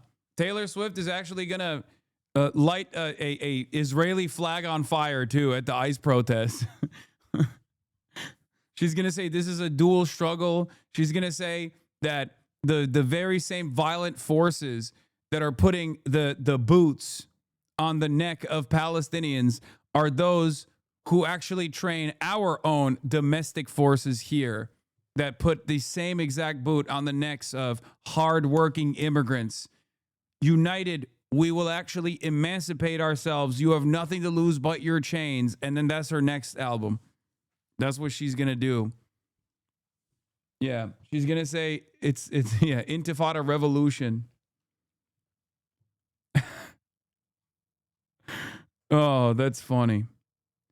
Feds cuff elderly grandfather with valid work permit. Okay, let's watch this because this was a fucking annihilation from Jake Asstapper. Been criticized for your comments. The shooting, we should note, was Wednesday at 10:37 a.m. He just said something to me that kind of threw me for a loop. I wasn't expecting that, and I asked if he would repeat it for y'all. As a combat veteran, I'm having a hard time seeing the difference between ICE and ISIS. ISIS covered their face and publicly executed citizens.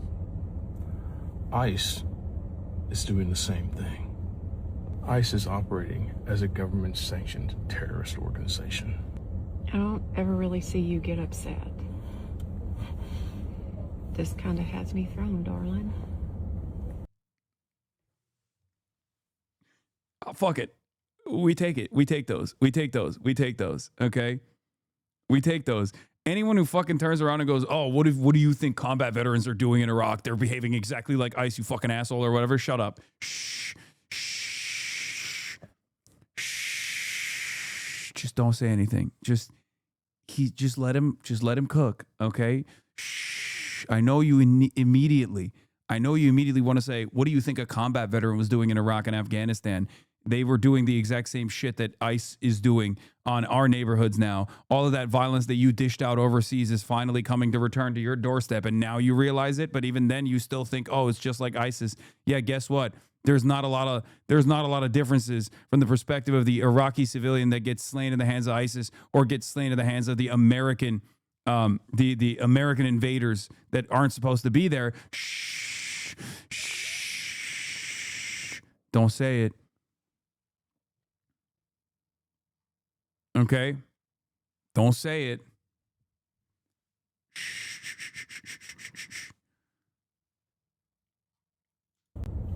It should concern us all.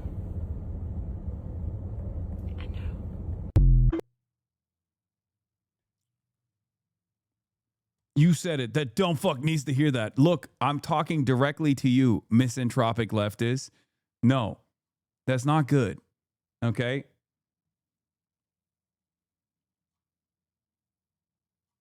That's what I'm talking about. Don't do that. Don't do that right now. This is a good opportunity to organize. This is a good opportunity to get people on board. Okay? Be a little bit more strategic. Okay? Be a little bit more strategic. Be a little bit more strategic. That's it. That's all I'm saying. Please. You don't have to be antisocial. You don't have to be antisocial every step of the way. I promise you. I promise you. Especially in the domestic front. Like, it's good. That guy is never going to go back and join the forces anyway. It's like he's 70. Stop scaring the hoes and be a little bit smarter with your organizing. When you have common ground, you don't have to immediately fucking slap that away, okay?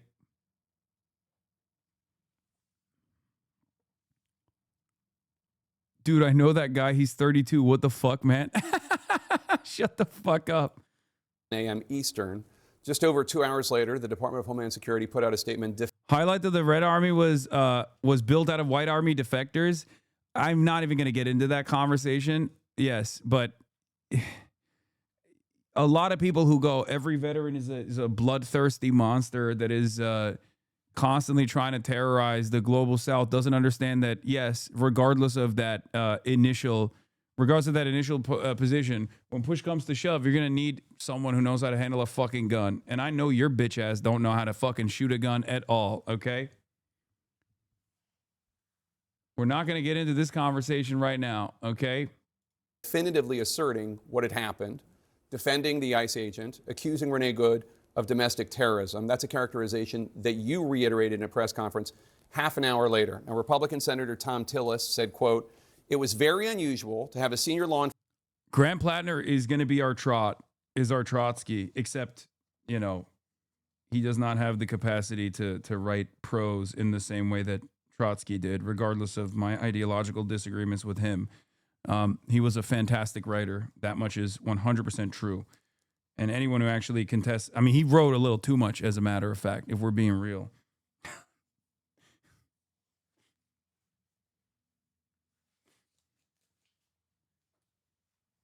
The modern day Trotsky, Grant Plattner.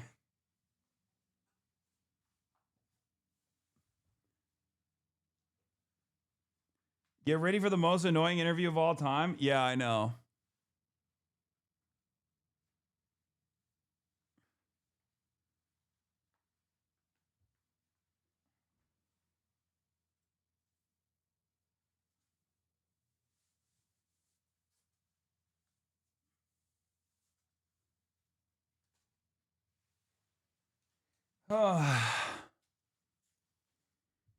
Mike called himself the modern day Trot. Yeah, he would be. He would be counter-revolutionary.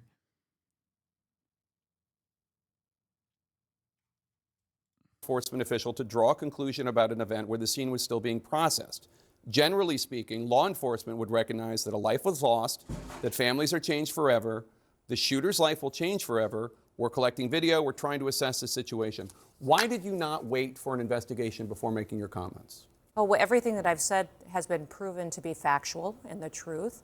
This administration wants to operate in transparency. I have the responsibility as the Secretary of Homeland Security to know this information as soon as possible. Had just been in Minneapolis the day before, had already had conversations with officers on the ground and supervisors, and knew the facts, and decided that the department and the people of this country deserve to know the truth of the situation of what had unfolded in Minneapolis. But with all due respect, Secretary, the first thing... The puppy murderer, Kristi Noem, that virtually every single person that comes in here to be like, Hasan, where's your dog? Did you kill him? Loves, by the way. You said was, quote, what happened was our ICE officers were out in an enforcement action. They got stuck in the snow. Correct. Because of the adverse weather that is in Minneapolis. They were attempting to push out their vehicle, and a woman attacked them and those surrounding them and attempted to run them over and rammed them with her vehicle. That's not what happened. We all saw what happened. It absolutely is what happened. Oh, I mean, great. Great.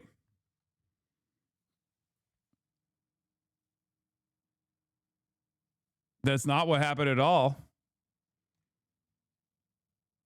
You know damn well she killed that puppy in self-defense. True. That's what I've heard as well.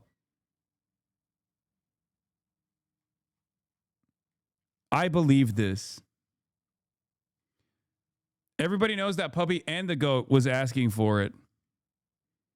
Yeah, what if guess what? What if that puppy ran her over? What if that puppy actually commanded a vehicle and ran her over? She had to shoot it in the head. Yeah, what now, libtards? I guess you got owned. Those officers had been out in enforcement action. A vehicle had been stuck. They had come to help get that vehicle out. That's when this individual started blocking traffic for minutes and minutes. You said that the woman attacked them and surrounded them and attempted to run them over and ram them with her vehicle. Blocked the road for a long time and was yelling at them and impeding a federal law enforcement investigation. And that's what you need to focus on, Jake, is they were breaking the law by impeding and obstructing a law enforcement. Yeah, you need to focus on my totally made up assessment of the situation rather than what you can see with your own two eyes, which is literally what everyone can see too. please, why don't you actually abide by my perspective, which is much more favorable to the propaganda that I'm trying to cut right now. Please don't focus on the state-sanctioned murder that took place against a 37-year-old mom with plushie toys in the fucking glove compartment box in her goddamn Honda Pilot. Please stop believing your own two eyes. They were breaking the law already, and these officers were doing their due diligence of what their training had prepared them to do to make sure they were handling it appropriately. You said within hours of her being killed, you said that she was a domestic terrorist. How do you define domestic terrorist? She weaponized her vehicle to conduct an act of violence against a law enforcement officer and the public. They are doing that. How can you assert with certainty that she was trying to hurt the officer as opposed to she was trying to flee the scene? If you look at what the definition of domestic terrorism is, it completely fits the situation on the ground. This individual, as you saw in the video that we released just 40... Like, they really, I'm being honest, I think they really fucked up here. I think this is, and I said this at the day that it happened, I said this is a turning point because it's such a clear cut, it is such a clear cut, obvious, glaringly obvious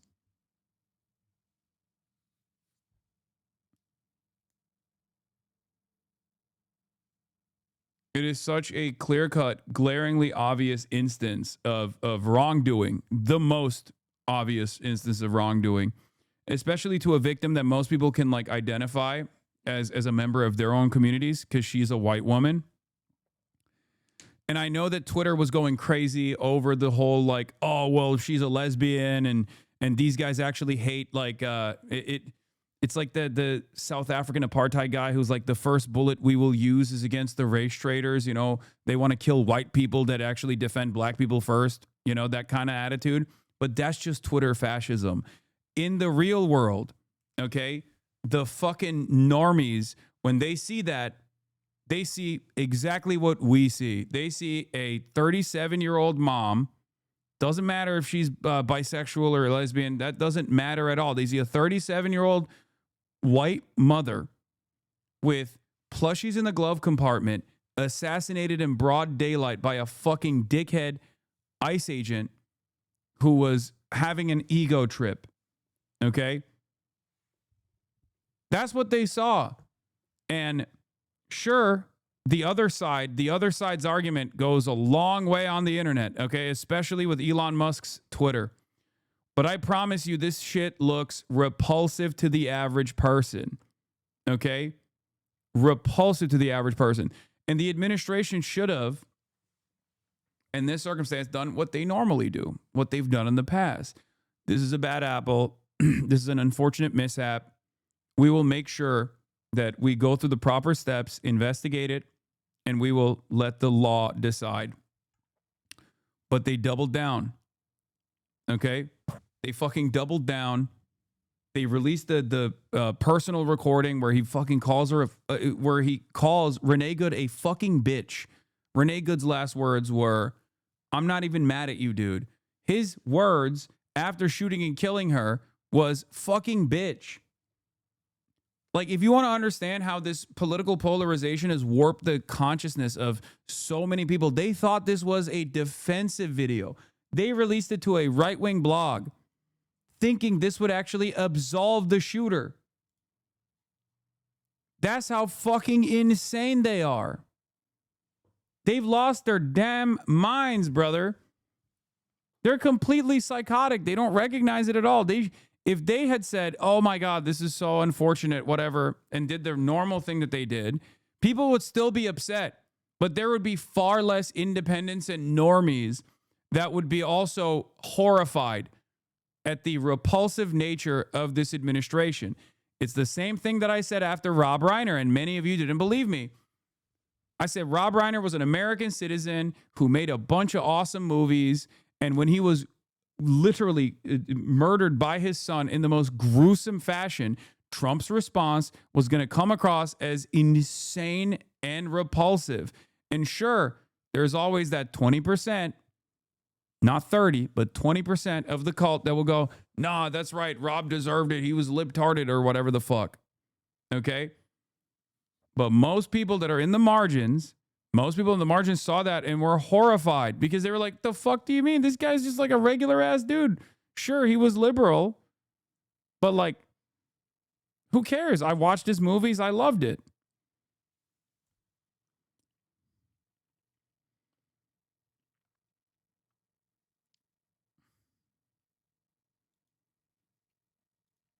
Hours after this incident showed that this officer was hit by her vehicle. She weaponized it, and he defended his life and those colleagues around him and the public. The question is, I don't doubt. My position is, I wasn't there. I didn't see it. Some people say that it clearly showed that she was trying to hit him and did. Some people say, no, she was clearly trying to move her car and flee and get away. I don't know. What I'm saying is, how do you know? How can you assert for a fact within hours before any investigation, this is what happened? The facts of the situation are that the vehicle was weaponized and it attacked the law enforcement officer. He defended himself and he defended those individuals around him. That is the definition. When there is something that is weaponized to use against the public and law enforcement, that is an act of domestic terrorism. It happened in our shores. It happened here in our country. You don't get to change the facts just because you don't like them. We will continue to look at this individual and what her motivations were. We know that there was, throughout that morning, she had harassed and impeded law enforcement operations. That raises the suspicion level with all of these law enforcement officers as far as paying attention to what her capacity is. And as you see on the videos, and they've proven out, that this law enforcement officer took the action that his training prepared him for, and he worked to make sure that he could save his own life and those around him. How can you assert that there's no ambiguity in this before any investigation has taken place? I had just been in Minneapolis and had been with those officers, had seen what they were facing on the streets every day, and had talked to their supervisors as soon as the incident happened and had gotten the facts and seen videos before I ever went to talk at that press conference. Kaya status, Kirsty Noem, the Department of Homeland Security Secretary, killed Kaya in a lawful act of self-defense. And the Trump administration and President Trump is the most transparent and open government that we've ever had. Give the public the information, give them what they need to know about a situation. Kirsty Noem then called her ISIS after dumping her body in a ditch. Yeah. She said Kaya is a domestic terrorist.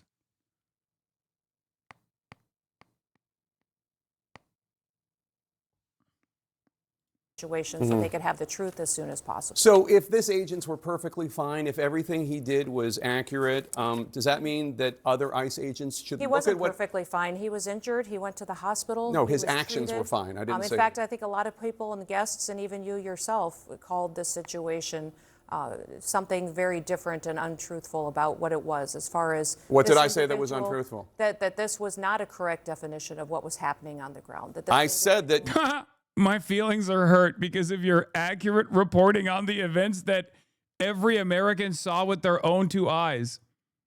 Aw, shit, dude. Well, tough titties, I guess. If you can't take the heat, get the fuck out of the kitchen. Fuck you mean? Fuck you mean is hurtful.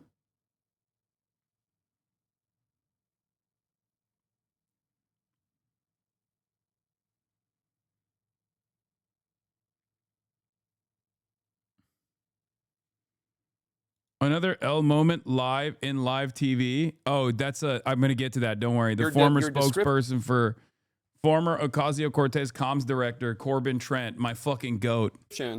They were attempting to push out their vehicle and a woman attacked them and those surrounding them and attempted to run them over and ram them with her vehicle is not what we see on the videotape, and it's not.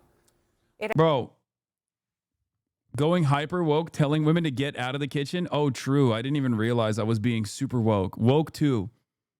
I was telling her to get out of the kitchen, okay? Not getting back into the kitchen. You're right. You caught me. Okay?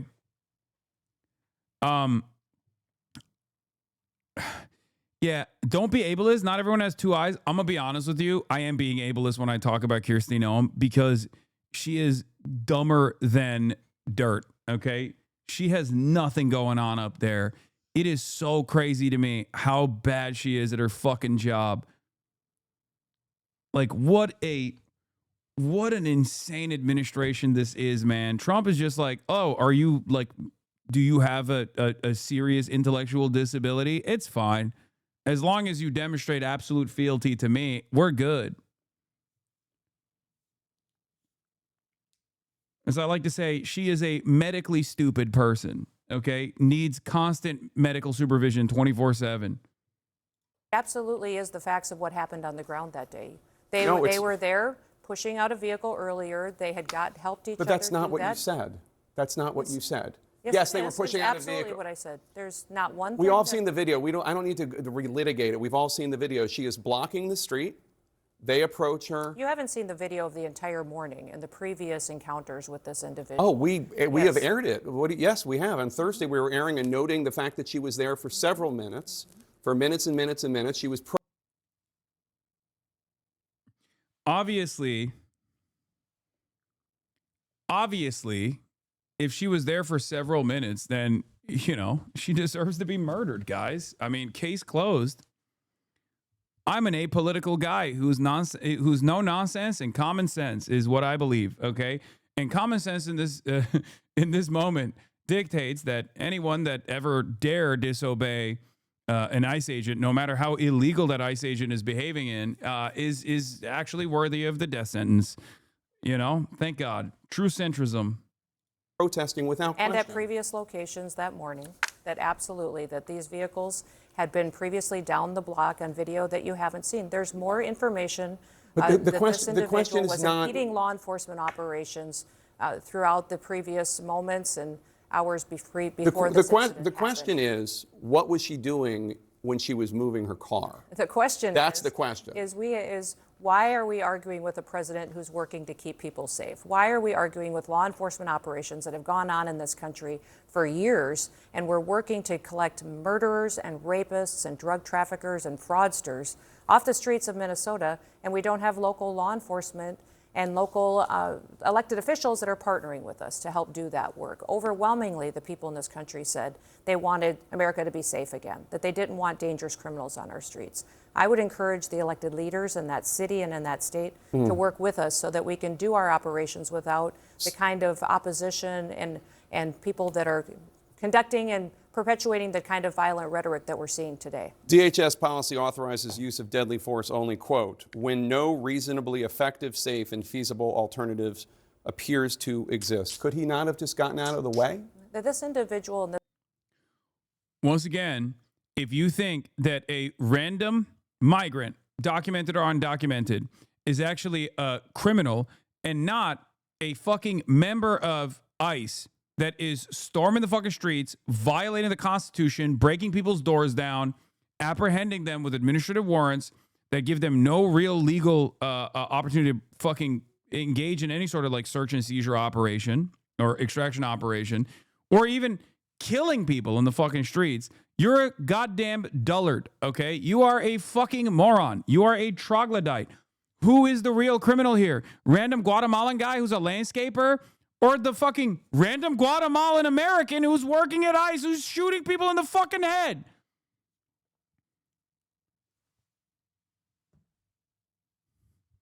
No disrespect to the Guatemalans, but let's be real. A lot of the ICE guys are, 52% of Customs and Border Patrol is Hispanic, okay?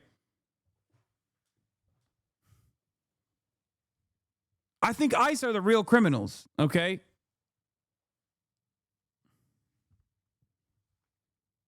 This officer is a highly experienced law enforcement officer. He has years of training and specialized training for these types of situations. Actually, it's probably higher than that. It used to be 52%. It's probably fucking higher now. Let's be real.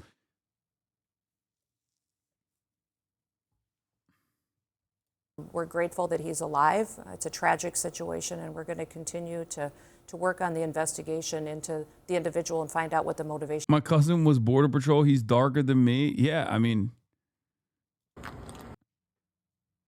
a literal Papers, Please society. That's where we're heading. I mean, that is where we're at. That's not where we're heading. That's where we're at. Actions that day. We're grateful that that he's alive too. I want to play this moment from the officer's cell phone video. Get out of the car. Whoa! Fucking bitch. Damn, Is they that showed. Agent Ross's voice calling Renee Good a fucking bitch? Wait, what the fuck? It's not even censored? Wait, what the hell? What the heliante, CNN? Hey, yo, Jake Tapper. Hey, yo, what the fuck? Can't determine which one it is, but it could be, sir. In June of last year, Agent Ross had his arm. Why is Jake Tapper asking real questions? I mean, he did this last time too. When enough liberals fucking turn on the admin, when it becomes favorable and fashionable to shit on Trump, he will do it. He did it pretty aggressively last time too. The only difference as to why CNN didn't do it this time around from the start is because they were pivoting to the right as well, and they miscalculated, in my opinion. I think a lot of people, in my opinion, miscalculated. They thought that there was a real popular mandate for Trump because they're fucking stupid. They didn't realize it was an economy election with a decrepit administration run by a carcass, and that people were very frustrated with that shit. And even then, Donald Trump won by marginal votes. He did not win this like Reagan-style sweep at all. But these fucking dumbasses thought that this meant something, that this meant like a true sea change. And what did I say? What did I fucking say? The reason why a lot of young people voted for Trump was because they were too fucking young to remember all the way up until 2020. Okay? They were too young. They also, for some weird reason, decided to claim all of like the COVID lockdowns with Democrats in general. Okay. So the only like restriction of movement that they encountered at the time, even if it was for good reason, whether it be mass mandates or whether it be mass inoculation campaigns or whether it be lockdowns, was seen as like what the Democrats are doing, even though most of that shit happened under Trump, ironically enough.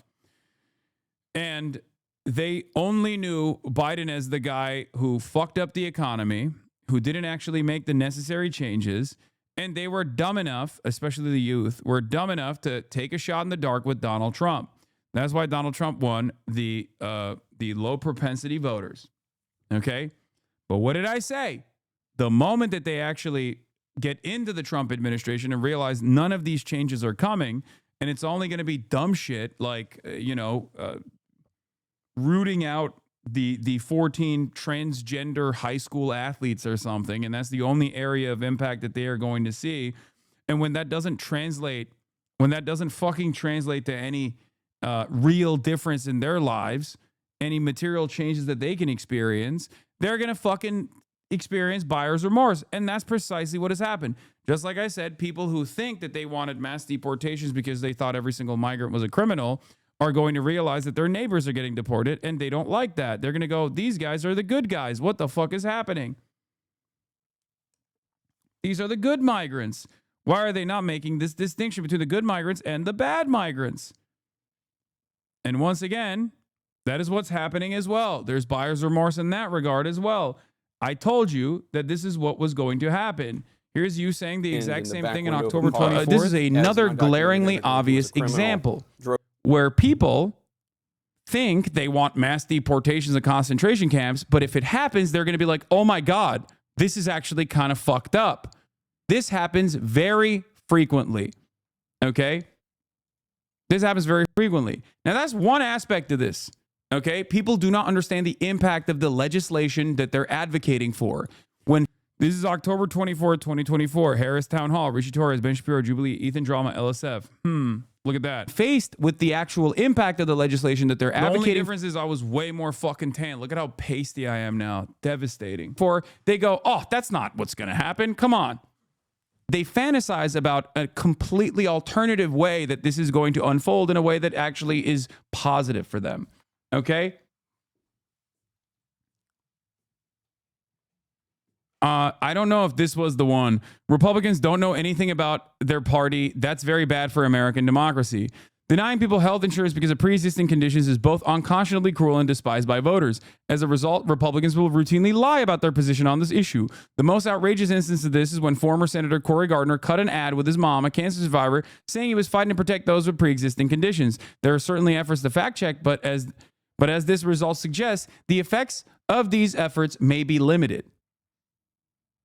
Okay?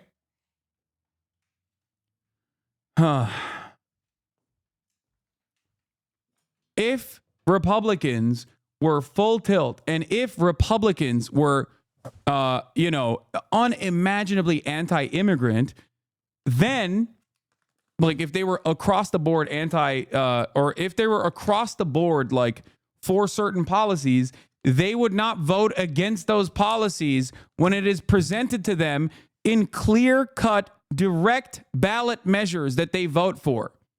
Okay? You have to understand this.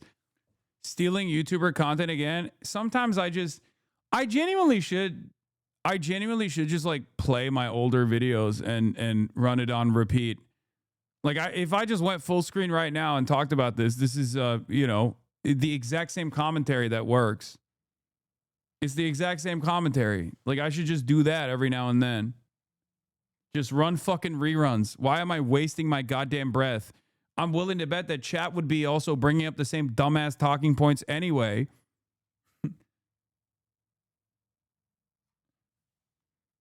Ugh. Smells terrible. It is not surprising. Is it not shocking to you that Republicans in deep red states, even in Ohio or Kansas, Kentucky, will vote to restore abortion protections? But they vote for Republicans that end up taking away abortion access from them? I was using abortion as an example to try to get Democrats to recognize that this immigration shit is not something to run away from, is not something to be fearful of, and that the more fearful their approach is to talking about immigration, the more reluctant they are to actually offer counter talking points on immigration, the more the Republicans will dominate discourse. And when they win, they would be able to do all of these like horrifying things in relation to immigration. And then once they actually, what is this? Illegal means illegal. They could be the best people, but the law should be enforced. I just don't get the point of enforcing immigration laws. Yeah, great question. These guys are not actually enforcing good immigration laws. You can have good immigration laws and bad immigration laws, right? I think you understand that. Good immigration laws would be the most morally just thing that you can do. I'm an ICE agent and a member of this community, by the way. Shut the fuck up. There is 0% chance that you are literally. I had a personal altercation with Brad Lander. He was still kind to us despite being there to confront us. I would want him to get elected, even though he would make our job much harder.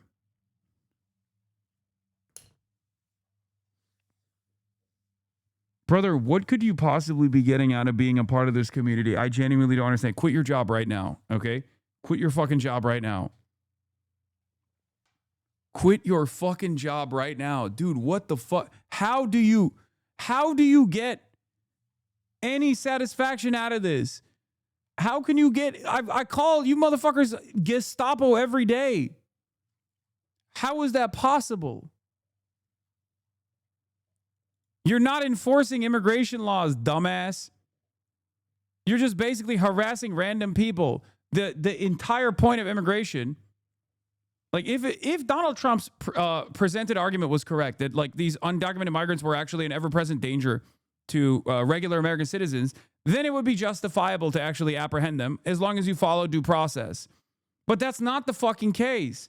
The people that you are literally kidnapping from their court hearings, as you have personal altercations with Brad Lander, are people who are no different than you. They're no different than you. As a matter of fact, they actually have helpful output in general. They're a part of the productive forces. You're not. They do more for this country than you do. That's crazy. I genuinely don't understand how you could be in here day in, day out. I swear I've been here for like the past 4 to 5 years. First of all, you've been an account created December 4th, following since December 4th. So I don't know about that.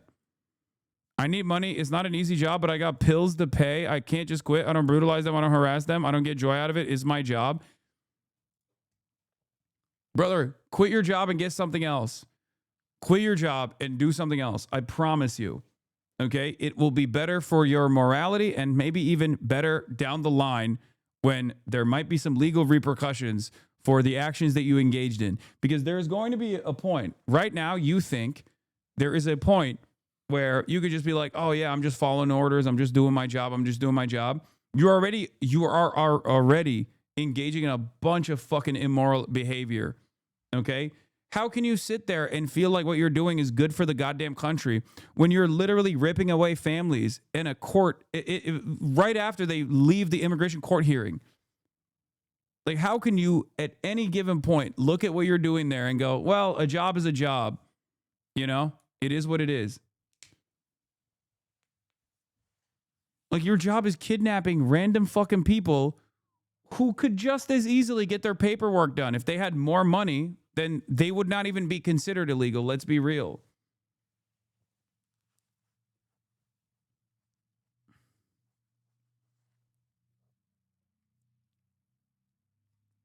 That's the exact same thing that Nazi said, by the way. I'm just following orders. That's what they said. And that's what you're doing right now. If you've genuinely been in this community for fucking every day at 26 Federal Plaza, we have a list of people with criminal offenses who will get their cases dismissed. We don't take anybody. We take specific people. Dude, we just showed that your own ICE data shows that the largest group of immigrants that are being detained right now, the largest growth in immigrants being detained, have no criminal background whatsoever. What are you talking about? No, you don't take specific people. That's ridiculous. That is fucking ridiculous. You think ICE is taking specific people. Maybe your unit has only taken specific people. But the reality of the matter is that's not what's going on. How can you say that? They're fucking detaining American citizens all the goddamn time. It's ridiculous. And once again, even the specific people that you are detaining, even the specific people that you think you're detaining, are being detained and being deported because of paperwork. It is ridiculous. Deportation is a very violent process in general, being ripped away from your friends, your family, your job, everything that you know. The punishment needs to be suitable for the crime. If the crime is just, sorry, we're never going to give you the proper paperwork as we fucking use and abuse you, knowing full well, and if you've been an ICE agent for years, you know this already, ICE agents know exactly where the undocumented migrants are because there's a handshake agreement, at least under different administrations, as to people playing ball with ICE that will never get their paperwork cleared. But everybody knows exactly where they are. Everybody knows that they're not like violating the fucking laws in an egregious manner. At most, it's like unpaid bills or traffic violations or moving violations or whatever the fuck. Okay? You're out here making it seem like you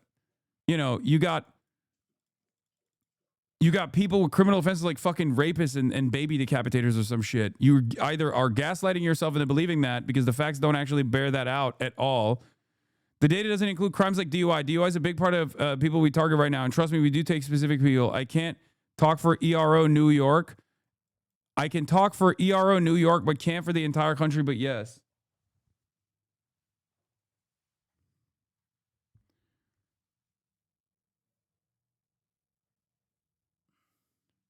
I'm not even going to get into like whether or not someone who is engaged in a fucking DUI or at least arrested for a DUI, not convicted, arrested for a DUI is worthy of fucking deporting from the goddamn country.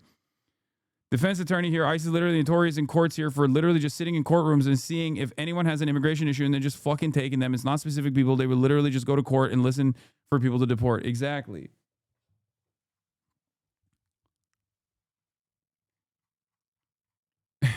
Yeah, ICE be like, no, nine, you don't understand it. We are only taking the bad Jews, yeah? The bad Jews. The bad Juden, not the good Juden. All right? Some of the Juden were doing usury, and we are taking them, not the bad ones. Or not the good ones, just the bad ones. I can't speak for everyone else in the SS, but mine unit is only taking the bad Jews and not the good ones. Earlier today, when you said about 20% of the country is in complete denial about the way in which the country has become unapologetically fascist, I thought it definitely has to be more than 20%. Then I remembered I live in Missouri and I'm 100% surrounded by that 20% at any given time. Yes. That's probably what it is. Like, oh, dude, you guys had a... Before I lose your attention, I need you to ask something. You always say we need to give amnesty to people. Even if we did, wouldn't we then have to enforce immigration laws? Yes, there is a point where immigration laws can be enforced, but that process is paperwork. You realize that you are fucking apprehending and deporting people for paperwork problems, right? At the end of the day, that's all this is. The punishment for a DUI is a punishment for a DUI, okay? The punishment for a DUI on top of paperwork issues should not mean that someone gets fucking lasered out and shipped off to CCOT in El Salvador into a slave labor camp. What the fuck?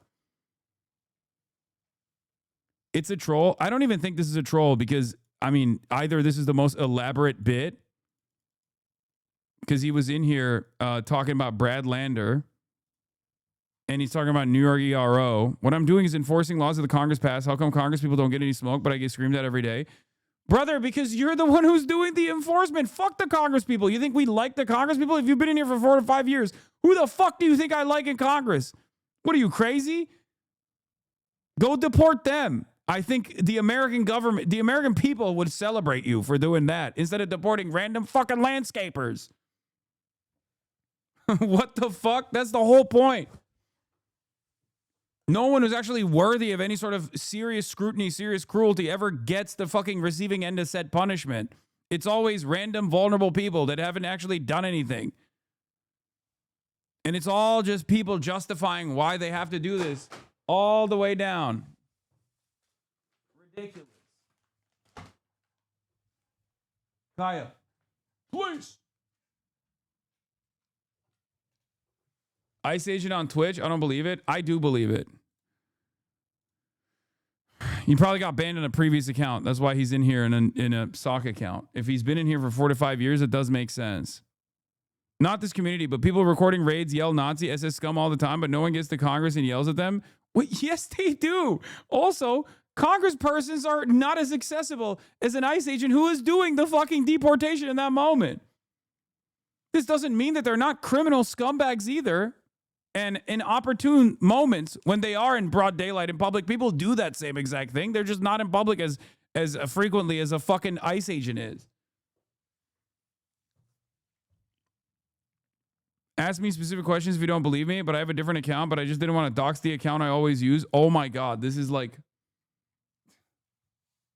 That's crazy. That's crazy. I always wondered, like, are there any cops in here? Because I shit on cops so much. But it turns out there's ICE agents, so there might as well be fucking cops in here too. How the fuck does that even work? Like, I get why there are veterans in this community, because I do actually consistently talk about, you know, how brainwashed every American citizen is. But like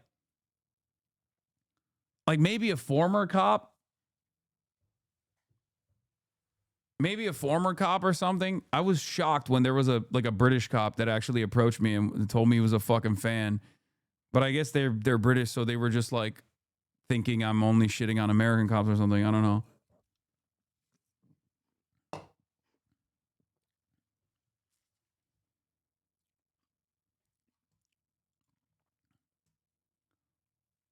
Brother, I know the job market is ass.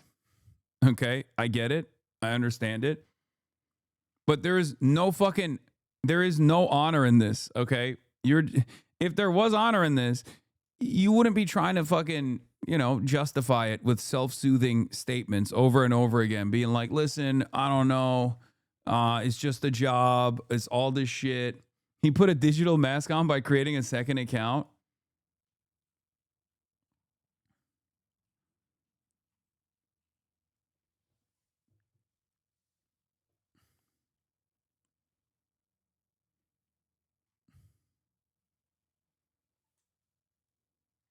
Because, like, at the end of the day, you know how I always say cops need to do their jobs, like, and they're not doing their jobs. And there's also like detectives and shit too, obviously.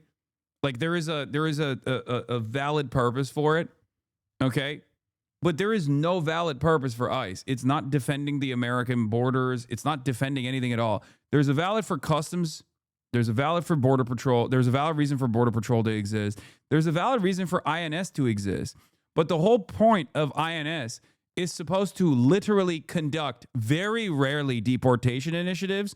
And for the most part, recognize if someone is actually, recognize if someone's like paperwork is actually out of date or something, is to go to them and be like, your paperwork is out of date. You have to fix this. You have to go to fucking court.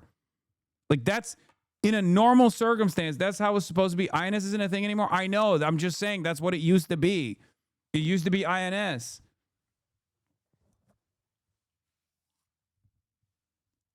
That is what it's supposed to work. That's how it's supposed to work in this situation.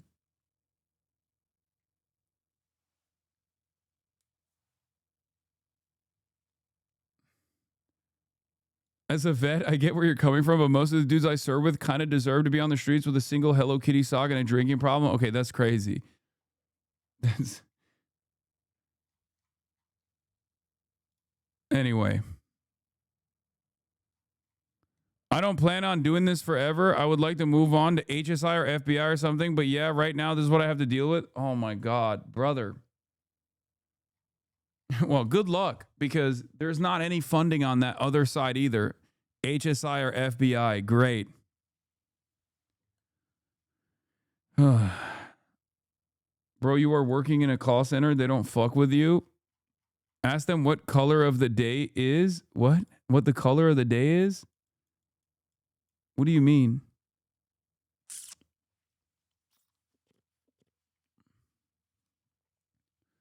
Politicians are hearing about it. Congressional Republicans. What? It's Fed talk. I saw it in a movie. What? What the fuck are you saying? Bro, you have to quit your job. I'm serious. You have to quit your job and also leak all of the fucked up shit that they've done to a journalist immediately. Maybe even you can write a book about it if you want, but that's crazy. Color of the day for random drug testing? Oh.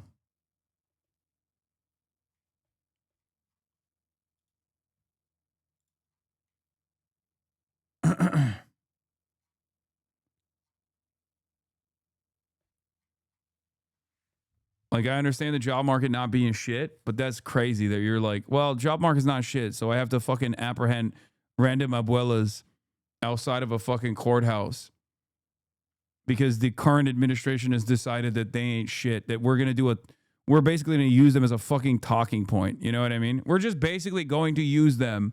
We're going to use these people that we have abused for years and years as a way to make 20% of the population feel superior and not recognize how hard they're getting ass fucked too.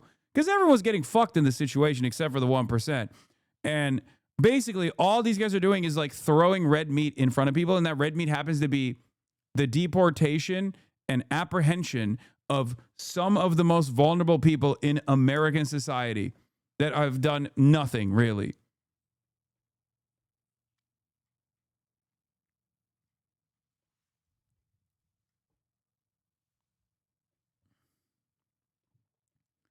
They getting lobster in the army. Meanwhile, you're getting yelled at. Pick the wrong job, bub.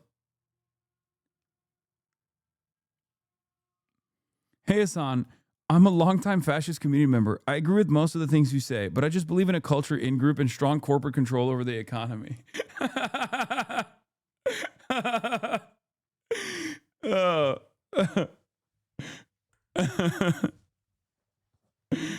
ay, ay. You shouldn't join the military either, okay? You should not join the military either. Don't do this, okay? Do anything but that. Don't join the police force. Do not join the military. Do not join ICE. Definitely do not join ICE. Holy shit. Yeah, go be a fucking firefighter, guys. Come on, go be a builder. Do something worthwhile, please. Drove away from a traffic stop. It dragged him about 100 yards. Here's what Vice President Vance said about the incident this week. Oh, this is my dude. Officer. This guy's awesome. This is Spencer Rapone, chatter. He got, I think he got, Army splits with West Point grad who touted communist revolt. Yeah. I gave you his name. Yep, see, Spencer Rapone. June 15th, 2018 photo. West Point graduate Spencer Rapone leans into his motorcycle at a park in Watertown, New York as a part of the Army with other than honorable discharge for conduct unbecoming of an officer, including his online activities of promoting communism and disparaging top U.S. officials.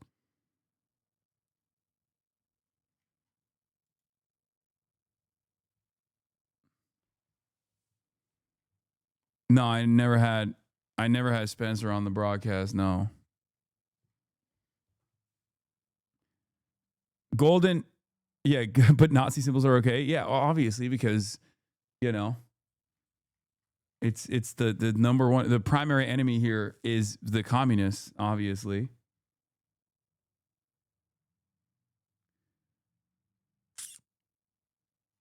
Anyway, Golden Kappa train, by the way. We are in the Golden Kappa train. Opinion polling is out, not looking good for ICE. Do you think ICE agents should face criminal charges for shooting the woman in Minneapolis? Yes, 53%. No, 30%. Oh my God. God, Americans are cattle. We deserve everything that we're getting. Honestly, we really do. I'm sorry. Broadly, we are a cattle country. Okay. We are a nation state of cackling hyenas and cattle. Are you fucking kidding me? 30% no? Holy fuck.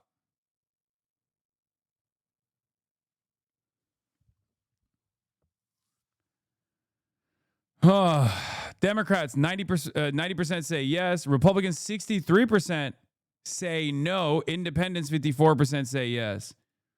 63%. Oh my God, these Republicans, man. It is crazy.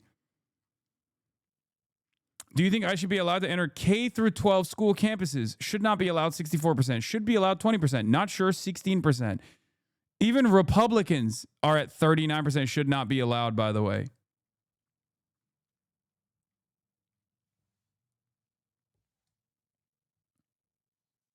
As someone who's been living here in the Twin Cities for a couple of years, I can confirm these people exist. I know. We are a nation of lobotomy patients, dude.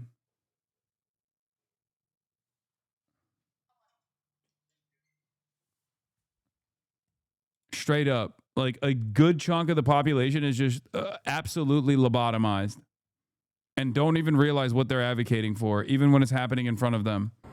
Like there's a difference between voting for something, thinking that it's going to be good, and then actually receiving it and realizing it's not so good. The maximalist brain damage is basically experiencing the bad and then still trying to find a way to claim it's good. Okay? And obviously the worst version of this is when it happens to you and you still defend it.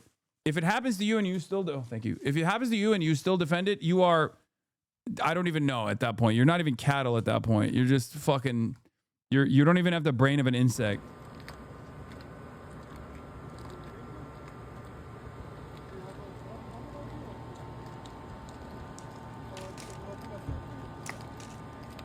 There's got to be at least a couple liberals in here, though, that were previously like, Hasan, I didn't really fully understand what you were talking about. I was scared about the whole like re-education camp shit. But now I'm actually beginning to recognize that you were right. Got to be a couple of them in here, right? There has to be.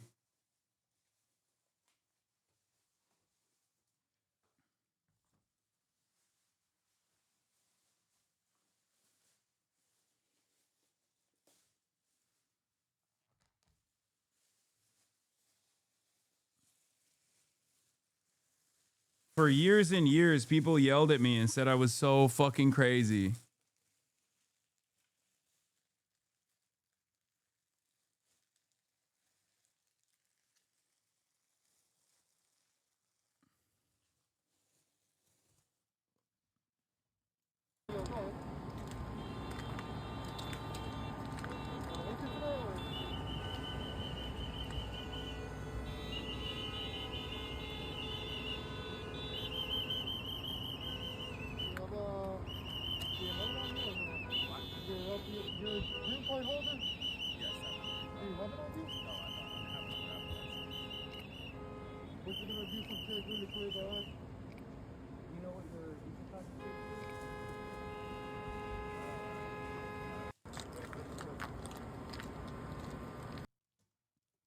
What is this?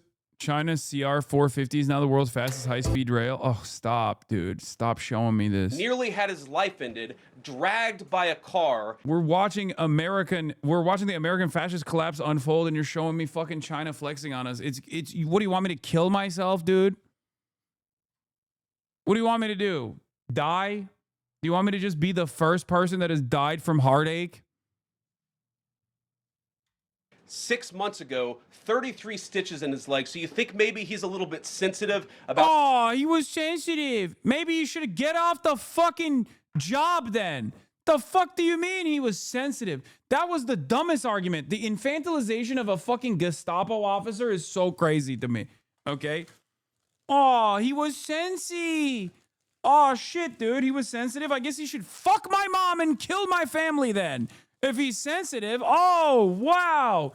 I didn't even think about that. Why didn't I factor the fucking feelings of the assassination guy? Why didn't I factor in the feelings of the fucking ICE agent? Somebody ramming him with an automobile. If this is relevant, first of all, it's horrible that that happened.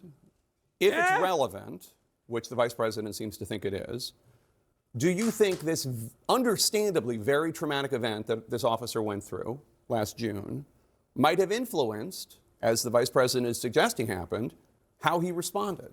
Now, there's no indication to that, but the facts is that we've seen vehicles weaponized over 100 times in the last several months against our law enforcement officers. So they definitely know that the threat is real, that individuals who are trained by activists to go out and to impede their law enforcement operations will weaponize their vehicles and try to run them over and drag them and not stop. So they certainly go into these situations with that knowledge that that could happen, and that's what their training prepares them for.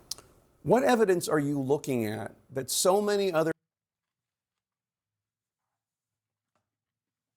That's what their training prepares them for? What, killing people? That's not the training. People around the country look at, and they say, it looked to me, her tires were turned to the right, she was moving her car, and they see a woman trying to flee. You say she was trying to kill the officer. No investigation has happened. Why are you so certain that your interpretation is the truth when an investigation hasn't even happened? Jake, I'm watching the videos. Other I'm people are talking watching to officers. the videos I'm getting and the coming facts. to a different conclusion. Everything that we've stated as the Department of Homeland Security and this administration has been factual. And I wish we would talk factually about what we see every day from these protesters, what they do, what they say, how they chant over and over, kill ICE, attack law enforcement, how they're trained to perpetuate violence against them and to stop the work that they do every day. Each of these law enforcement officers takes an oath to protect this country and uphold the law. They go out every day and enforce the laws of this country to keep people safe. So these individuals that are out there harassing them while they do that work, doxing their identities, threatening them and their families, it's unacceptable. And that's why President Trump is so strong in supporting their operations in all of these cities. The officer appeared to have fired 3 shots, the first one through the front windshield, the second and third through the side window.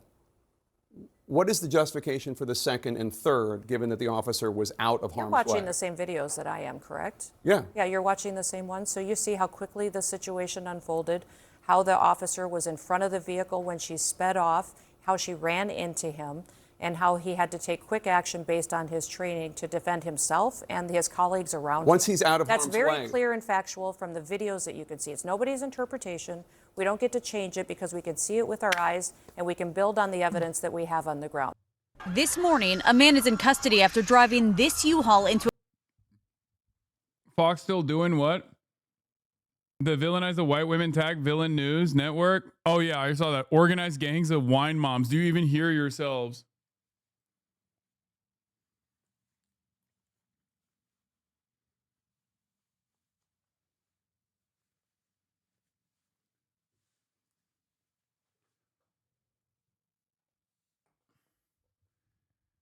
New York Times recently reported on something that happened in Huntington Park, California in June. ICE CBP used explosives to blow up the door. Yeah, I saw this.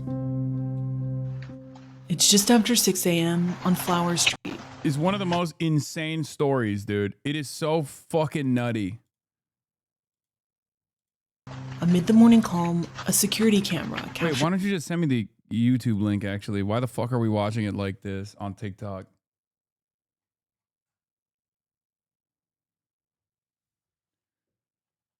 Low-key, they're right. The white wine moms are showing up for rapid response way more than what I would consider typical leftist protesters. Yeah, no, that's what I'm saying. I think it's like, I think this is where we're at.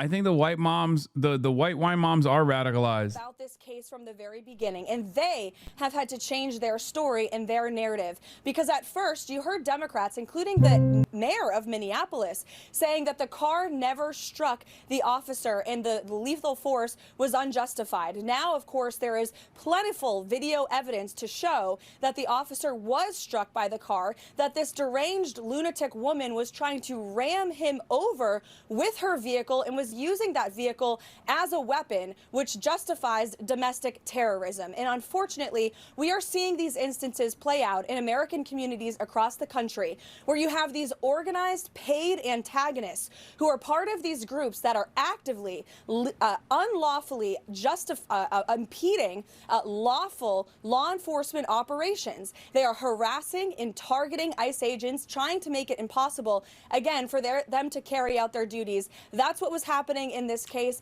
That officer used his training. I understand that he's been on the force and he's been protecting American communities for many, many years. He's an experienced and brave individual who unfortunately had to make a very tough decision and was put in that position by these paid agitators who have been doing this all over the country. Caroline.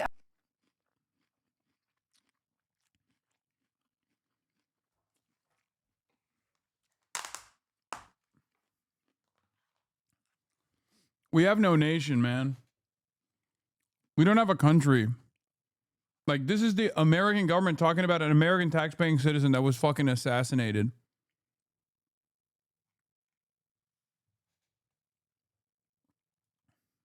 Levitt needs to compare notes with Trump. Oh, yeah. Donald Trump has been also more sympathetic, at least, seemingly. Not to say much, but, you know, he's like, oh, it was very unfortunate. What's your assessment there? It was highly disrespectful of law enforcement. The woman and her friend were highly disrespectful of law enforcement. You saw that. They were harassing, they were following for days and for hours. And I think, frankly, they're professional agitators. But just disrespect. And I'd like to find out, and we are going to find out who's paying for it. But just disrespect. With their brand new signs and all the different things. But these are professional agitators, and law enforcement should not be in a position where they have to put up with this stuff. What that woman and what her friend and what their other friends were doing to law enforcement, not just ICE, law enforcement is outrageous. Do you believe that deadly force was necessary? Never mind. I take it back. The other day when he was met with the footage, he was like, oh, it's very unfortunate. And now he's doing the boomer thing where just like, oh, she was disrespectful to law enforcement, so she deserved to die. The president, by the way, talking about, you know, an American citizen.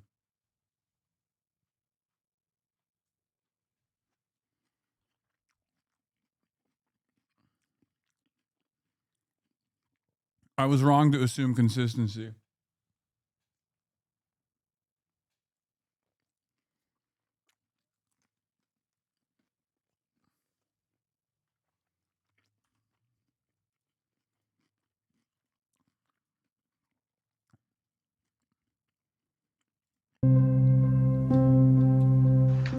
It's just after 6 a.m.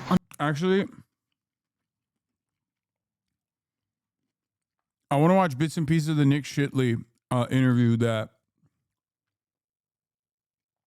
Channel 5 conducted, because I've seen some viral pieces of it, and I know a lot of people are going to get mad and be like, oh, why you're watching Channel 5 or whatever, but it's a fairly viral video, and it's not about Andrew, but more so about Nick Shirley.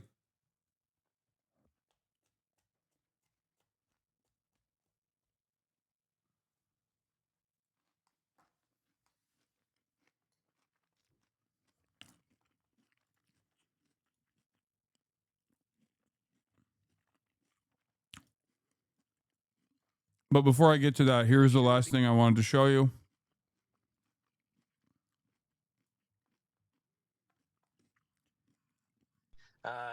So what's funny to me is when is violence, when is protest, when is this all acceptable? But isn't that the same though? Why do people hate Channel 5? It's because of what the person that runs Channel 5 did.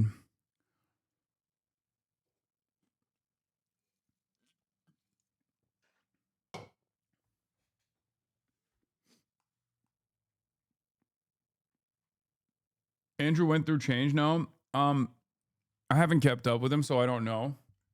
But one thing I will say,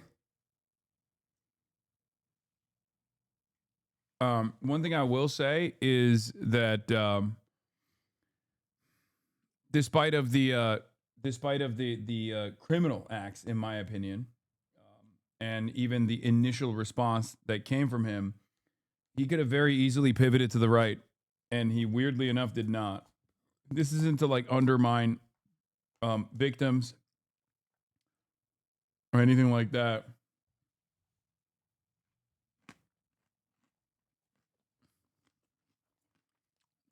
It's just objectively, he did not pivot to the fucking right when he could have easily done so.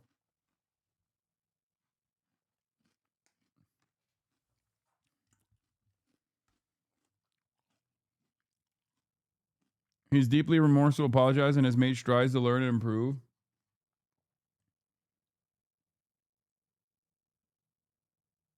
Are you familiar with this ad running for you on Twitter? No. What is this? Disarm with style in this union-made Hasan Piker t-shirt. Embrace peace and make a statement. What the fuck is this?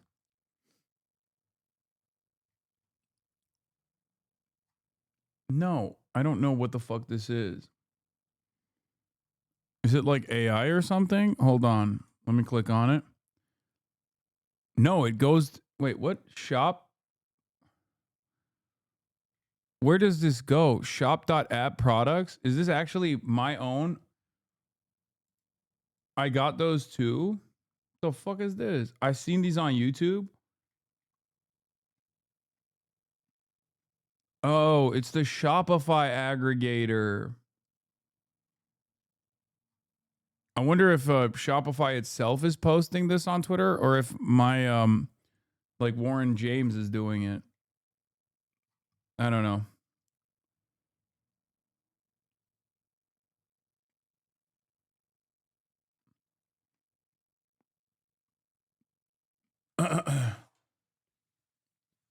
They're saying you paid to have them put up. Yeah, dude.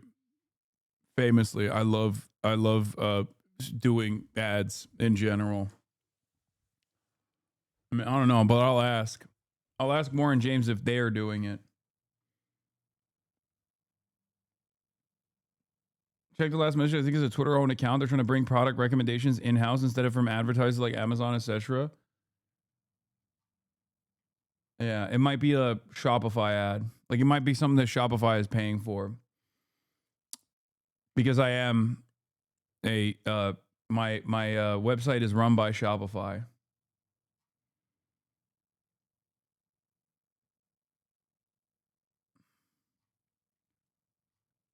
What was I going to look at? Oh, this. Here, let's watch this. This is former Ocasio-Cortez comms director on Fox News, absolutely cooking. So what's funny to me is when is violence, when is protest, when is this all acceptable? But isn't that the same though? Where's the protest against the regime that's killing people in the street right now? I mean, I don't see anybody at Columbia. Well, they're doing those today, and it's called the ICE protests. Well, but they're talking about Iran at the ICE protests?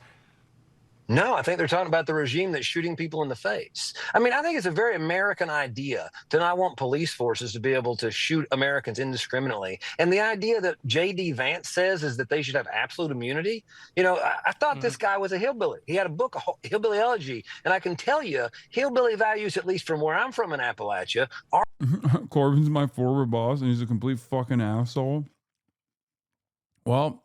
Don't know him personally, but he's cooking here. That the government ought not be able to have absolute immunity when they shoot you in the face. But maybe we came from a different Appalachia. Okay, Corbin. So what's funny to me is when is violence, when is protest, when is this all acceptable? But isn't that the same though? Where's the protest against the regime that's killing people in the street right now? I mean,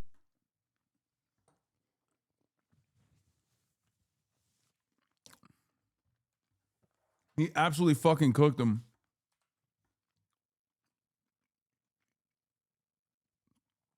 Absolutely fucking cooked his ass.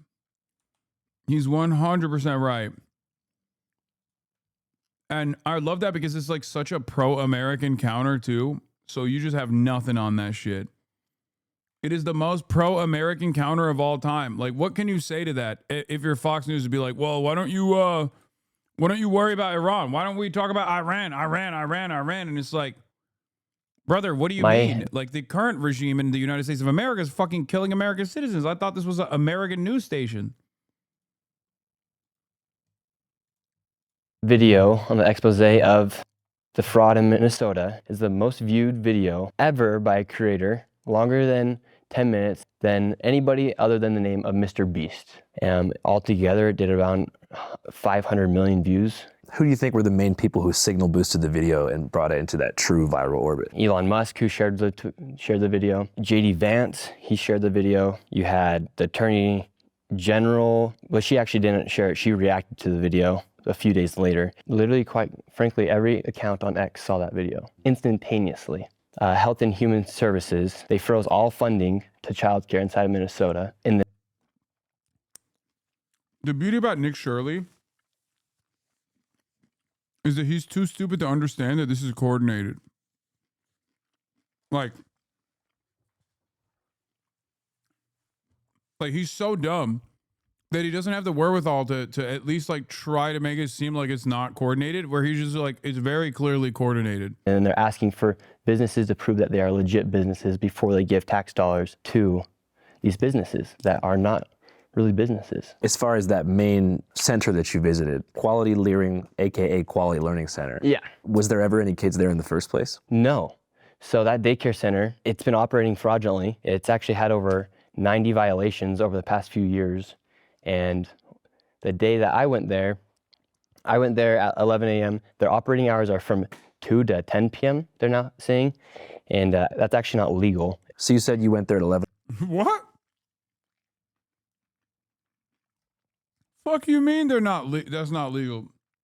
What? 9 o'clock in the morning? Yes. And their operating hours are between 2 and 10 p.m.? Allegedly. But if that is true, would it have made sense that you didn't see any kids there? Yeah, it would have made sense if I didn't see children there. Either way, whether I was there when kids were supposed to be there or not, why are all the windows boarded up? Or why are all the windows blacked out? Why is there no phone number that leads to anywhere? These businesses are supposed to be operating to serve children. People should be able to check in their child there and their children into these daycares. It's literally impossible. Did you see some of the footage released by CBS Minnesota affiliate station that showed kids entering and exiting the facility? Yeah, the one on the ABC. Mm-hmm.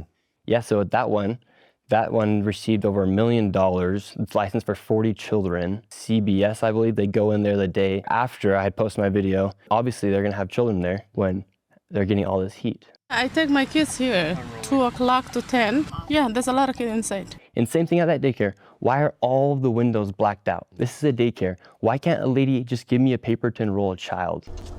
This door is locked. This facility is licensed for 40 children. Well, I guess maybe I'm just trying to think from all perspectives and help you clear up some misconceptions. Yeah. I mean, I figure like if you're going with a camera and like 3 or 4 dudes, some of whom were like larger security looking guys, some had face gaiters on, maybe there's a fear that there's like something weird going on or it just seems unfamiliar and they feel like they don't want to let you in. Yeah, they might feel that fear, but if they're operating legally, why would they have anything to fear? And the neighbors around it said they have not seen a child. Bro. I think he's legit too stupid.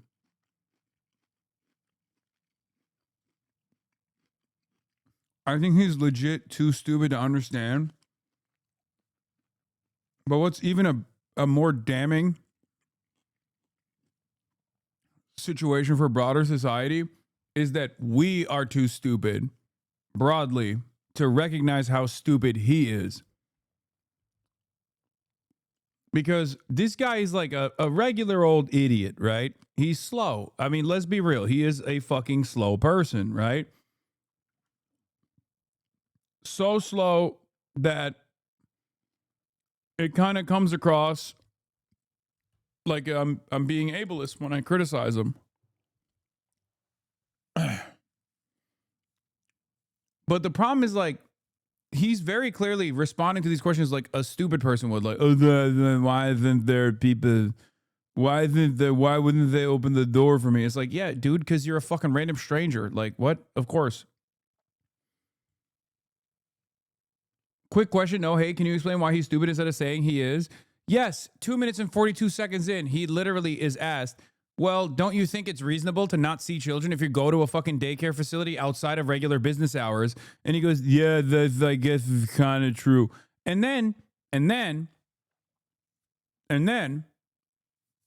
he says, the what daycare facility is open from 2 to 10 p.m. That's illegal. That's not, okay? That's not the case. You just made that up, okay? You just lied. Clearly, that's not the case. And he just doesn't understand it. Like, he's too dumb to comprehend why the fucking windows would be blacked out in a daycare facility so that, like, prying eyes can't look inside, because children's safety is the primary concern. He is too stupid to recognize that, they're not going to open the fucking doors to him. Whether they are criminally liable or not, they're not going to fucking open the doors to him. Like, what are we talking about? Why would they open the doors to a random person with like a bunch of masked thugs?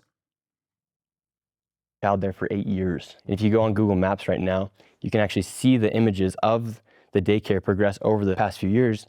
And starting in 2021, the door is boarded up from the image from Google Maps. So I think, like, if you show that, it's actually pretty crazy to see. And then they move the building and they cut open a door on the backside of the building as well, where they had a quality learning center. One man's been living there since 2017, hasn't seen a single child. And when I go and post my video on X, a lot of people were saying, well, Nick, you went during winter break. Well, actually, I went December 16th. School was still in session, so kids should still be going to daycare. The following days after the video then goes viral and gets over 100 million views, they have a person come out and he says, no, we're open. I'm the manager. I'm the son of the owners. We're open. At that same time, simultaneously, the lady who's in charge, the Commissioner of Children of Minnesota, says the daycare closed a week ago. Quality Learning Center, which Brown says permanently closed last week. While we have questions about some of the methods that were used in the video, we do take the concerns that the video raises about fraud very seriously. So I filmed my video, daycare is allegedly open. Then a few days later, the lady says that the daycare was closed while that guy is outside telling people that the daycare is open. I mean, it seems like that learning center has had a serious history of violations. Quality learning center, yes. Yeah, going back to 2020. Yeah, it's literally not a daycare. But how could they have violations related to childcare if there was no kids there? Yeah, the way they're operating inside of there, they had the violations. Those people are not able, they were operating fraudulently inside that daycare. But fraud would mean there's no kids, but the violations relate to like poor safety conditions that put the kids in danger. And so why would they be operating, and why would Minnesota continue? Again, he is too stupid. Bro. This is a unique instance where someone is too dumb to get owned in a conversation. I'm not kidding when I say he's medically stupid. Like, you can't have a normal conversation with this guy because he can't even understand the words that are coming out of your mouth. And even worse, he doesn't understand the words coming out of his mouth.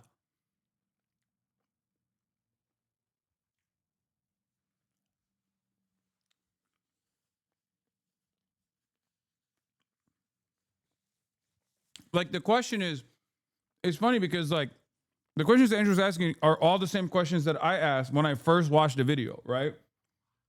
Where I was like, when we were looking through the Department of Human Services licensing reports, and we found that, like,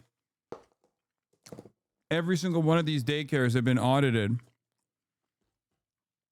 as a part of the routine licensing process, and they actually had some instances of not fraud, but some issues, right? Like substandard conditions and things like that. But all of that actually proved that there were kids there. There were obviously children there, right?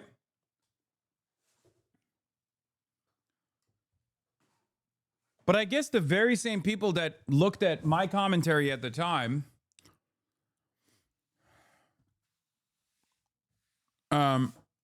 the very same people that were looking at my commentary at the time and saying, "Oh, you're dumb, you're wrong, actually, fuck you, you're biased, you're a commie," are the exact same people that have the same medically stupid background that this guy has.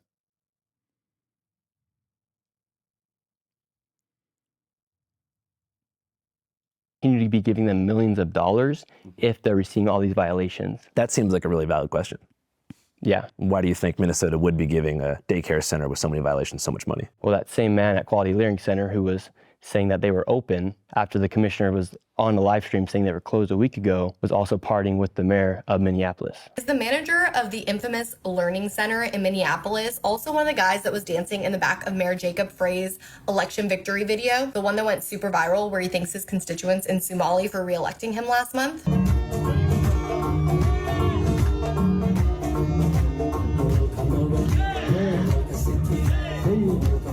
So you feel like there's kind of like some nonprofit industrial complex type of deal happening? For sure. And the agenda is just for people to leech off the government and get free stuff? 81%. New conspiracy theory. He latched onto the Learning Center shit because he thinks it proves that he can read. He can't. Someone told him about it. I fucking love that, dude. I love that. That's real. That's real. That's my head. That's in my head canon too now. Chatter. Oh my God, you're right. Oh my God. Someone was like, "Hey, do you know what that sign is?" And he's like, "I don't know how to read." And the guy was like, "It says quality Learning Center." And he was like, "What's wrong with Leering?" And then the guy was like, "Dude, it's supposed to say Quality Learning Center." And he's like, "I don't know what learning is." And then basically he was just like, just tell people that it's stupid that it says Quality Learning Center and they'll know that you can read and you're actually comprehending the things that you're reading. Of the Somali population inside Minnesota is living off welfare. And 89% of the fraud being committed inside Minnesota. Care to comment why you attended a Diddy party? To fuck your mom. Yeah, that's right. Your mom was like, "Hasan, please show up to this house." I show up. Turns out it's a Diddy party. I have sex with your mom. I leave. She stayed behind. She might have, had sex with more people there after the fact, but I don't know. I was there for your mom.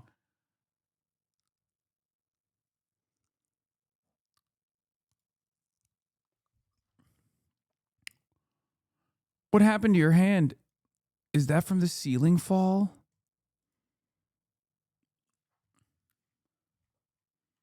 You're my favorite. I love this new meta of just like pulling Asmongold chatters.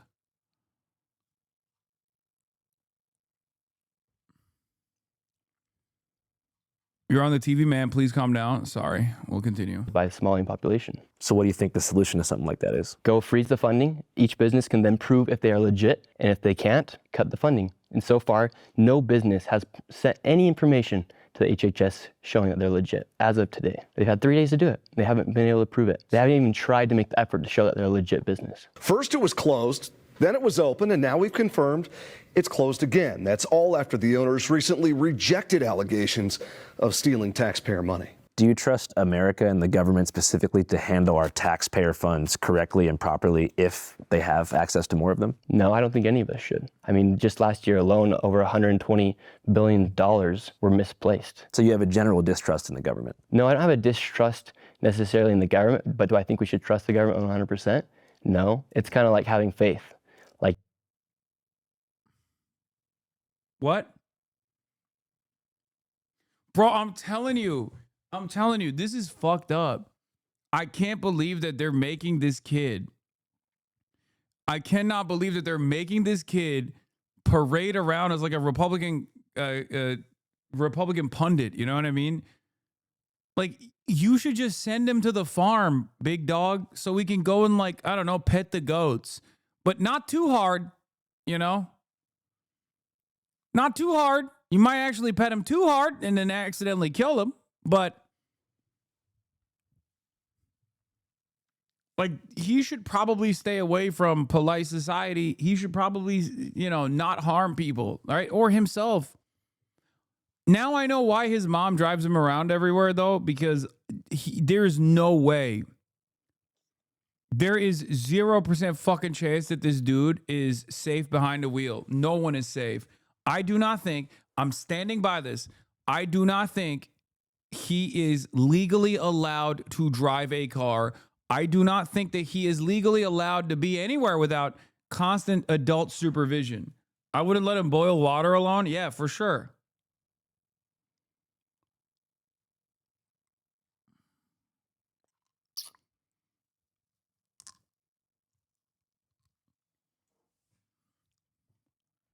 It's kind of crazy because, like, it really does show that the Republican side is desperate for genuinely a dumbass, right? Like, the Republican audiences were looking for a person who has the intellectual capacity of a sea cucumber. Okay? Like, it was, you know, it's not even the Ben Shapiro's. I know from the Ben Shapiro's we pivoted to the Andrew Tates of the world. And clearly a lot of right-wingers were like, oh, this is too intellectual. I don't want it. It's woke and gay. I need someone who's even dumber than that and more entertaining. And then from the Andrew Tates of the world, people moved on to like the Asmongols of the world, right? Like a guy who just goes, yeah, based. But here we have an even dumber version. Like, not just like a yeah-based kind of guy who just confidently is wrong all the time, but at least in the direction of being pro-Donald Trump, but a person who legitimately cannot drive a vehicle, is not legally allowed to operate a vehicle, probably should never boil water, probably should stay away from any sort of kitchen tools and cutlery. And they're like, this is my guy. This is the fucking GOAT. Wow. Do you want to have faith in that God's real? Yes. When we die, will we for certain know exactly where we're going? You kind of walk with faith in a way where you hope that the people that you elect are going to work for your best interest. Hasan, kind of like what the doctors told my mom I was going to be, in parentheses, R-worded. The doctors told your mom that you were going to be like mentally. What's the fucking proper way to say this, by the way? I don't know what it is. What do you say, like, medically? Because I say medically stupid, but what's the actual mentally challenged? Bro, that still sounds crazy. Mentally, intellectually disabled?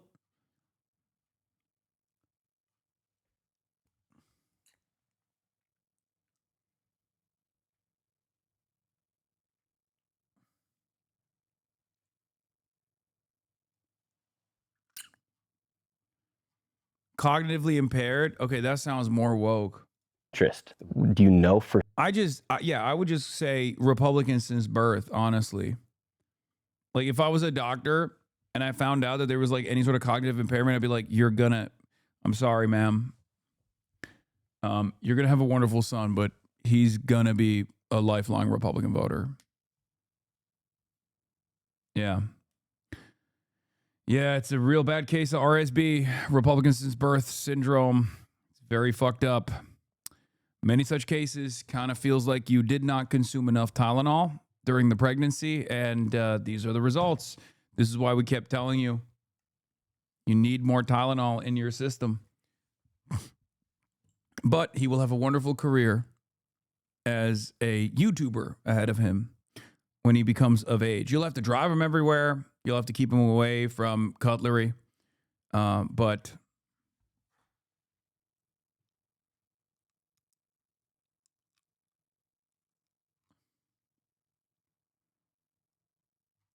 certainty that the best thing is happening inside the country, every single time you pay taxes, it's going to go to the place that needs it? No. But on that case, do I feel certain that I know where I'm going to go when I die because of my faith? Yes. But does that mean that it's going to actually happen? Who knows until we pass the other side. So, and then another thing is, we as Americans, how should we feel comfortable knowing that there are daycares receiving millions of dollars while some families are paying upwards of $70,000 a year for their children to be going to daycare.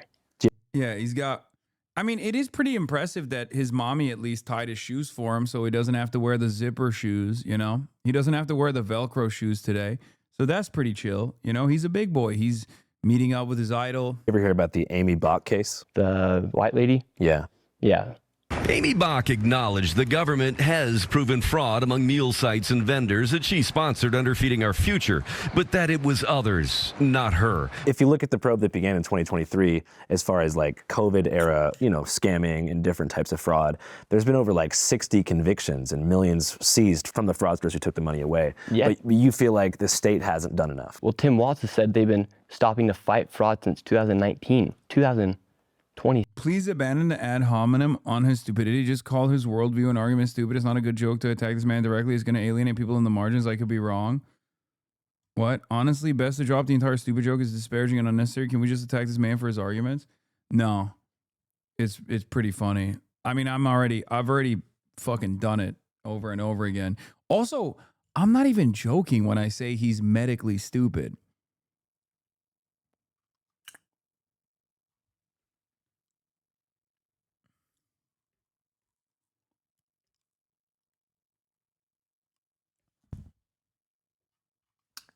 I don't think it's like, I think it's gotten to a point where because everyone is also just as stupid as this guy is, it kind of doesn't matter.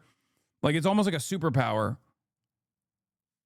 It's good that he's dumb, right? It helps him spread his propaganda further. If he was actually trying to make a convincing, like, intellectual argument, then he would probably alienate like 90% of the people that watch the video.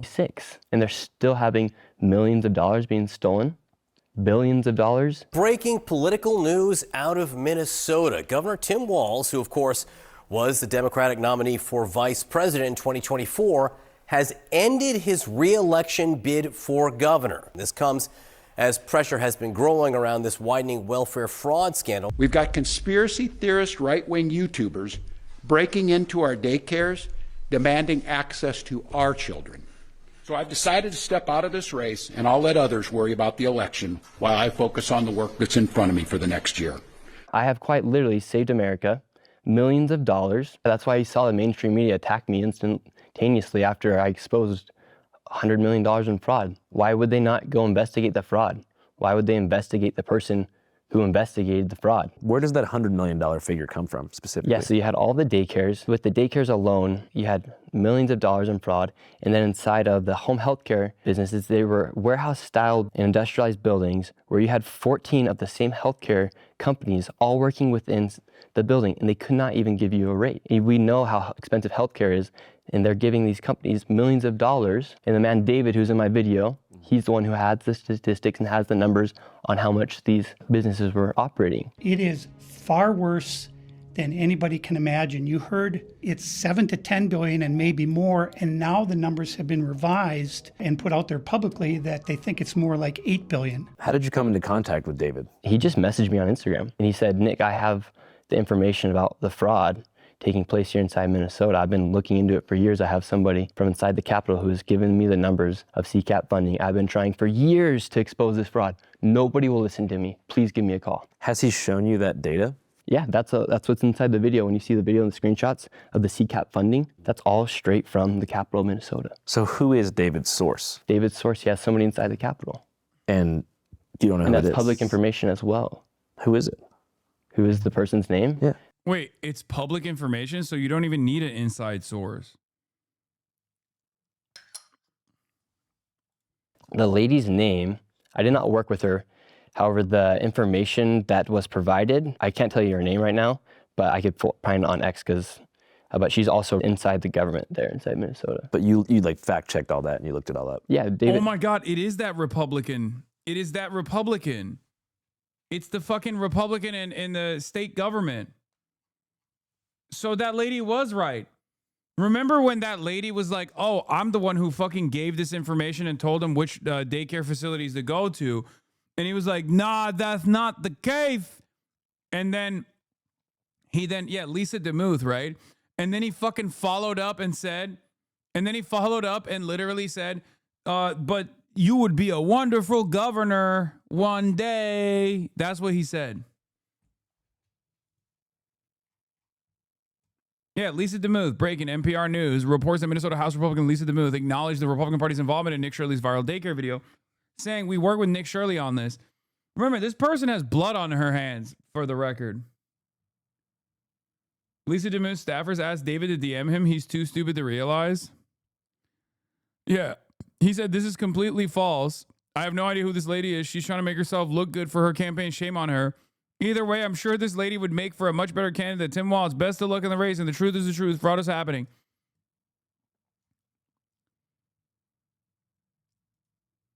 All those numbers are straight from the Capitol. So a couple days ago, Minnesota State Representative Lisa DeMuth said that her Republican caucus. Nick Shirley is a hero. He opened someone's eyes to the fraud happening in Minnesota, and you should be grateful for his journalism. Anyone who thinks he's a mentally challenged dumbass is correct.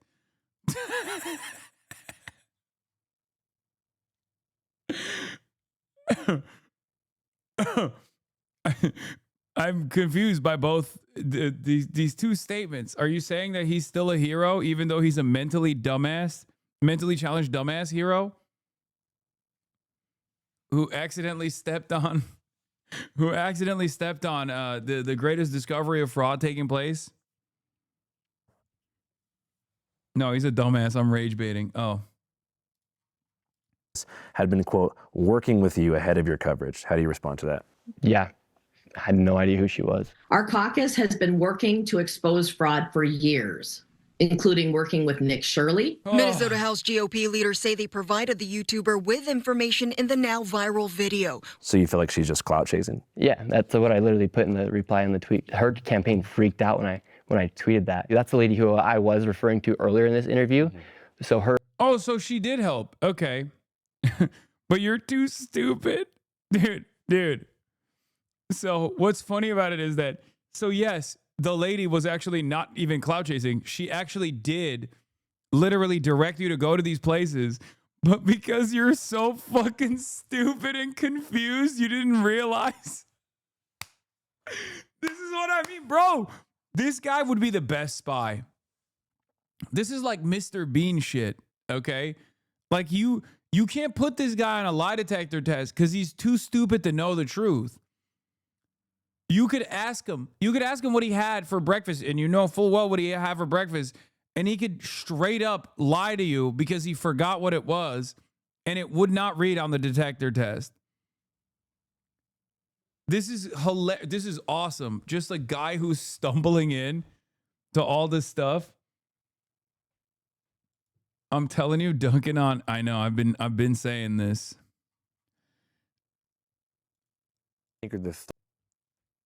Oh my God! Oh, it's awesome. Benevolent billionaires. What do you mean by the word benevolent? Just well-intentioned, positive billionaires who you think are creating, net positive societal progress. Trump, our president. I think he. Who do you think are?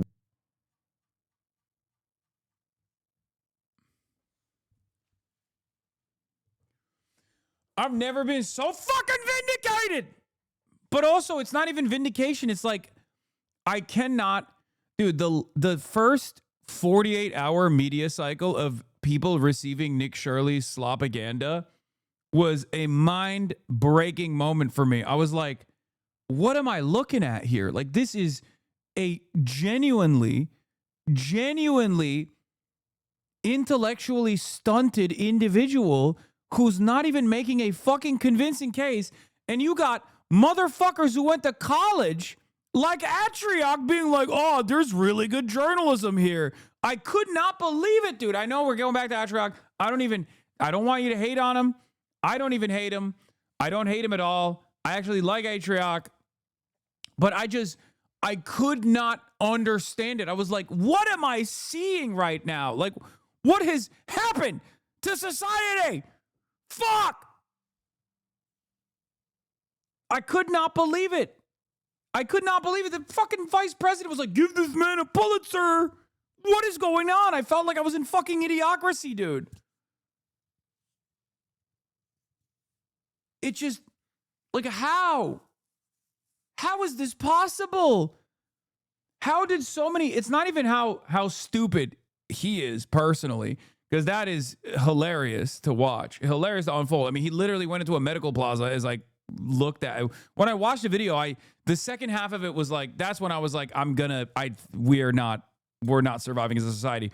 He went into a medical plaza and straight up said, why are there so many competing businesses in this one plaza?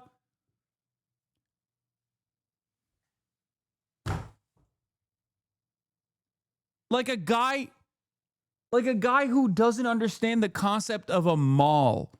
Okay? Like, think about that. Like, that's a new guy. That's a guy that has not existed yet. We're talking guy who straight up crawled out of his mother like yesterday, dude. Was comatose for like 23, 24 fucking years and just got out of a coma. Like, how? How is that possible? Guy who doesn't understand the concept of a mall is a new guy in America. If we got one thing, we got malls, baby. That's the one thing that every American understands from birth. Guy who walks outside of PF Chang's and gets scared because he sees like the towering, massive horse riders. Okay, he's like, whoa, whoa, why is nobody seeing this? Look at how big those guys are. I've never seen an animal that size before. It's gonna trample on me. Whoa, giant horse.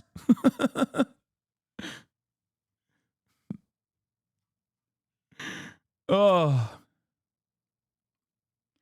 Yes, this is why homeschooling children should be illegal, 100%.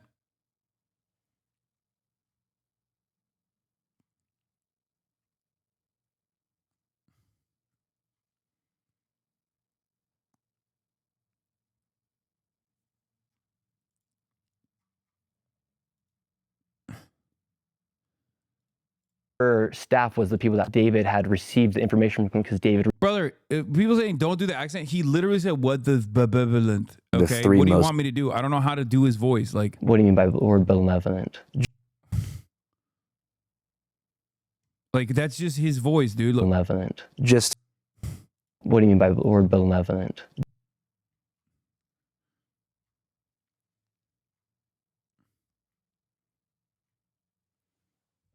What do you mean by Read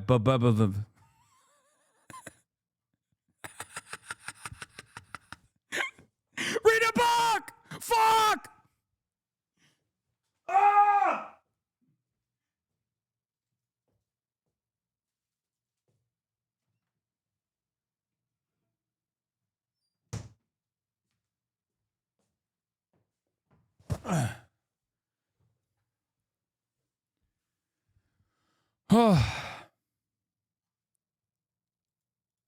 Just well-intentioned. Benevolent. Just the word benevolent. Just. What do you mean by the word benevolent?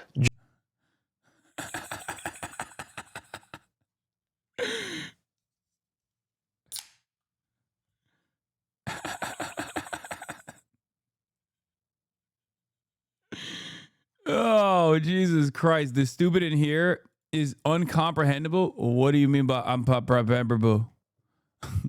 What do you mean by the word?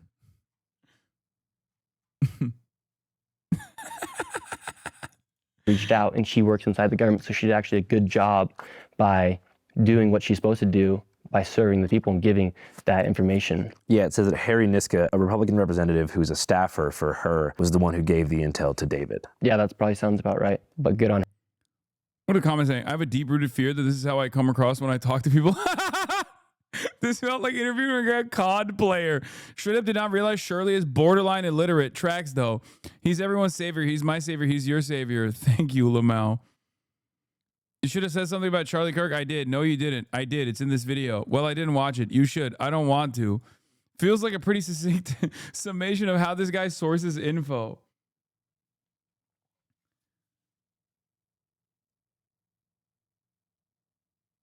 Oh, my God. I just want to point out he's not wearing shoelaces. He's wearing those laces kids get. They can't tie their shoes, by the way. Wait, really? Actually caring about I think his mommy actually tied his shoes. I know he can't tie his shoes. Let's be real. But I know his ass can't tie his shoes. but I just assumed his mommy tied it for him. No, it's not Velcro. Fraud. I looked. Fraud's been taking place for that was the first thing I looked at, chat. Come on, let's be real. years. And it's really affected the city on that big of a level. Wait.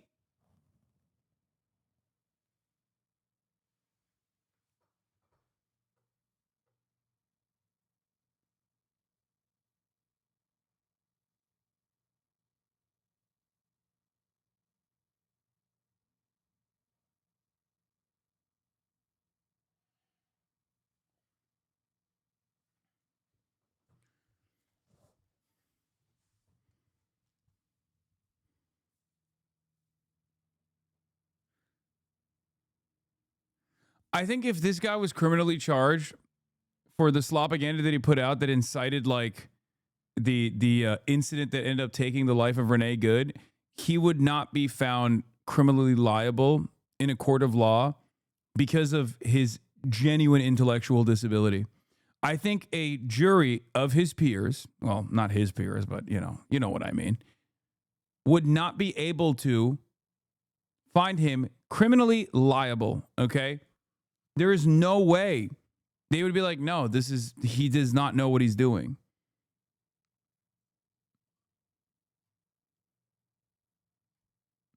It's just not, call it cognitive limitations. It sounds better.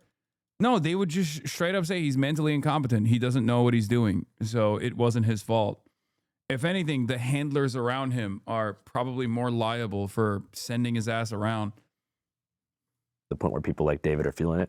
Yeah, because what they knew is Minnesota is not Minnesota anymore. As far as immigration goes? Immigration goes, fraud. They just released a new thing where they're giving people 20-week leaves for work leaves, and they've also raised property taxes. Meanwhile, you have billions of dollars, quite frankly, literally billions of dollars over the past few years going to fraud. It's not a hyperbole, it's fact. Government has shown that upwards of $9 billion has gone to fraud. I would vote for anybody but Tim Walz inside that state of Minnesota. Yeah, definitely. I'm glad you cleared that up because, it's like the same reason that people lost trust in traditional media is because they felt like there was no barrier between the establishment and, corporate news pundits. And they felt like CNN was an arm of the Democratic Party and then Fox was an arm of the conservative wing. So the fear now that I've thought about before, and I'm not saying this is happening, it will probably take like 5 to 10 years, is that somehow the political powers that be figure out how to use the independent creator economy like on a sleeper cell level to do their bidding for them. Yeah, that could happen. Like with influencer contracts and stuff like that. Yeah, you saw the DNC do that. All the people that are out talking against me, a lot of them have cut checks from the DNC. Through like a paid influencer program? Yeah, and it's public. Would you ever agree to something like that? No, never. Hell yeah.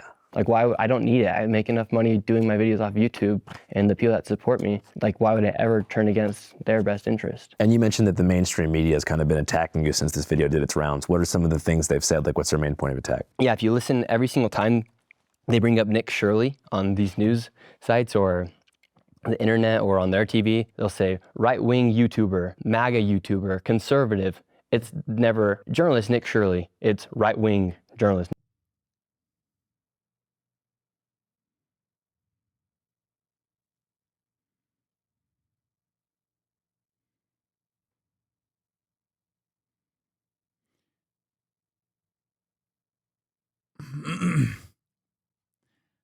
I mean,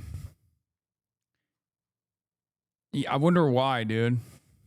Nick Shirley. Yeah. MAGA influencer Nick Shirley. Yeah. When I interviewed Hunter Biden, they did a RV YouTuber was the one they would use for all which actually sounds pretty cool. Like I'd want to be that, but I'm not that. And then like a liberal podcaster.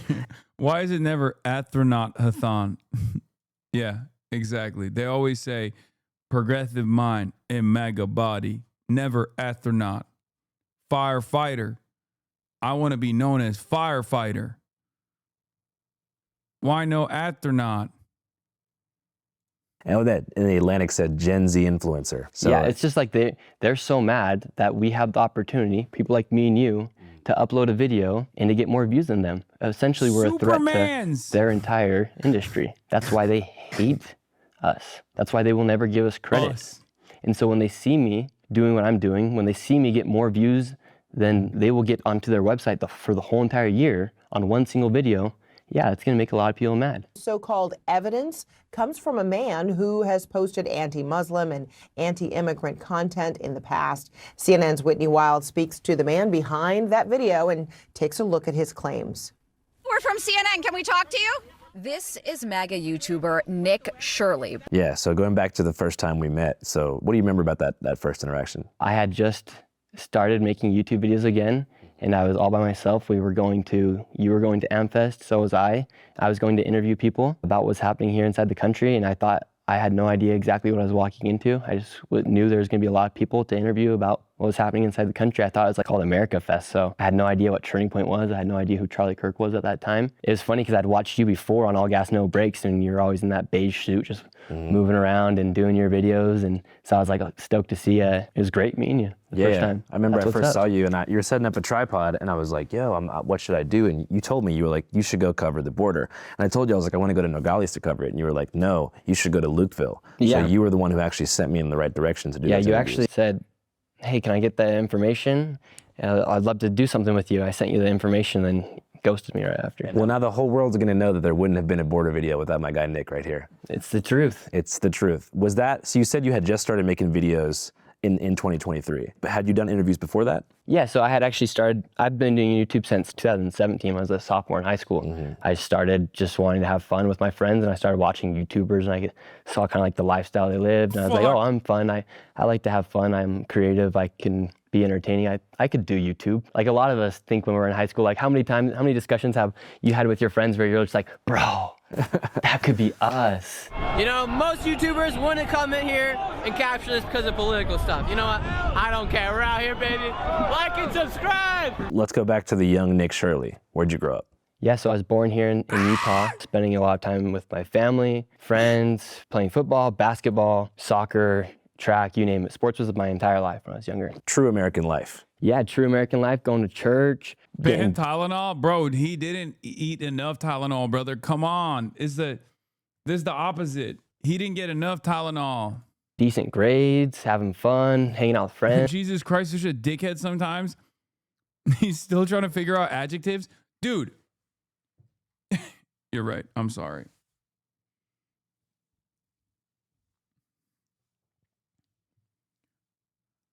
I don't think people understand that this is truly a new meta, okay? People who are medically stupid are going to be the next wave of content creators for the Republicans, because even like the Andrew Tate stuff is not cutting it. You know, even Asmongold is not cutting it. They need dumber. They need someone with even less information.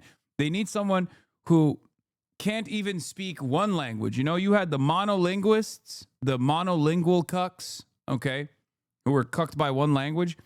But if you have like a decent grasp, a decent command over the English language, it's still not enough. You come across too brilliant, too impossible to understand. It's too dense. The material is too dense. You need to literally go, you need to go half.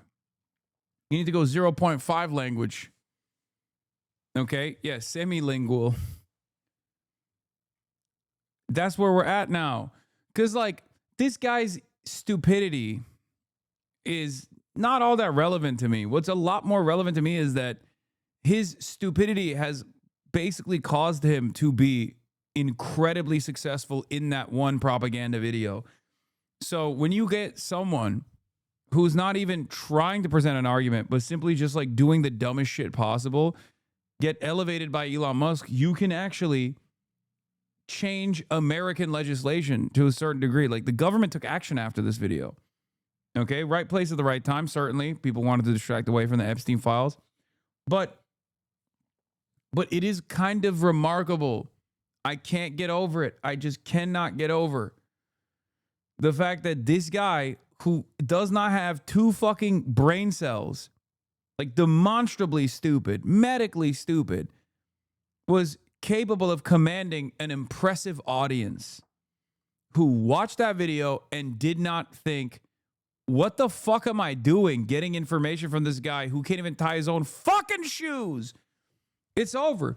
American society is over, okay? I see the journal, the Nature Journal of Medicine, like the most, enterprising, the most robust medical, or not medical, but like the most robust research coming out of China. It's like the top 20 colleges are all Chinese now. Okay. This goes hand in hand with that. This goes hand in hand with that. We're cutting R&D. We're cutting research. We're gutting all of these other like institutions of higher learning for not demonstrating proper fealty to the nation state of Israel.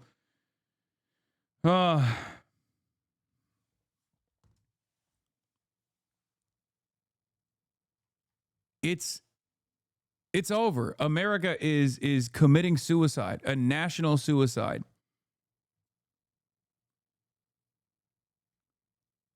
And things like this are going to become more and more commonplace. Riding your bike around. And you said the church. What kind of church? Yeah, so member of the Church of Jesus Christ of Latter-day Saints. Is that the same thing as Mormons? Yeah, but we don't call ourselves Mormons now. Because of South Park? No, it's just we're not Mormon. We don't follow Mormon. We follow Jesus Christ. So we actually want people to refer to us and know us as members of the Church of Jesus Christ. So Joseph Smith is not a prophet? No, he's a prophet. In addition to Jesus? Jesus is a savior. Oh, okay. He's also a prophet, but he's also our savior. He's your savior, he's my savior, he's everyone's savior. Thank you. So what do you think is the main thing people get wrong about LDS? We're Christians. We're just people who love God and love Jesus.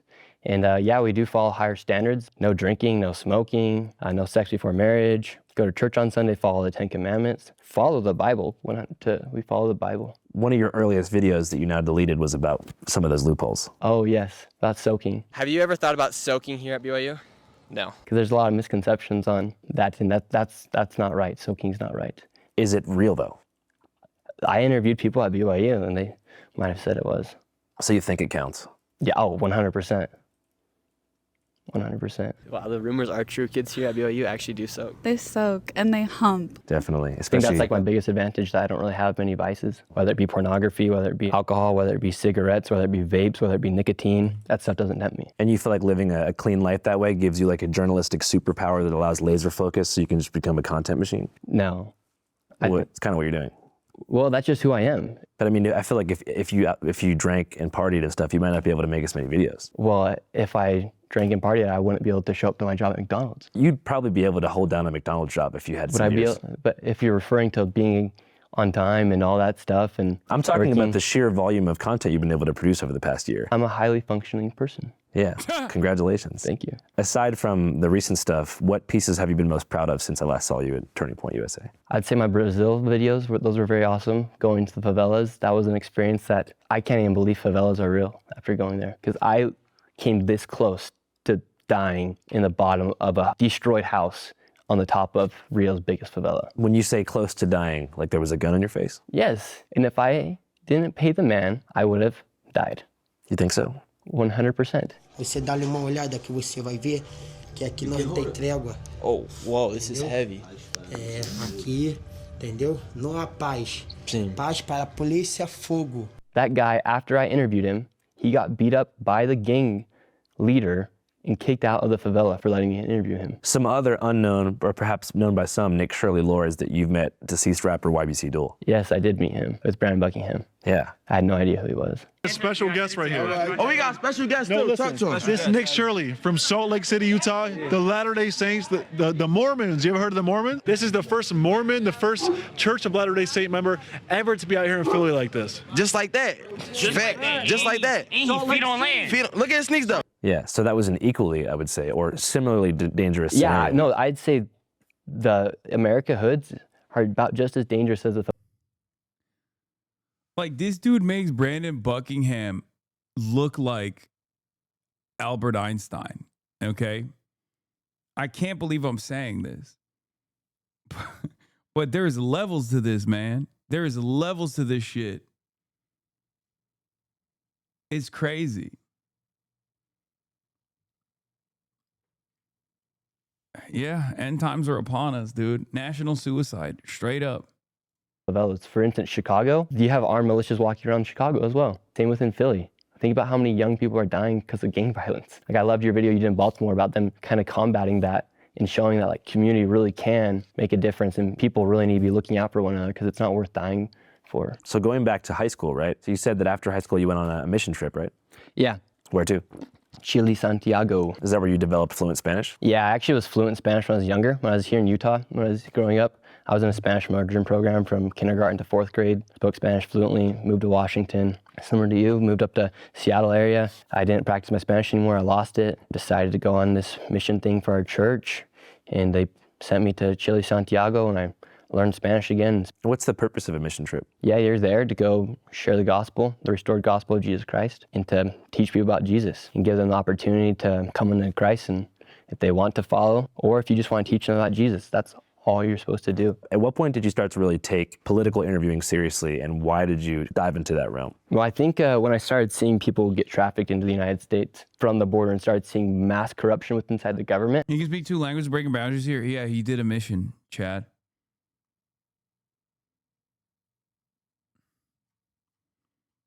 That's why he can speak Spanish.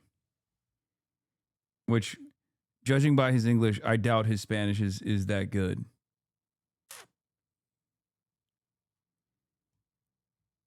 I just couldn't believe that I met somebody at the border. She gives me her WhatsApp, and the next day she texts me and she's in New York City. I was like, how is this happening? How are people just being trafficked around the country? How are little kids just coming over here? How's there a 15-year-old girl, or I think she was 17-year-old girl from Dominican Republic, all by herself? How are people doing this, and how's the government enabling this to happen? I remember going to the border for the first time, and I saw migrants coming over the border. I'm like, oh my gosh, what's going on? Shouldn't they be running away? Wasn't Governor Abbott the one transporting people from the Texas border to New York City? Yes. So you feel like there was mismanagement of the border on an executive Biden level and a state level? Yeah. And I think Governor Abbott, that was his. That's why he sounds like this? Is his Spanish accent? Oh yeah, is he from Barcelona? Is it a Catalan accent or whatever it's called? Is that why he's from Barcelona? That's why he sounds like this? Yeah, guy who did a mission in Chile learned fucking the Barcelona accent.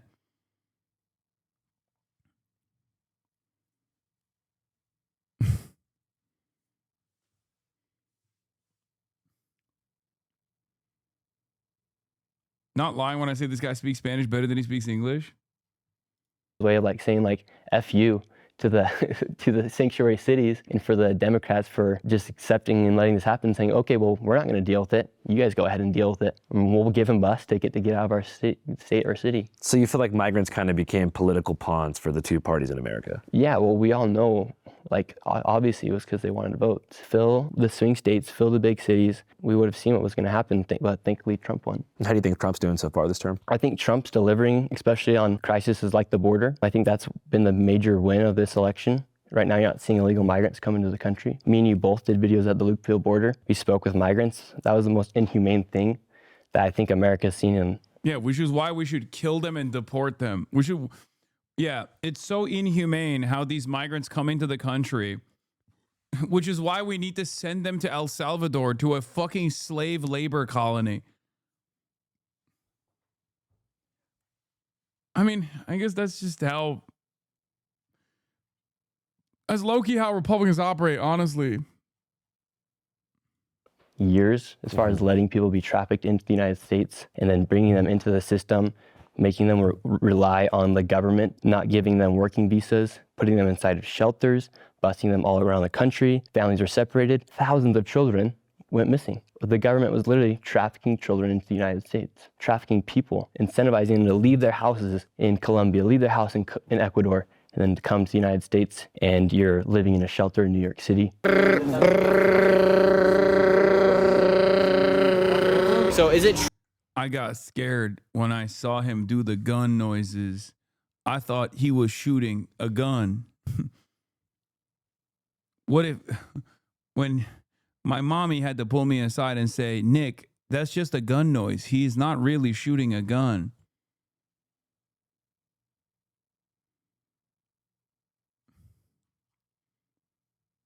true that gangs are inside of the Roosevelt Hotel? I don't think he'd been to a clinic before making that video. Yeah.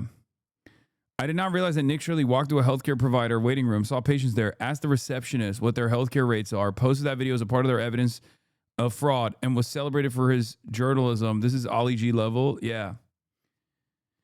Yeah.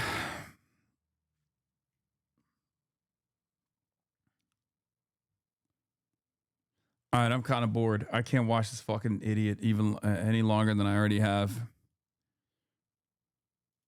The Sean Ryan video was good too. Anyway, let's talk about Iran. Iran, ladies and gentlemen, the story that everyone has been waiting for, okay?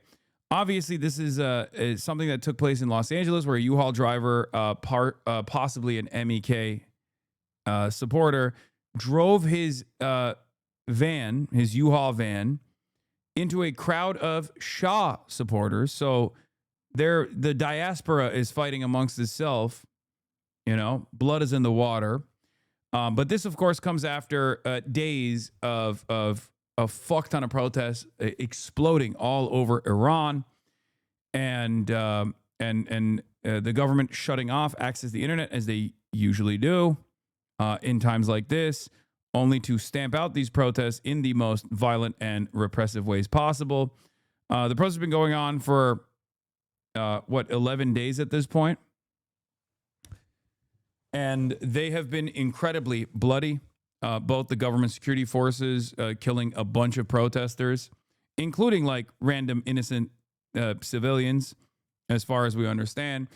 But also the security forces killing a bunch of protesters, and the protests themselves that have actually killed a bunch of members of the police.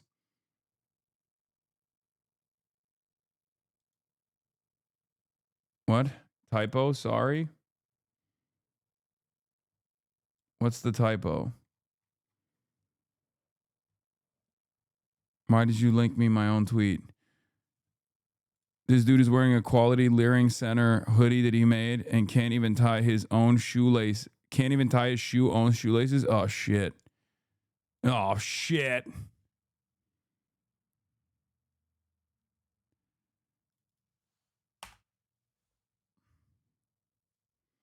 Oh, shit. Positive billionaires who you think are creating. All right, well, I edited it.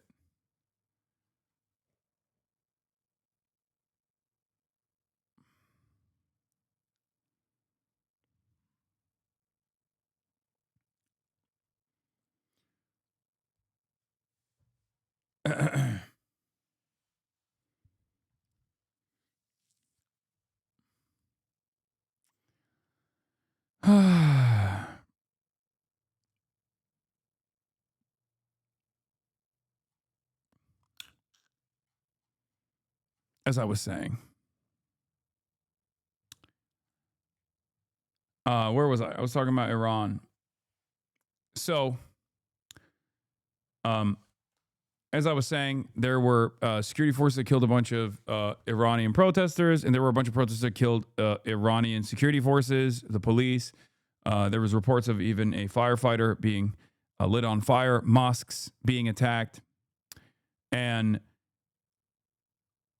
even though the past iterations, and including this one, of protests and mass discontent that has led to violent protests in general, like violent response from the administration, from the regime, in general, has often been talked about on geopolitical terms, whether it's like Mossad-backed, CIA-backed, and there's truth to all of that. Ultimately, I mean, there is a valid reason for why a lot of the youth in Iran especially are protesting. As I've said over and over again, in as far as how these things go, the American government is obviously very impactful as far as destroying the Iranian economy, and the Iranian economy has been thoroughly destroyed. The inception point for these protests came from the rial losing almost all of its worth, and shopkeepers not being able to stock their own stores. That initially started off as a smaller protest on the economy has exploded into this massive thing. Okay? And there are obviously numerous reasons for it, as I've talked about over and over again. One of the major factors, of course, is the sanctions that are specifically designed to destroy the Iranian economy so that Iranians mobilize against the administration. So in that regard, there is a lot of Western involvement. Having said that, however, to say that the administration's own responsibility here in terms of not, leaning into any reforms or whatsoever, is not playing a major role in the discontent would be silly. Okay? Let's be real. This is something I've talked about before as well, over and over again. One of the biggest issues with the Islamic Republic is the repressive nature of the regime. Iran, contrary to what people think about it, contrary to what people know about it, is actually an incredibly educated and somewhat very woke society. And by that, I mean the Iranian population is very woke and very educated. Okay? I mean, they have, I think I saw one of these guys who's not like exactly aligned with me. I forget what his name is, but I saw a post about like how people misunderstand how the Iranian society operates, how Iranian people operate, that basically said, you know, the Islamic Republic wants women to wear the hijab, but they want the hijabis to build the rockets. And I think that's a pretty solid way to summarize the situation, where they want female engineers. They just want the female engineers to be hijabi, right? And of course, there are a lot of people who don't want that. A lot of people in Iran that don't find that to be, that find that level of repression to be unacceptable. And as far as, oh yeah, this is it. People don't here. This was the take. People don't understand the mindset of the Islamic Republican in the slightest. They are not looking for personal enrichment, Assad. They are not a sponsored state like North Korea. They're not a foreign clan ruling over an occupied country. They are a homegrown ideological movement with a large base of support. Exactly. Approximately 1/4 of the country is firmly committed to this support. Okay? They're firmly committed to this ideological movement. This is why it's a little different. Okay? They are motivated by nationalism, anti-Westernism. These first two draw their leftist and secular supporters inside of Iran. This person is not talking about outside of Iran. He's talking about people inside of Iran that still find themselves in support of the current administration in Iran, and a desire to cultivate a society that is both modern and Islamic. This last part is where most people get lost. They can imagine that Iranians want true sovereignty, or that they hate the West like other global Southerners. It's hard for Westerners to understand that Iranians are not the Taliban. They don't want to deprive women of education. They want a hijabi to design the missiles. Okay? This is why Qasem Soleimani was to Ardeshir Zahedi a soldier of Iran, nationalism, to third worldists and anti-imperialists, and to people in Iran fighting for values. This is the reality. Iran is an incredibly, incredibly complex and incredibly diverse country, okay?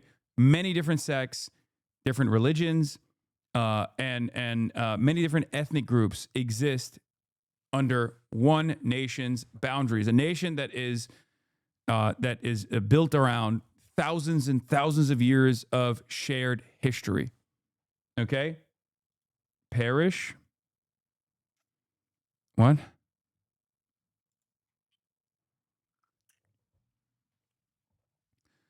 So no matter who,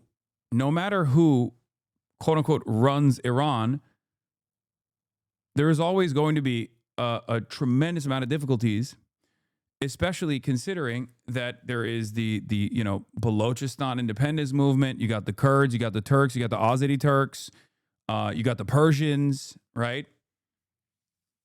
You have Iranian Jews, which are much tinier, obviously, in numbers, I believe around like 11,000. But ultimately, this is the reason why it's a very difficult country to, and Arabs, Uzbeks, yes. This is ultimately the reason why it has had a very, bro, that tweet is obviously pro IR. No, this person is not pro Islamic Republic, brother. Actually, that's the reason why I said he's not, he probably doesn't align with me on some of the things. Like, I mean, I'm not pro Islamic Republic either, but I am pro Iranian sovereignty. I'm sure you can get Sharkzadeh to clarify his take. He's a great content creator, but you're obviously misinterpreting it, if I'm understanding you correctly. He's saying hijab is not repressive or incompatible with modernity. You're completely butchering his take. No, I personally think not that hijab is incompatible with modernity, but I personally think that for those who are devoid of choice does become repressive. Okay? His take there is simply stating that people see the hijab and they think, oh, this is just like the Taliban. Women can't fucking read. Women are not allowed to read. That's not the case. That's the juxtaposition. That's what he's actually highlighting here. Okay? I'm saying that some of the reasons as to why the Islamic Republic is seen in a very negative light, despite the fact that initially in the revolution it was seen as the most viable outcome and the most viable popular support receiving faction that would deliver Iranian sovereignty, years since the Iranian Revolution has been met with tremendous scrutiny over time. Part of the reason why they have received this scrutiny is because of the repressive elements of the state. There's also obviously some speculation surrounding corruption. But ultimately, the major force here is the economy. And the reason why the economy is the way it is because of the United States of America. Having said that, the way I've always interpreted it is, as a Muslim, this is just ridiculous. The talking point should not be about the hijab. It's not.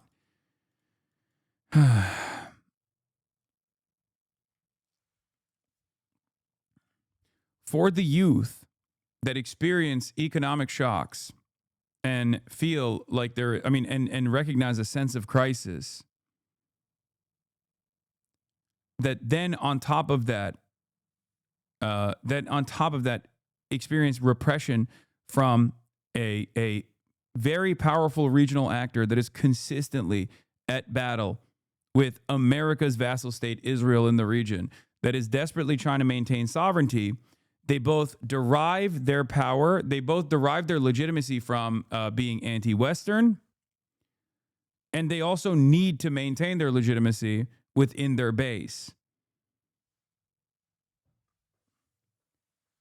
And in order to do so, they refuse to let up from they refuse to liberalize certain aspects of their governance, especially when it comes to the Ayatollah.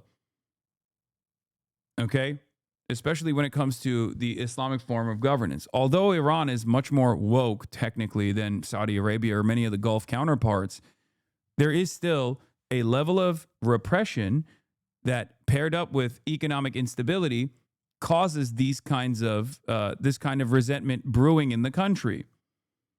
Now, do I think personally that that if the led by the reformist presidents that have come and gone in the past, if they were able to successfully liberalize certain aspects of Iranian existence, would that have actually been successful in terms of keeping the population at bay, not frustrating them, and also refuse or also push back against any sort of intervention from the West? I don't know. But from what I can see, this is a part of the problem.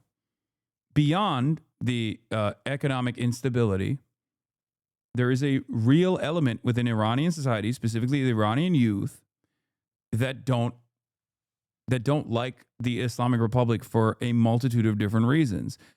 And especially for the youth, a big part of the reason is the repression. I feel like you overblow that aspect. There are far more people pro whatever social norms the IRGC imposes than those against it. It's a Muslim country. The major cities are already relaxed. It's usually diaspora members or paid agitators or politically naive youth who are the biggest proponents. I agree the economy is a major factor. I don't think you're right about that. Like, I think that I don't think you're right about that at all. I think that there are people who are even normally supposed to be a part of the base that have said enough is enough about the sanctions and its impact. But then there are also plenty of people who are not a part of the base of support for the Islamic Republic that are very frustrated about the repressive elements. Okay?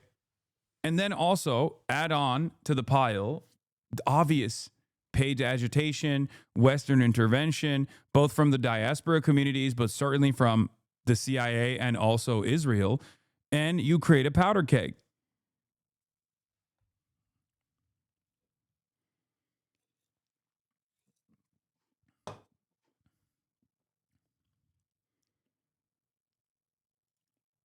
I think that certainly plays a role, though.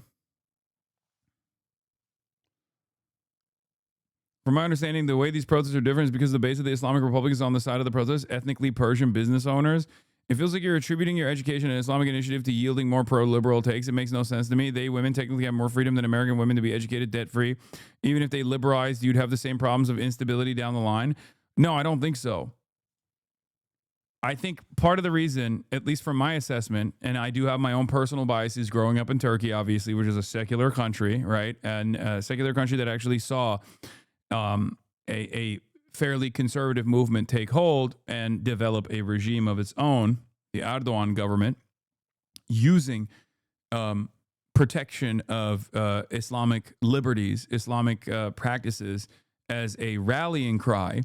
And that change that took place in the country culturally, and that change that took place in terms of like repression, nowhere near to the same degree as like, you know, what people experience in Iran, has led me to at least have some level of bias in terms of living under a rule where there's like, you know, you're like what you could possibly experience as freedoms, you do not get.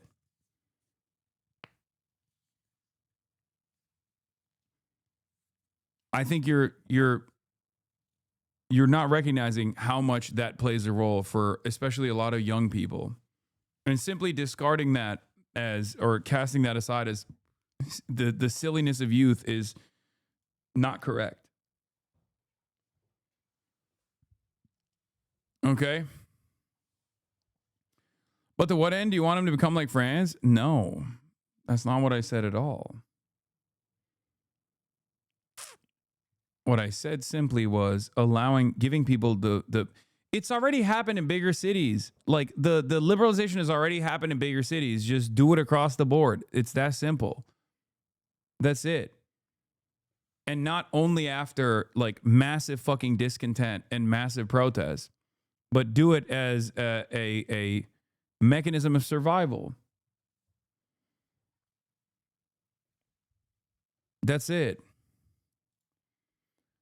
But I do think that because the Islamic Republic derives its legitimacy from being anti-West, and in that side of the world, the most effective way to showcase your anti-Western bona fides is by being Islamist. Like, that is the most uncorruptible force. That's the way it's seen. Okay, any sort of giving up on that mentality will be met with resistance from your base. And that's basically what I'm trying to explain, which is they're stuck between a rock and a hard place in many instances, where if they were to let up on that, they could potentially lose some of their own base, and then they couldn't justify their existence any longer. As a matter of fact, this is part of the problem right now, because the economic situation has gotten so bad that they're actually losing their own fucking base of support. This is, I believe, the major reason as to why Trump and Israel didn't strike Iran this time around, because they entertained it, they talked about it, but I felt like if they were to actually strike Iran in the midst of these fucking protests, it would have actually whipped up public support back in the direction of the administration, because that is what happened last time around. Because it's not like the Iranian people are oblivious to Western intervention. They're very aware of it. Maybe some don't remember a life before the Islamic Revolution, especially because the Iranian Revolution, especially because they were not around back then. But there was a reason for why the Iranian public, you know, got together and deposed of the Shah.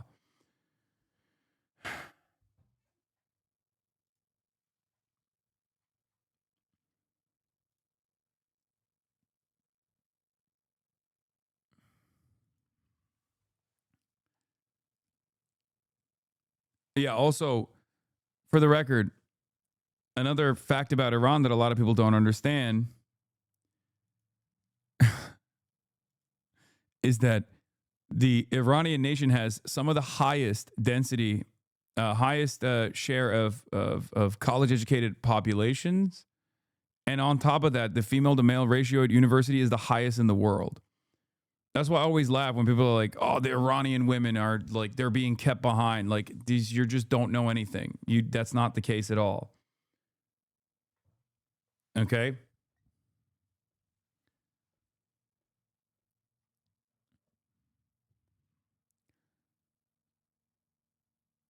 So,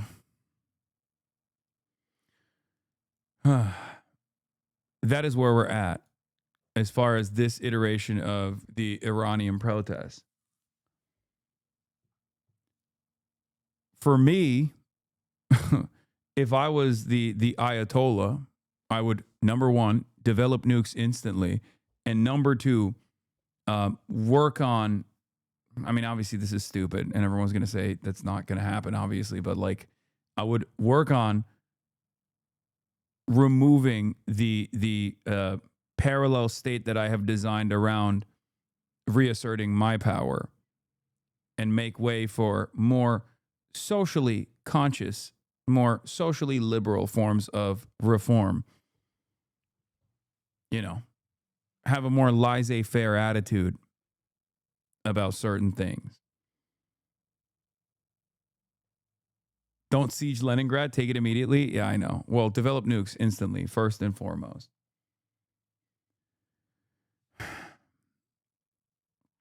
And I think this is a real, I think there is also a real issue with what the government has also consistently seen as like the number one ideological enemies, or at least the most threatening ideological enemies.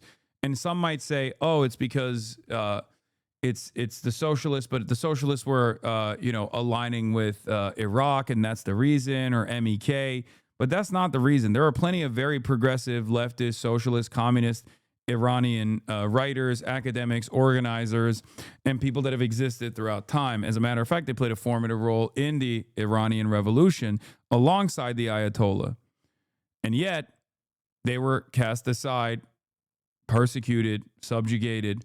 And of course, from an anti-imperialist perspective, while that is, that was a spectacular failure with long-term consequences, such as the only alternatives or the only options being for the Iranians, like leaning into Israel or fucking CIA or some shit. Like the Shah, people who want to bring back the Shah, or people who want MEK to take over the Iranian government, which is neither of which are going to happen. The main ops have always been leftists. Bro, do you know anything? What the fuck? What are you saying? If you were the Ayatollah, this is such pro-Islamic regime shit. Yes, you're right. Yes. Me saying that Iranian sovereignty is being threatened when there is internal instability born out of the repressive forces of the Islamic Republic is me being pro-Ayatollah, because you don't fucking understand the English language.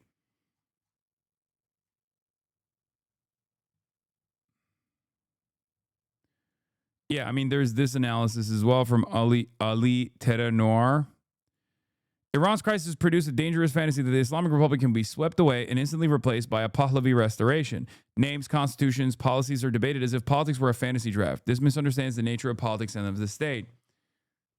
A revolution succeeds only when the embryonic new state, an insurgent organized hierarchy, is already forming inside the shell of the old one. States precede revolutions. The Pahlavist milieu is not a state in waiting.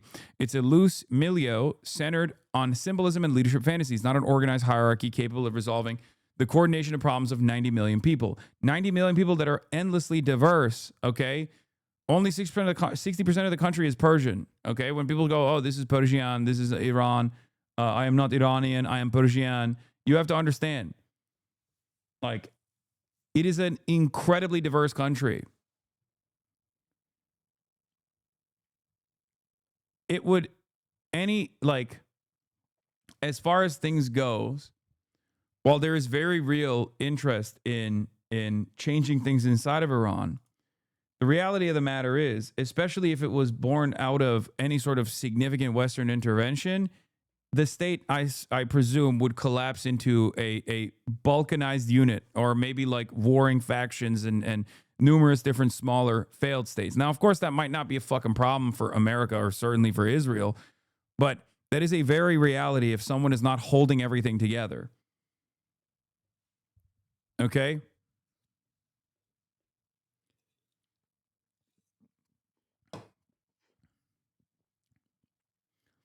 Is 99.4% Muslim? That's a unifying factor? Yeah. Okay. Is 99.4% actually happy with the rule, like the Islamic rule or the version of Islamic rule that they exist under?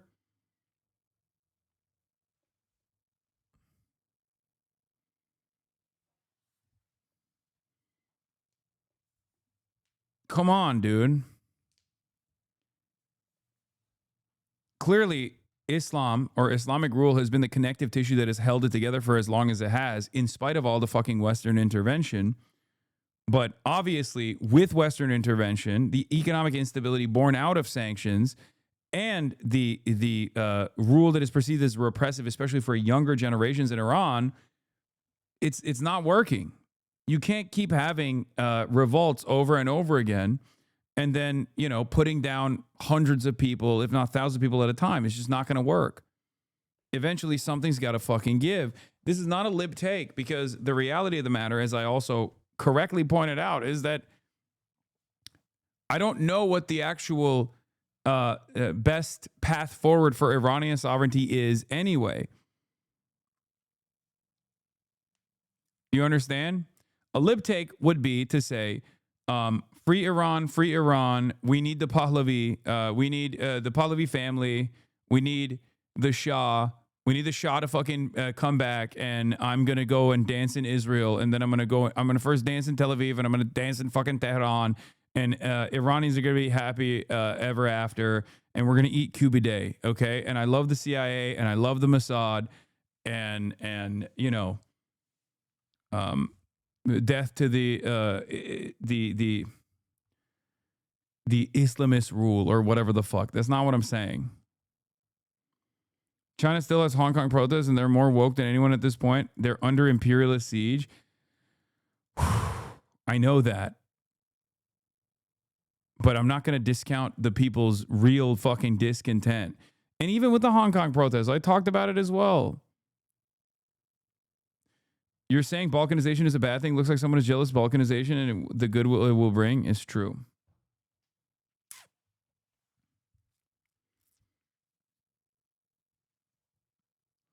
The know your rights pin is so cringe. You're right. When a fucking ICE agent comes knocking down your door, you shouldn't know what is an administrative warrant and what is a judicial warrant. You should just let them in to butt fuck you.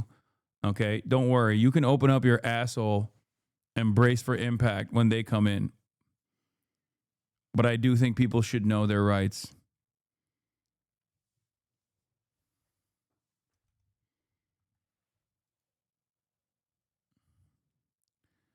Overwhelming majority of people who face persecution in Iran, some of whom still in prison in Iran, we don't need an outside intervention. Reza Pahlavi sitting in his ass in Maryland. Mr. Trump, please, sir, bomb my country. Please, sir, I'm willing to offer you my wife. Yeah, I mean, it's just, this is the exact same thing that fucking happened. Okay, this is the exact same thing that happened when Israel was bombing Iran. A lot of people in the West were like, oh, the Iranians are welcoming our bombs as liberators. This is going to fully democratize Iran. It didn't. It actually had the opposite impact. It actually had a rallying around the flag effect in Iran, from what I saw, except that obviously didn't last for too long, because eventually the economic conditions set in one more time, and people were back to fucking square one.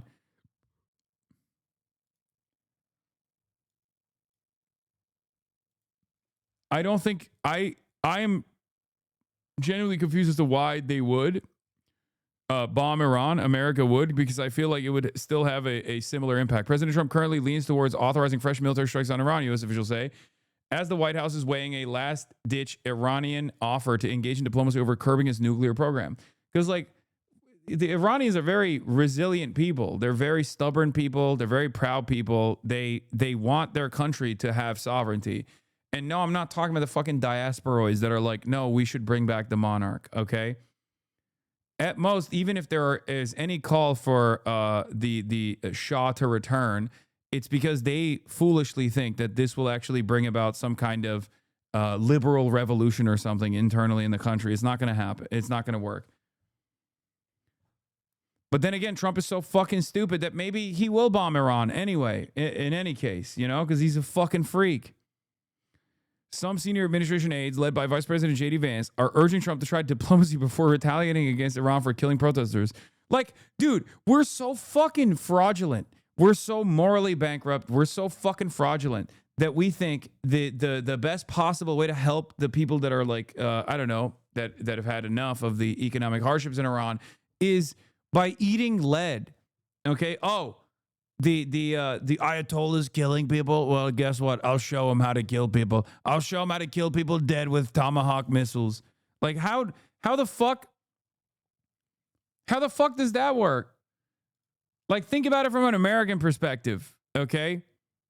Think about it from an American perspective. America, the American police force kills like 2,000 people, I think, or maybe somewhere along those numbers. I don't know the exact number of how many people the American police force kills every year in the United States of America, okay?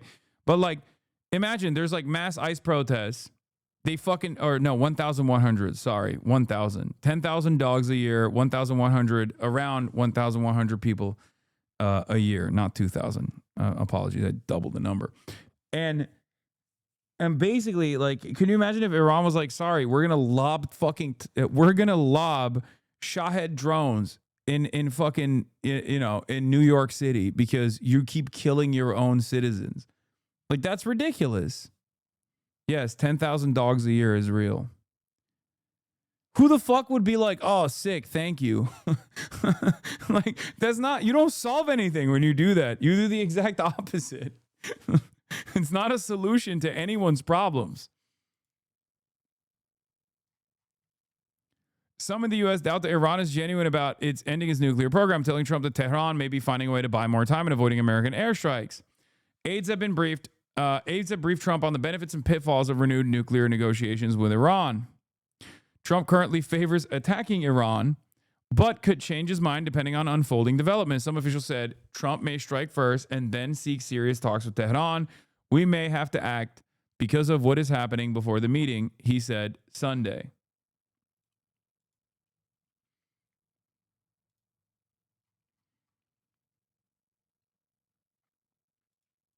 Trump is also going to put a 25% tariff on any country that's doing business with Iran. Oh.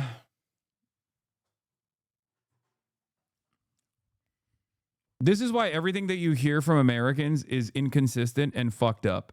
They do not care about Iranian sovereignty. Please, please, please do not fucking fall for this bullshit. And if Iranians come in here and try to tell me like, no, you don't understand. We want these kinds of fucking, we want our economy to fucking collapse. You're basically begging for your own demise. Okay? That's it. There are plenty of Iranians who are fucking protesting against the government, not because they are upset about the repression that they're experiencing, but more so because of the economy. And the economy is the way it is because of America.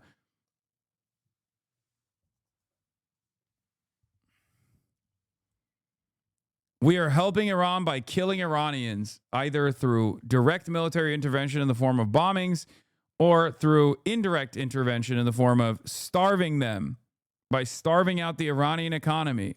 President Trump says he's slapping a 25% tariff on goods from China, the United Arab Emirates, Turkey, India, Russia, Iraq, Pakistan, Oman, Malaysia, Indonesia, Brazil, South Africa, among other countries, because they're doing business with the Islamic Republic of Iran. God, it's so fucking devastating. It's just so fucked.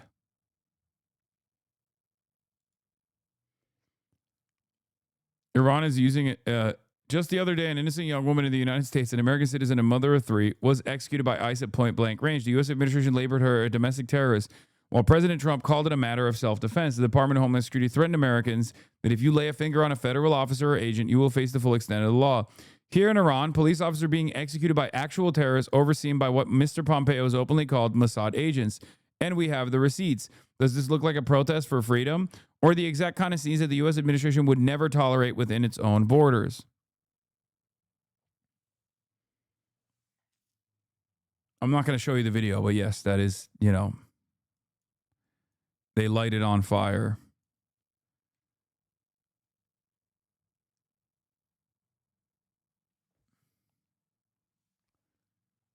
Yeah, sorry, Arakshi, that's a bit of a whataboutism. You're doing the same thing ICE did. Okay, that's not even a fucking whataboutism, okay? it's worse in some ways because obviously they killed a lot more people.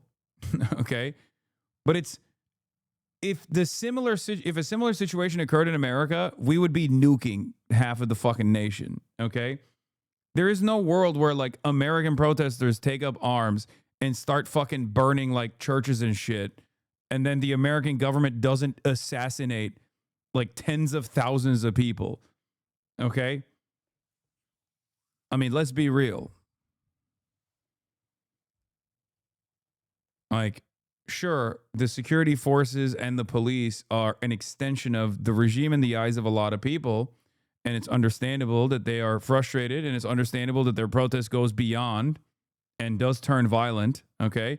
But make no mistake, the only time that shit ever works is January 6th. Okay. Get a bunch of fucking socialists or liberals even to come together and stand in front of ICE agents with their weapons drawn and you know, kill a couple cops, and let's see how the American government reacts. Okay. And that's really funny also because the very same, like I want a free and sovereign Iran. I want a free, democratic, sovereign Iran. I want what's best for the Iranian people. Okay. And I totally understand why the Iranian population is saying enough is enough. Having said that, right-wingers do not have the same consistency. They are the ones who are going, free Iran, fuck the Ayatollah, kill them, kill the Ayatollah. And then they fucking turn around in America and they go, ICE should be able to fuck your mom. ICE should be able to come into your house, no warrant whatsoever, and basically rape and pillage your fucking cabinets and kill your family members. And sorry, you have to comply with all of that because otherwise you're not a good boy. You're a bad boy. So what the fuck are we doing? Comply or die. It's so ridiculous. All the while, we talk about like freeing Iran, and the reason why they're suffering is because of us. We are causing their suffering. The number one reason, even beyond the Islamic Republic or anything like that, is American sanctions. Okay? It's American intervention. It's specifically American sanctions. We're starving the Iranian population with this purpose. We're starving the Iranian population so they fucking rise up. Okay? And then when they end up rising up, we go, all right, here's our guy. Here's how you should run the country. It's utterly ridiculous. Yeah, I covered the Minneapolis ICE raid where they walked into someone's house with an administrative warrant, which was bullshit.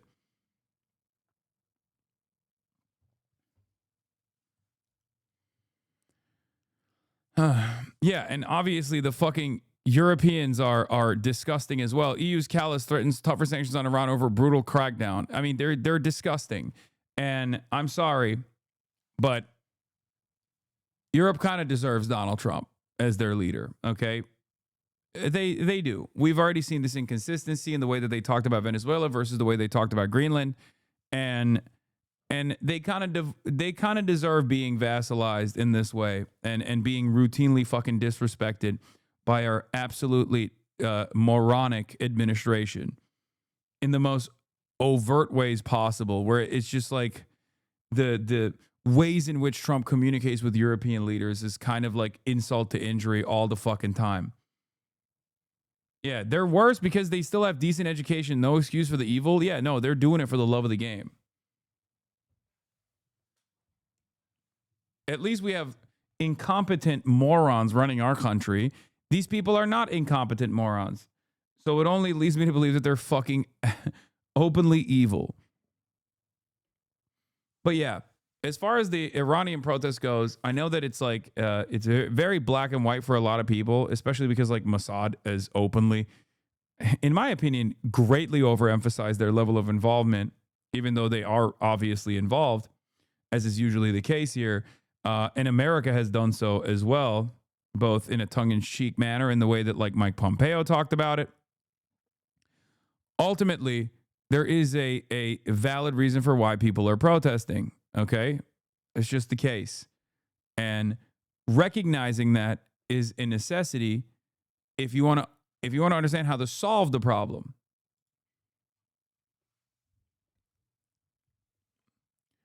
Trita Parsi and many others who are otherwise consistently called like Islamic the Islamic Republic supporters, okay, our regime supporters are all singing a different tune this time around as well. I've never experienced this degree of blackout in Iran, whether during previous protests or Israel's war against Iran, but based on the selective images coming out via Iranian state TV of armed protests and the destruction inflicted, and Khamenei's defiant speech, much indicates that an extremely violent clampdown is in the making or has already started. If the calculations of certain quarters have been that once Tehran clamps down forcefully, pressure on Trump will grow to intervene militarily, I see several factors pointing in the opposite direction. There are pro-government marches too in Iran. It's not like being anti-government is in any way the majority opinion. Yes, because it's like 1/5 of the population. It's 90 million. 1/5 of the population is still a fucking ginormous amount of people. But 1/5 of the population in the other direction is also a ginormous amount of people, if you know what I mean. Okay? Does that make sense?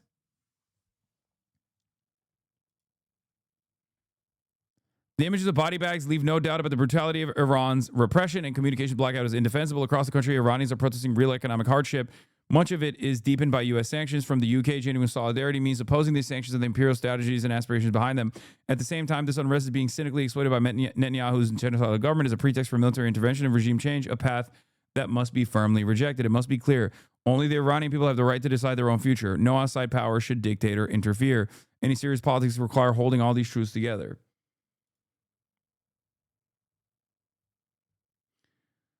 Like, regardless of the outside intervention, which is very real, okay, which is very real, maybe even a little overstated with the way that they've been flexing about it this time around. There is still very clearly a lot of discontent. Okay, that's it. It's palpable. It's not something that you can what.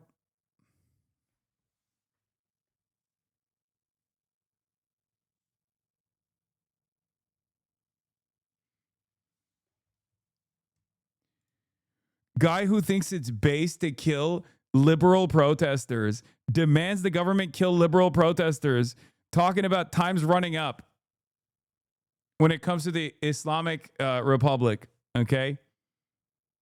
That's awesome. Bro, this is the inconsistency. Okay? This is what I'm talking about.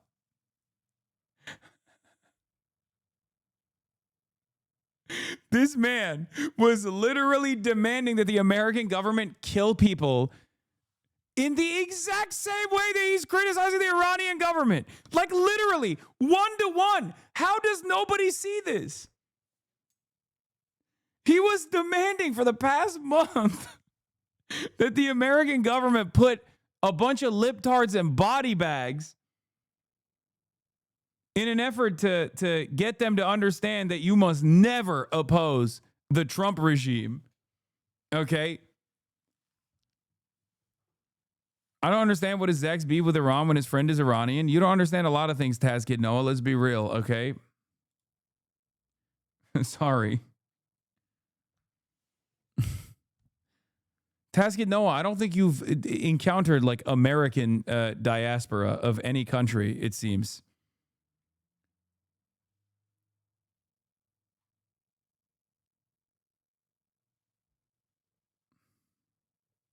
When Asman Mole was asked to clarify if dead Muslim Iranian child equals bad and liberal white American woman equals good, he said no comment. Yeah, based. Anyway, in the name of God, the compassionate, the merciful, the great Iranian nation, today you accomplished a great deed and made a historic day. Here we go. Yeah, the OG heads remember Taz Kid Noah from that famous Monopoly clip where I freaked out on him because he doesn't know how to fucking be a landlord.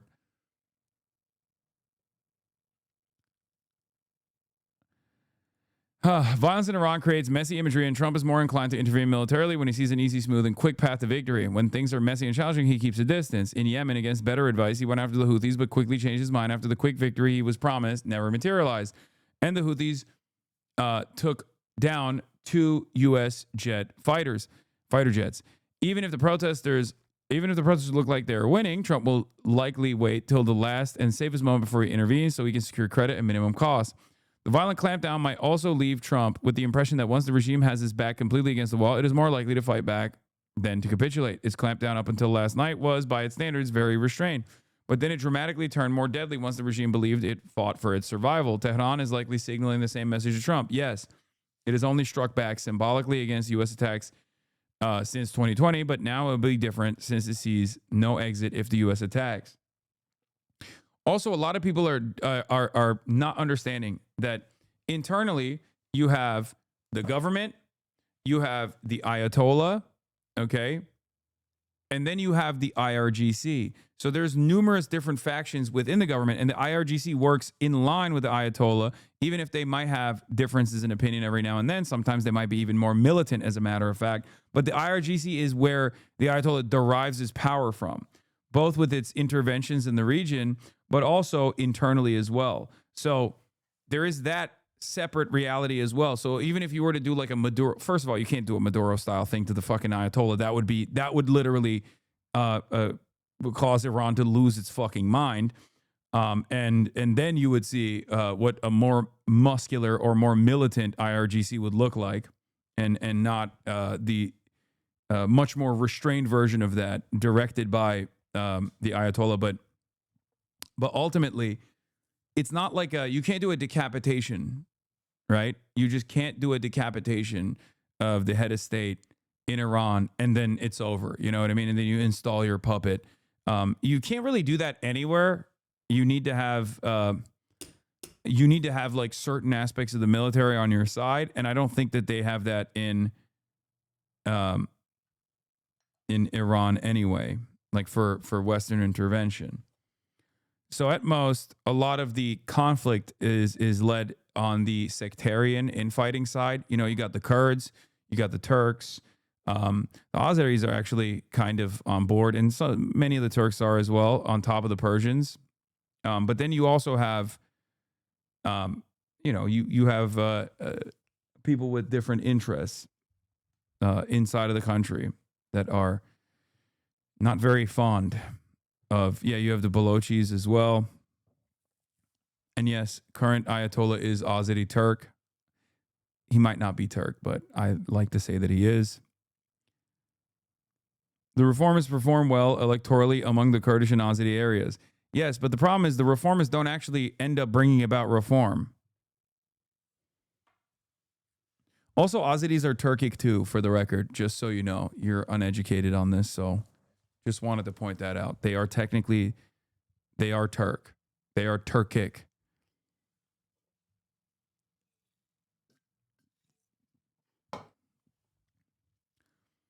Certainly, Israel, Lindsey Graham, and some opposition figures in exile will push Trump to stand by his earlier tweet, but we have already seen how Trump easily gets himself out of such promises when it suits him. He claimed that the protesters killed thus far have died in stampedes. No one I have spoken to knows what he's talking about.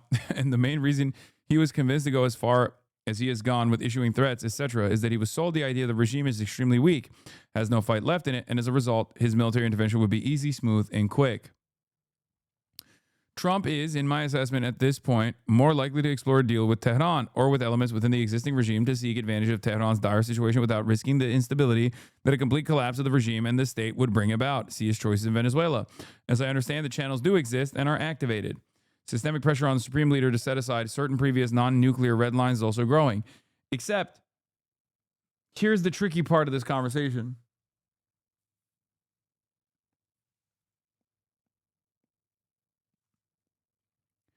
In many ways, America's dealings with Iran has nothing to do with Iran.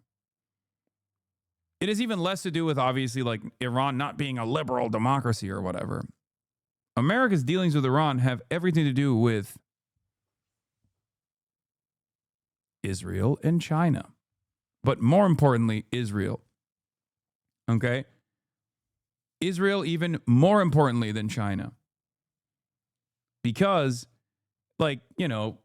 Chinese trade negotiations and dealings with Iran is ultimately marginal, and it's not like the American allies are not selling a tremendous amount of oil to China anyway. They are.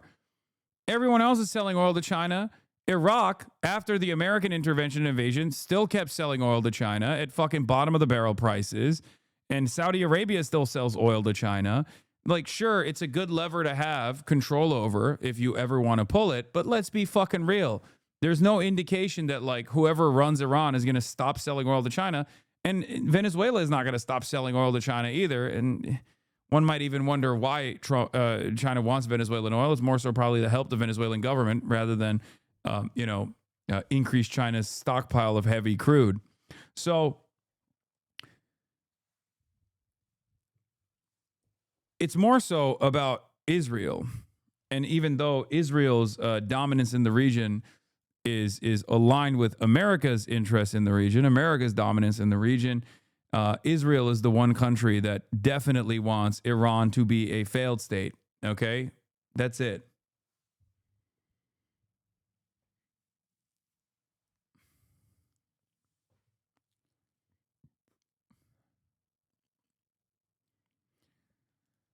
Anyway, Trump's statement regarding the son of the previous Shah is instructive here. Trump said it wouldn't be appropriate for them to meet. Appropriateness is dependent on the circumstances, and as circumstances change, so does appropriateness. Trump is essentially saying that he's not ready to go all regime change yet, but he will not wait for Tehran forever either. Israel's a different matter, of course, as its interest is distinct from that of Trump's, as well as Sina is right. Israel's interests are very different from Trump's interests with Iran. Trump will play ball with the Ayatollah. He doesn't give a fuck until Israel makes the boss call and says, no, no, no. The situation is not only very fluid, but with the blackout, information is very limited and even more difficult to verify.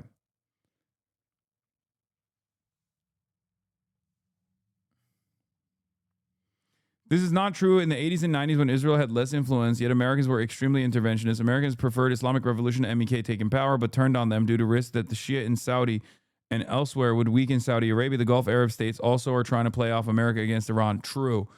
That's also true. Yes. That's another major player here as well. You're absolutely right.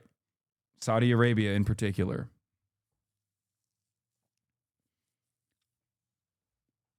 But the reason why we don't talk about that is because that's just brownie points for America. The real player here is always going to be Israel. Israel must enjoy total security, and for that to be achieved, the rest of the region must be in a state of complete insecurity vis-a-vis Israel. Back in August 2025, I wrote in Foreign Policy that Israel was likely to restart the war in Iran before the end of 2025. Much indicates that Israel may do exactly this in the next few hours or days. Important to understand that it has nothing to do with nuclear weapons, freedom, or democracy, and everything to do with Israel's demands that no country in the region should be able to deter Israel. That is, Israel must enjoy total security, and for that to be achieved, the rest of the region must be in a state of complete insecurity vis-a-vis Israel.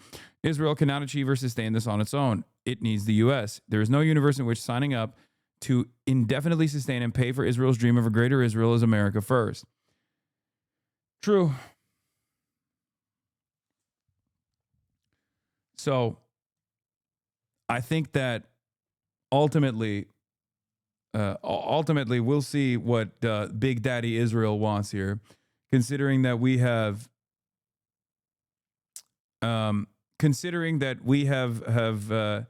decided to offload all of our Middle Eastern interventionist policies to Israel, giving Israel a commanding position here. I suspect that that's going to happen here as well.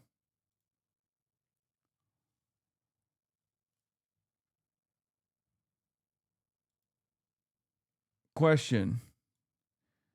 What are countries supposed to do to express disapproval and not materially support other countries when they engage in crimes against humanity? Sanctions are proven to not work and just hurt the population. Invasion isn't acceptable generally either. What, if anything, should states do? I don't know the answer personally, but I would like to hear your thoughts. I think the only countries that can actually intervene peacefully with other countries when they decide to do shit that's like fucked up is countries that have already developed positive relationships with these nation states.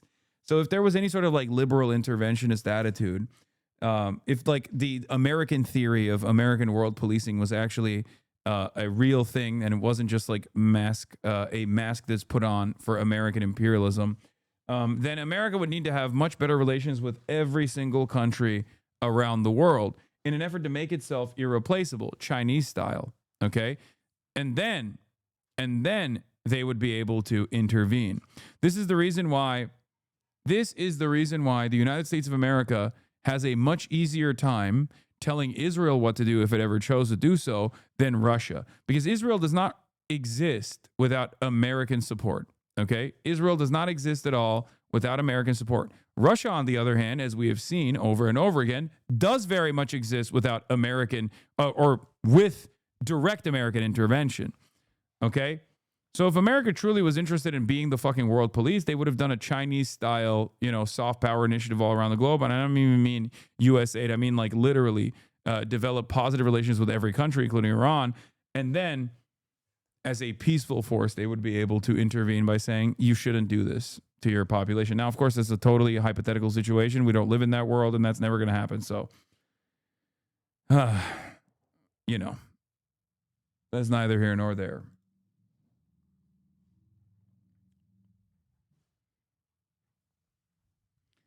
I have this mindset that if left to their own devices, countries would probably reform eventually. Without the threat of external intervention, there is no necessity for tremendous brutality, tremendous repression. It is external intervention fears that cause governments to be ruthless to its own people.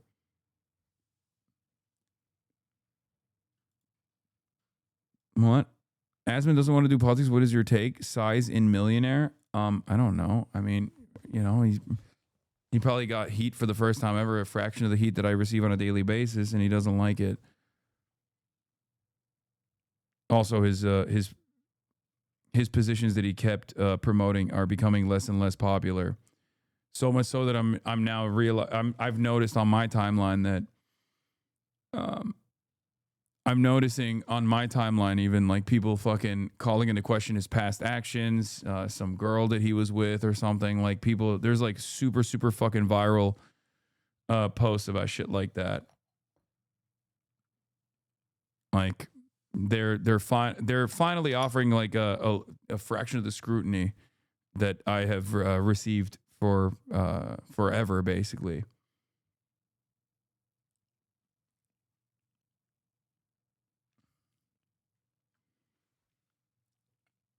Like, if your goal was regime change in Iran, the most effective way to do that is by leaving Iran alone. Okay? Leave Iran alone. Let them fucking be a sovereign country and have a robust middle class. And slowly but surely, they actually successfully implement regime change, either by force or through different means, by consistently applying pressure to the government and making it untenable for them to sustain any sort of repressive attitude over the population. Now, of course, the problem there is a sovereign Iran is always going to be a risk for Israel. So you can't have that. You can't have a sovereign Iran. That's the real point. That's the real problem here. So anyone that talks about like, Iranian feminism or women like pulling off their hijabs as an act of protest or whatever, like these people in the West don't give a fuck, or at least they've been duped into believing that like America's ambitions here is that. No, they just don't want a fucking sovereign Iran. Iran could be the gayest, most woke, most fucking feminist place on the planet. And as long as they were sovereign and still had the same fucking intensity and still had the same weapons and arsenal and weapons producing capabilities and wanted to say, hey, Israel sucks to fucking suck. We'll show you what's what if you try to fucking intervene in other countries' affairs in this region, then Israel would still want to nuke Iran because it has nothing to do with fucking feminism.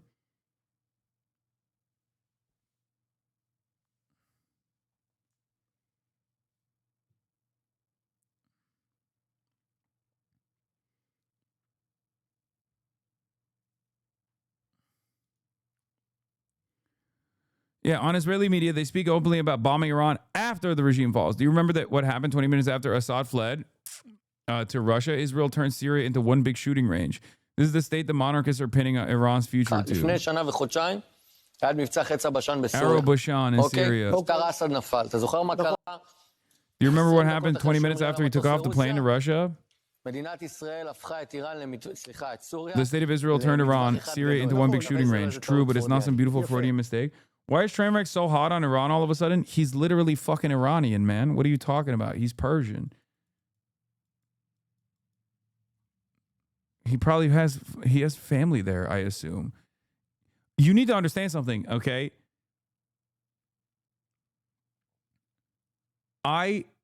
Maybe I don't have that many friends that I know that are Iranian, that are directly pro Islamic Republic. But even those who believe that the Islamic Republic is the only pathway towards maintaining sovereignty in Iran are still very upset with the government, okay?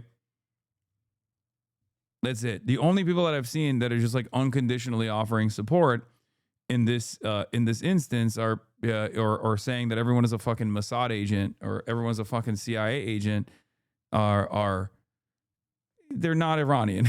Like, let's be real. Like I think it's, you can't kill this many people all the time, man. That's it. Like, that's it. You can't do that. That's crazy. Obviously, things are fucked up. And I understand why people's attitude is, like, some people will look at the Islamic Republic as like the only pathway to consistently apply pressure and harm to the state of Israel. And that is true. Okay. But that's technically not the only pathway. You don't know. We don't know what might happen in Iran. I don't think the Iranian population is going to magically turn pro-Israel overnight in the way that, like, people present it here in the Western world. Okay? Sure, there's a lot of people who fucking hate what they perceive Islam to be, especially amongst the youth in Iran. But that don't mean they're going to be pro-Israel. Okay? Because Hasan knows me IRL, lol. Answer my question, Hasan. If Israel does not exist... Wait, what? No, I don't know this person IRL. What the fuck is this guy talking about? What the fuck? This guy's starting to get delusional. Take a day off.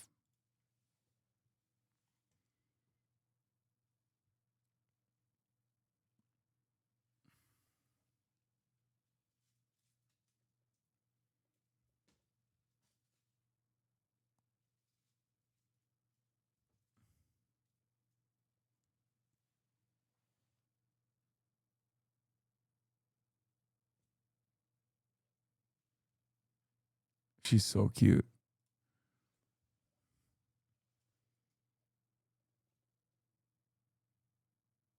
Hello. Are we having a good time?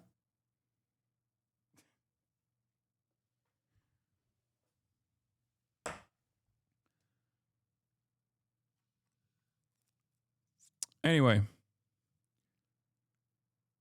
Do you ever bite her fatness? All the time. All the time.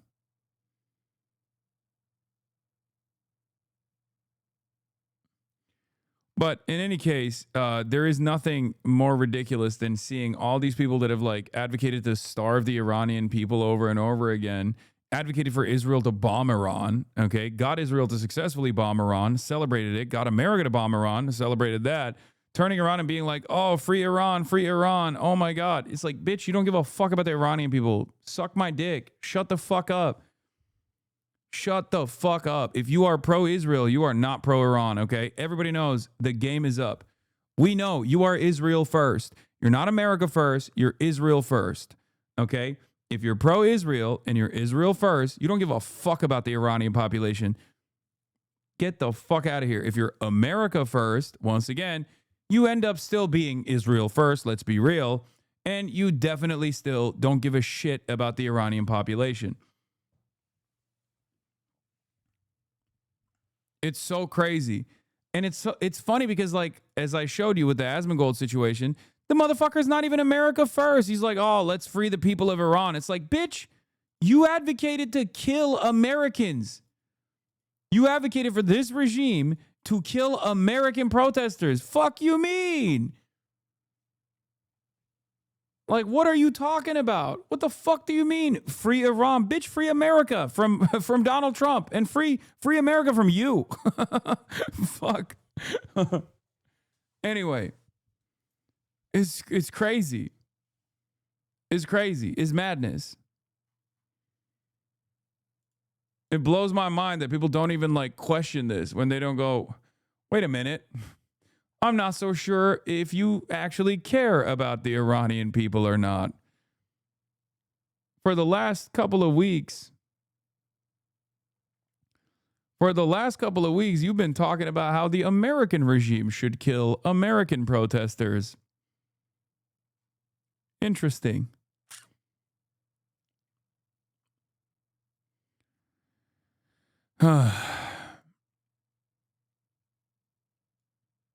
Anyway.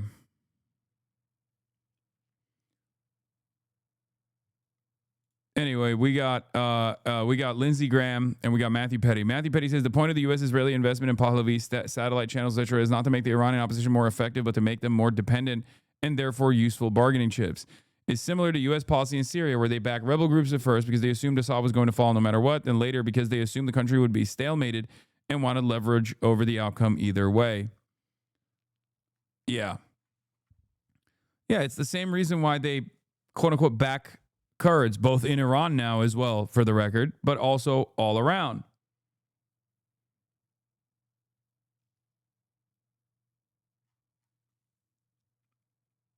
They will back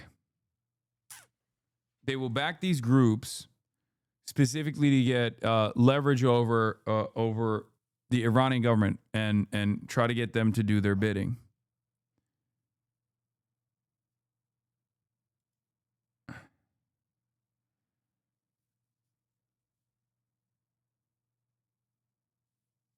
Anyway, let's look at this fucking demon too. To the Iranian people, your long nightmare is soon coming to a close. Your bravery and determination to end your oppression has been noticed by the POTUS and all who love freedom. Like, what are we talking about, dude? When President Trump makes Iran great again, Iran great again, it means the protesters in Iran must prevail over the Ayatollah. That is the clearest signal yet that he, President Trump, understands Iran will never be great with the Ayatollah and his henchmen in charge. Those to all who are sacrificing in Iran, God bless, help is on the way.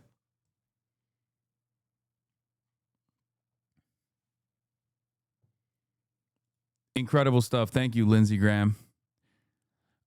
The Crown Prince's statement about the folly of negotiating with the Iranian regime and the need to act on behalf of the Iranian people is beyond reasonable criticism. Dude, they activated all the different groups. So you have people who are pro-Shah, and then you have people who are in the pocket of MEK. Bolton is an MEK advocate, an MEK acolyte, and so is Rudy Giuliani. And MEK has even less support than the fucking Shah in Iran. And the Shah doesn't necessarily have a reasonable amount of support either. Okay? Because I need you to understand something. Okay? These people have already successfully deposed of the Shah. You need to understand. These people, the Iranian population, already historically successfully deposed of the Shah. Okay? There is no fucking way that they will entertain Western intervention, no matter how much they suffer. They are incredibly resilient, incredibly proud people. I just don't believe that there is any world where the Iranians will be like, oh, great, we're a Western puppet state now. It's fine. I just don't believe it. Maybe I'm wrong, and maybe I'll be proven wrong, but I do not believe it. They do not want internal repression, and that's the most just and understandable position that people can hold. Okay? For sure. 100%. And there's a lot of internal conflict on sectarian boundaries, on sectarian lines. But the Iranian people must decide for themselves how they will be governed. Okay? That's it. That's it. There's communists in Iran? Yeah, they're all in prison, brother. What are you talking about? Yes, there are. They've been tortured, killed, and also imprisoned. So there are some communists in Iran for sure. I mean, they were fairly successful at a certain point.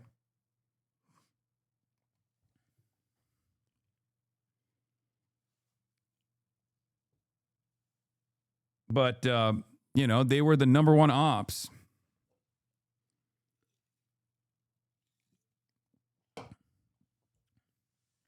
I don't get it. Why is that funny? Because we like the Iranian communists. We like the Iranian socialists. And it would be a very different situation right now if the major forces that brought about the Iranian revolution that ended up winning in the power struggle were the actual Soviet aligned, or not even Soviet aligned necessarily, but like Soviet agnostic socialist movement.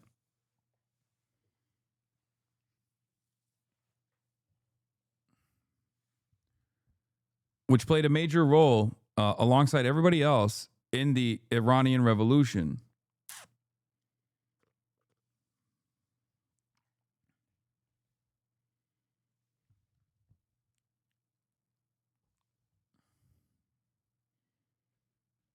Was Mossadegh socialist?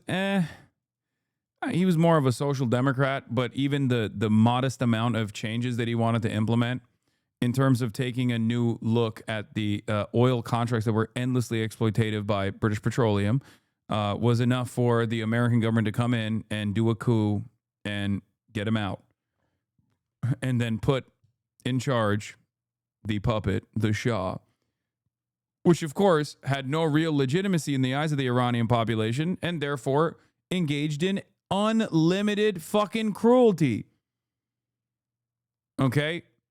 Secret police, like all of the things that people look at with the Islamic Republic now and say like these are very repressive elements, these are really fucked up. The Shah did, and then some.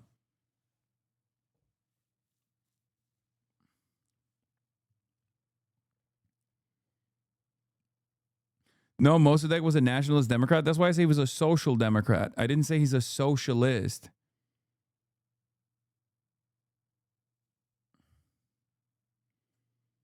Is Khamenei communist? No.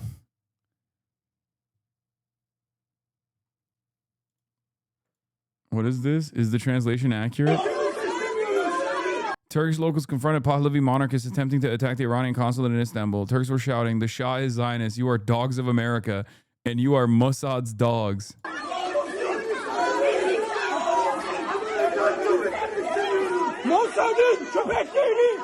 Yeah, he's saying Mossad's dogs.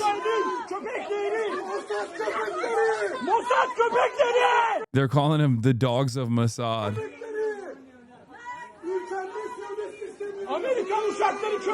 Amerikan uşakları. They said you're a servant of America.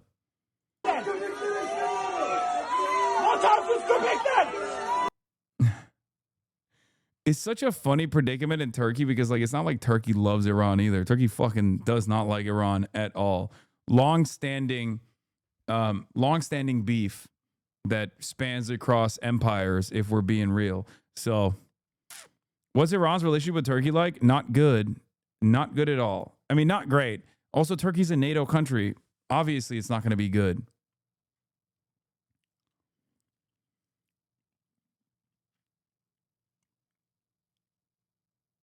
Think about it this way. Turkey's forces and Iranian forces, like Iranian proxies and Turkish proxies, were literally fighting in Syria nonstop. Okay?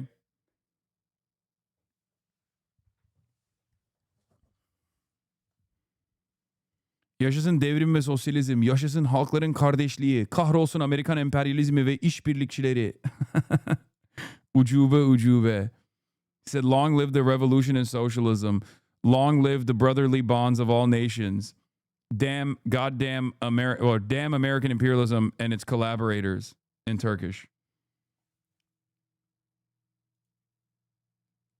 How do Turks reconcile being so anti-American while being members of NATO? They don't. They don't even think about it. They don't even realize what it fucking indicates.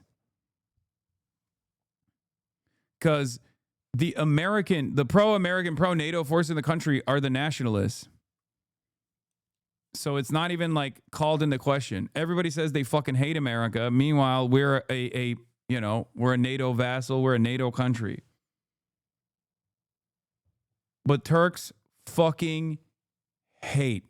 Like, Turks do not fuck with American intervention at all, not realizing that half of the intervention that the Turkish government engages in is at the behest of America and American intervention in the region. But it is sold to the public as a security concern. It is sold to the public as a matter of national security. So people kind of bite into it, because even with the Kurdish stuff, like Turks, in some ways, I think, understand that Kurds are seen as like a proxy, a militia force against Turkey led by the United States of America. But they don't really think about how like America literally says, okay, you can go and slaughter the Kurds now. We're done using them, over and over again. Like, they don't even think about that. Like, do you think it's the might of Erdogan and the might of the Turkish military that America allows Turkey to fucking operate inside of Syria? No, it's because it's done at the behest of America. But having said that, there's also a lot of, a lot of drama currently between Turkey and Israel, which even got me fucking feeling a little, avspayrakları, if you will. Israel talking about how Turkey will never have an F-35 and that they'll only let Greece have F-35 jets, even though Turkey initially was a part of the F-35 development program and then decided to get S-4000s after the American government decided not to sell F-35 fighter jets to Turkey. And now Israel is saying, we will never allow Turkey to have F-35 fighter jets. That's how much fucking the S-400, did I say 4,000? Sorry. S-400, I apologize. Guys, it's been 7 hours and 25 minutes. I'm a little tired.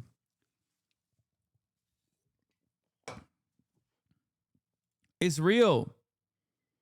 Turkey's Erdogan told Russia's Putin he's willing to return the S-400 air defense systems bought nearly a decade ago, a move that could prompt the U.S. to lift sanctions and allow Ankara back into the F-35 fighter jet program, according to Bloomberg.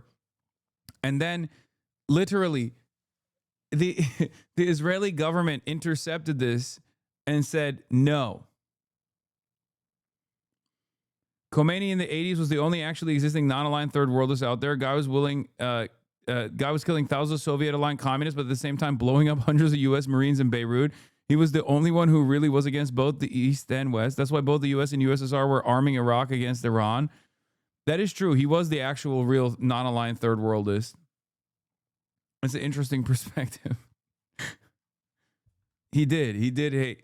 I mean, but that's how Iran is. People are like, oh, why won't they align with China, myself included? And that's just how Iran is. I don't know how else to describe it. They literally don't do that. Like, the only country that they have like long-standing commitments to in terms of security has been Russia so far. Straight up. But at the same time, they had no problems doing JCPOA with Barack Obama.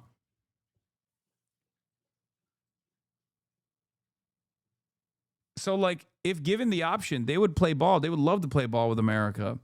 They just understandably fucking hate Israel.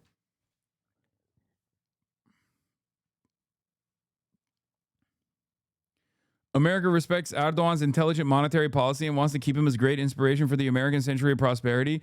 No, that's why. No, that's why he got Maduro.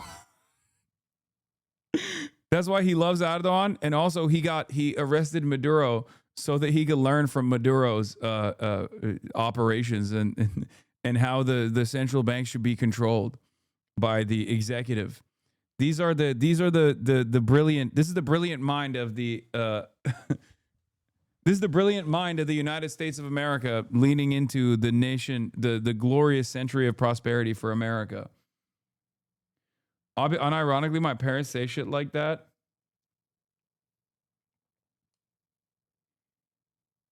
It's time for a Chinese American president. I agree.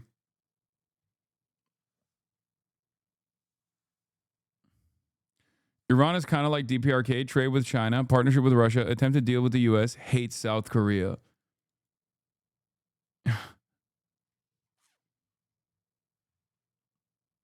Every minute you're not streaming, Greece gets stronger. We get weaker. Wake up. We need you, dude.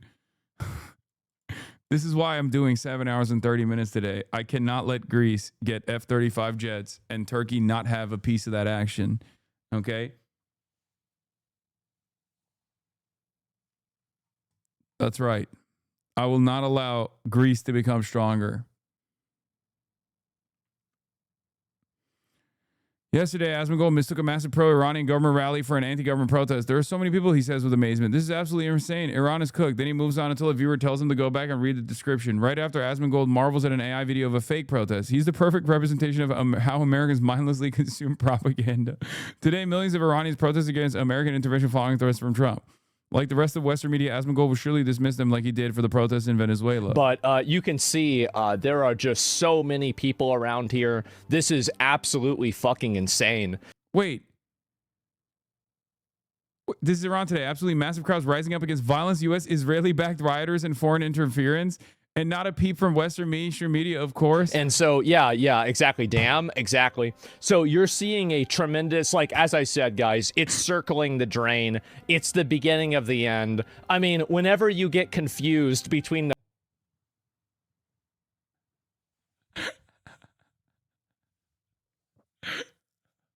I see. The Nick Shirley technique. I can't even shit on him because they did this in Cuba.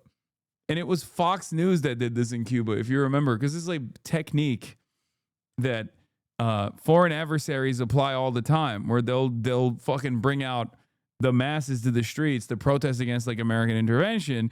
And I remember they literally did this during SOS Cuba, where they had like the pro-government protesters that had like the Cuban Revolution flag and stuff like that, and they straight up fucking lied and said, look at all these Cubans that are taken to the fucking streets.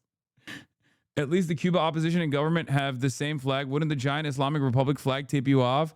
No, he doesn't know what the Islamic Republic flag looks like. He doesn't understand what the difference is. He does not. What is the difference between this thing and fucking a lion from where he's standing? Nothing.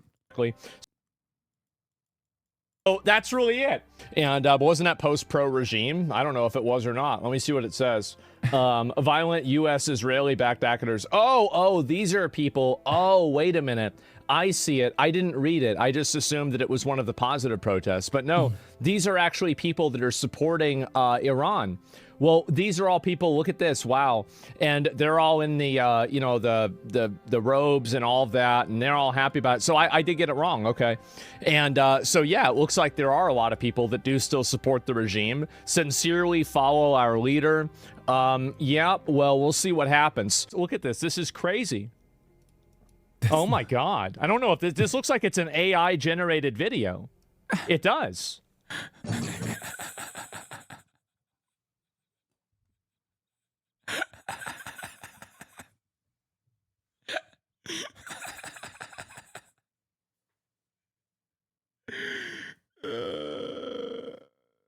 Oh, does it? Oh, that's funny.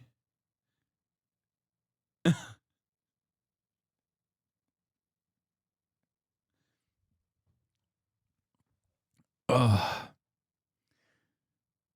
Oy. I click on Hasan randomly and he's watching Asman. Brother, this is the first time I responded to anything Asman's done today after fucking 7 hours and 31 minutes, man. Like, calm down. Holy fuck. I mean, this has to be fake, right?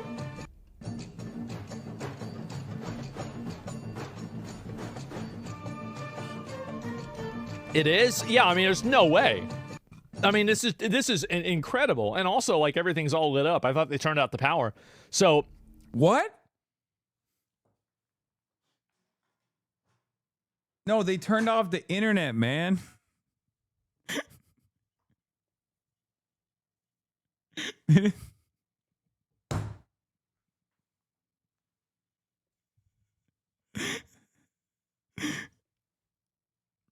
Also, even if they turned off the power, the phones could still be lit up. You know what I mean?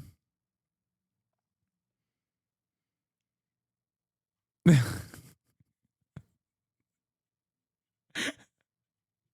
Ayatollah turned off the electricity in the entire country. Okay, people are dying in the hospitals.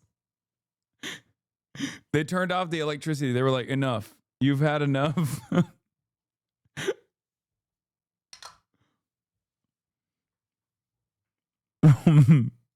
Militants and mercenaries. Oh, it's awesome. He's trying to be more stupid to compete with that Nick Shirley guy? I think so. Someone should turn off our internet, honestly. That's what they should be doing.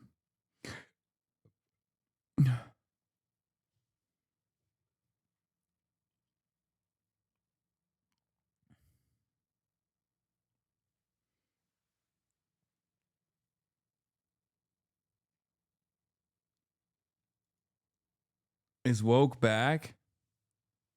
Star power. I don't know. Probably.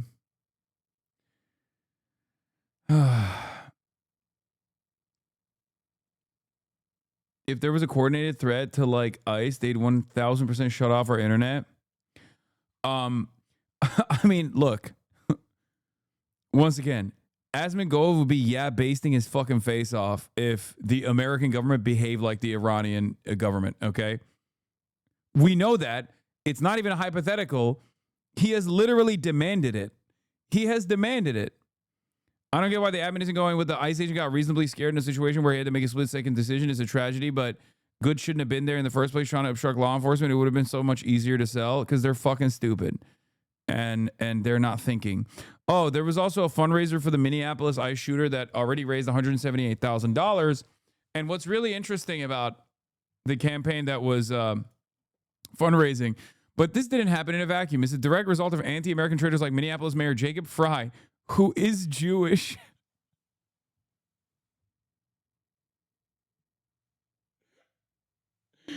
Oh, really? Interesting.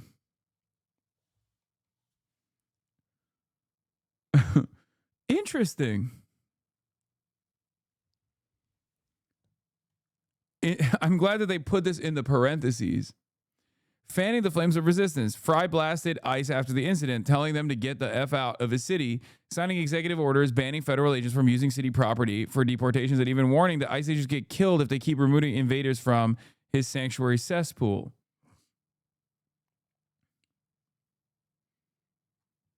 Yeah, in some ways, I guess like Omar was spared because I feel like they would have tried to assassinate him if he was mayor right now. Oh, it's at $561,000 now, apparently. This is how the creator of the official GoFundMe for Jonathan Ross, per Liz Collin and Megyn Kelly, described it himself. Take a look. This is the official fundraiser. The stupid cunts want to make a GoFundMe for me for the stupid bitch that got what she deserved. I made one for the ICE officer that did his job. Let's get this man some money.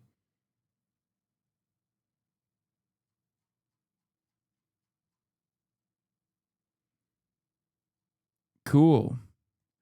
Oh, paper beats rock. Wait a minute. What is that? What is that I see from Clyde Emmons? Oh, didn't even notice the PFP. Classic. Oh, wow. Just some classic wholesome memes right there.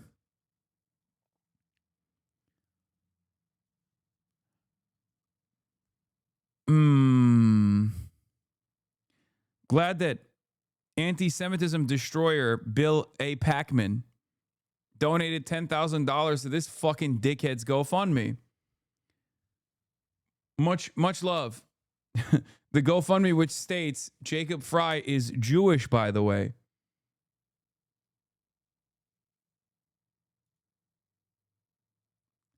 It appears billionaire Bill Ackman has donated $10K to a GoFundMe for Jonathan Ross, the ICE agent who killed Renee Good. Ackman has reposted a fundraiser but hasn't posted about his own donation.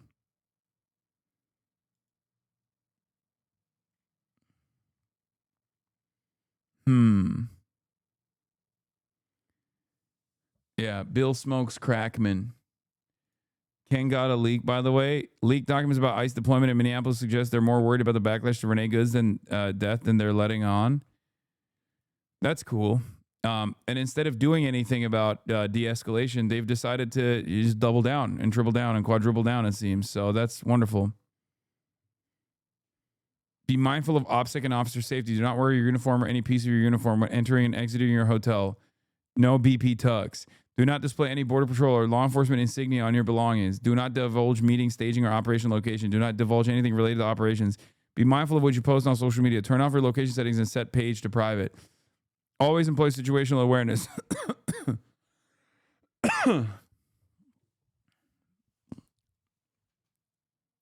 I mean, these guys are all above board, you know? Totally normal stuff. Totally cool stuff. I'm glad that they're, you know, trying to maintain their operations in secrecy. Border Patrol agent tells Ken Klippenstein that Kristi Noem lying her ass off the cover for ICE is sending a message to them that they can use force and not feel restrained. He continued, in a nutshell, it's us versus them on steroids, and I think some Border Patrol agents are more willing to use force and not feel restrained when you got DHS leadership lying to cover for them. For example, Kristi Noem lying her ass off on what happened is like saying to the federal agents on the ground, go ahead and do whatever you have to do. We got your back. We will find a way to justify it. I mean, that's the whole point, right?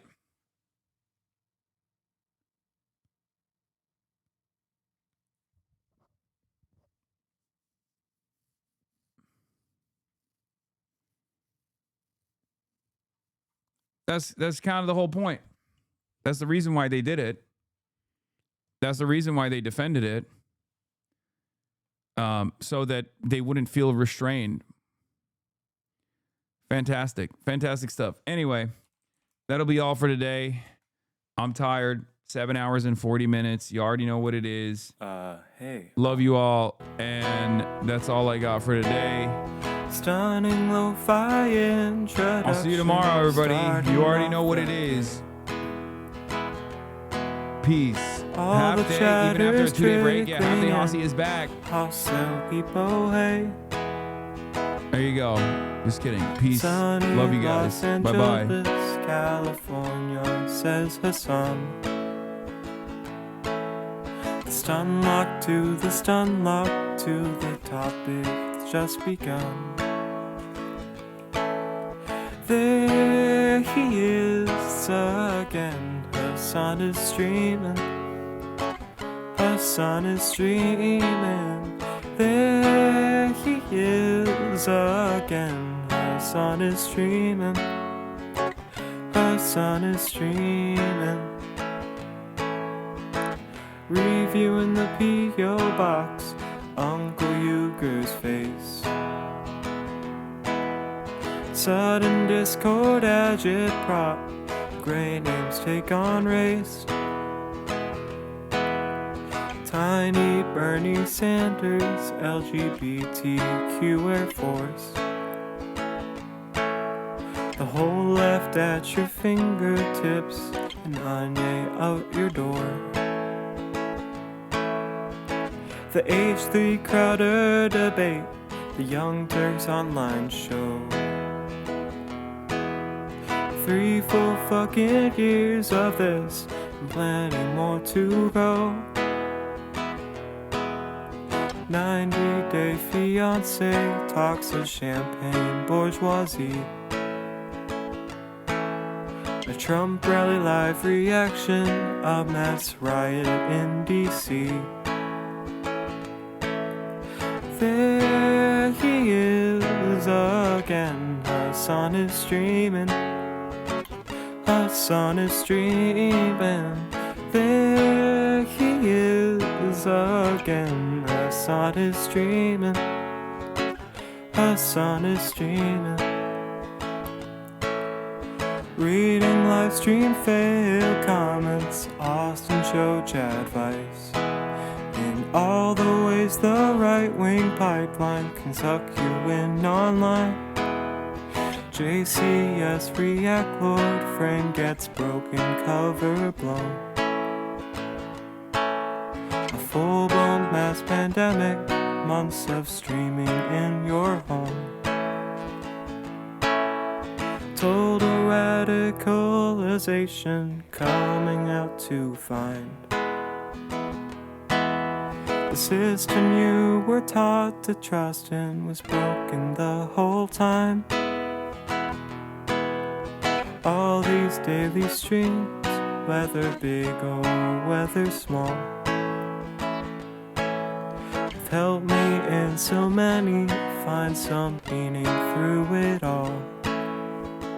So there he is again. Hasan is streaming. Hasan is streaming. There news again. Hasan is streaming.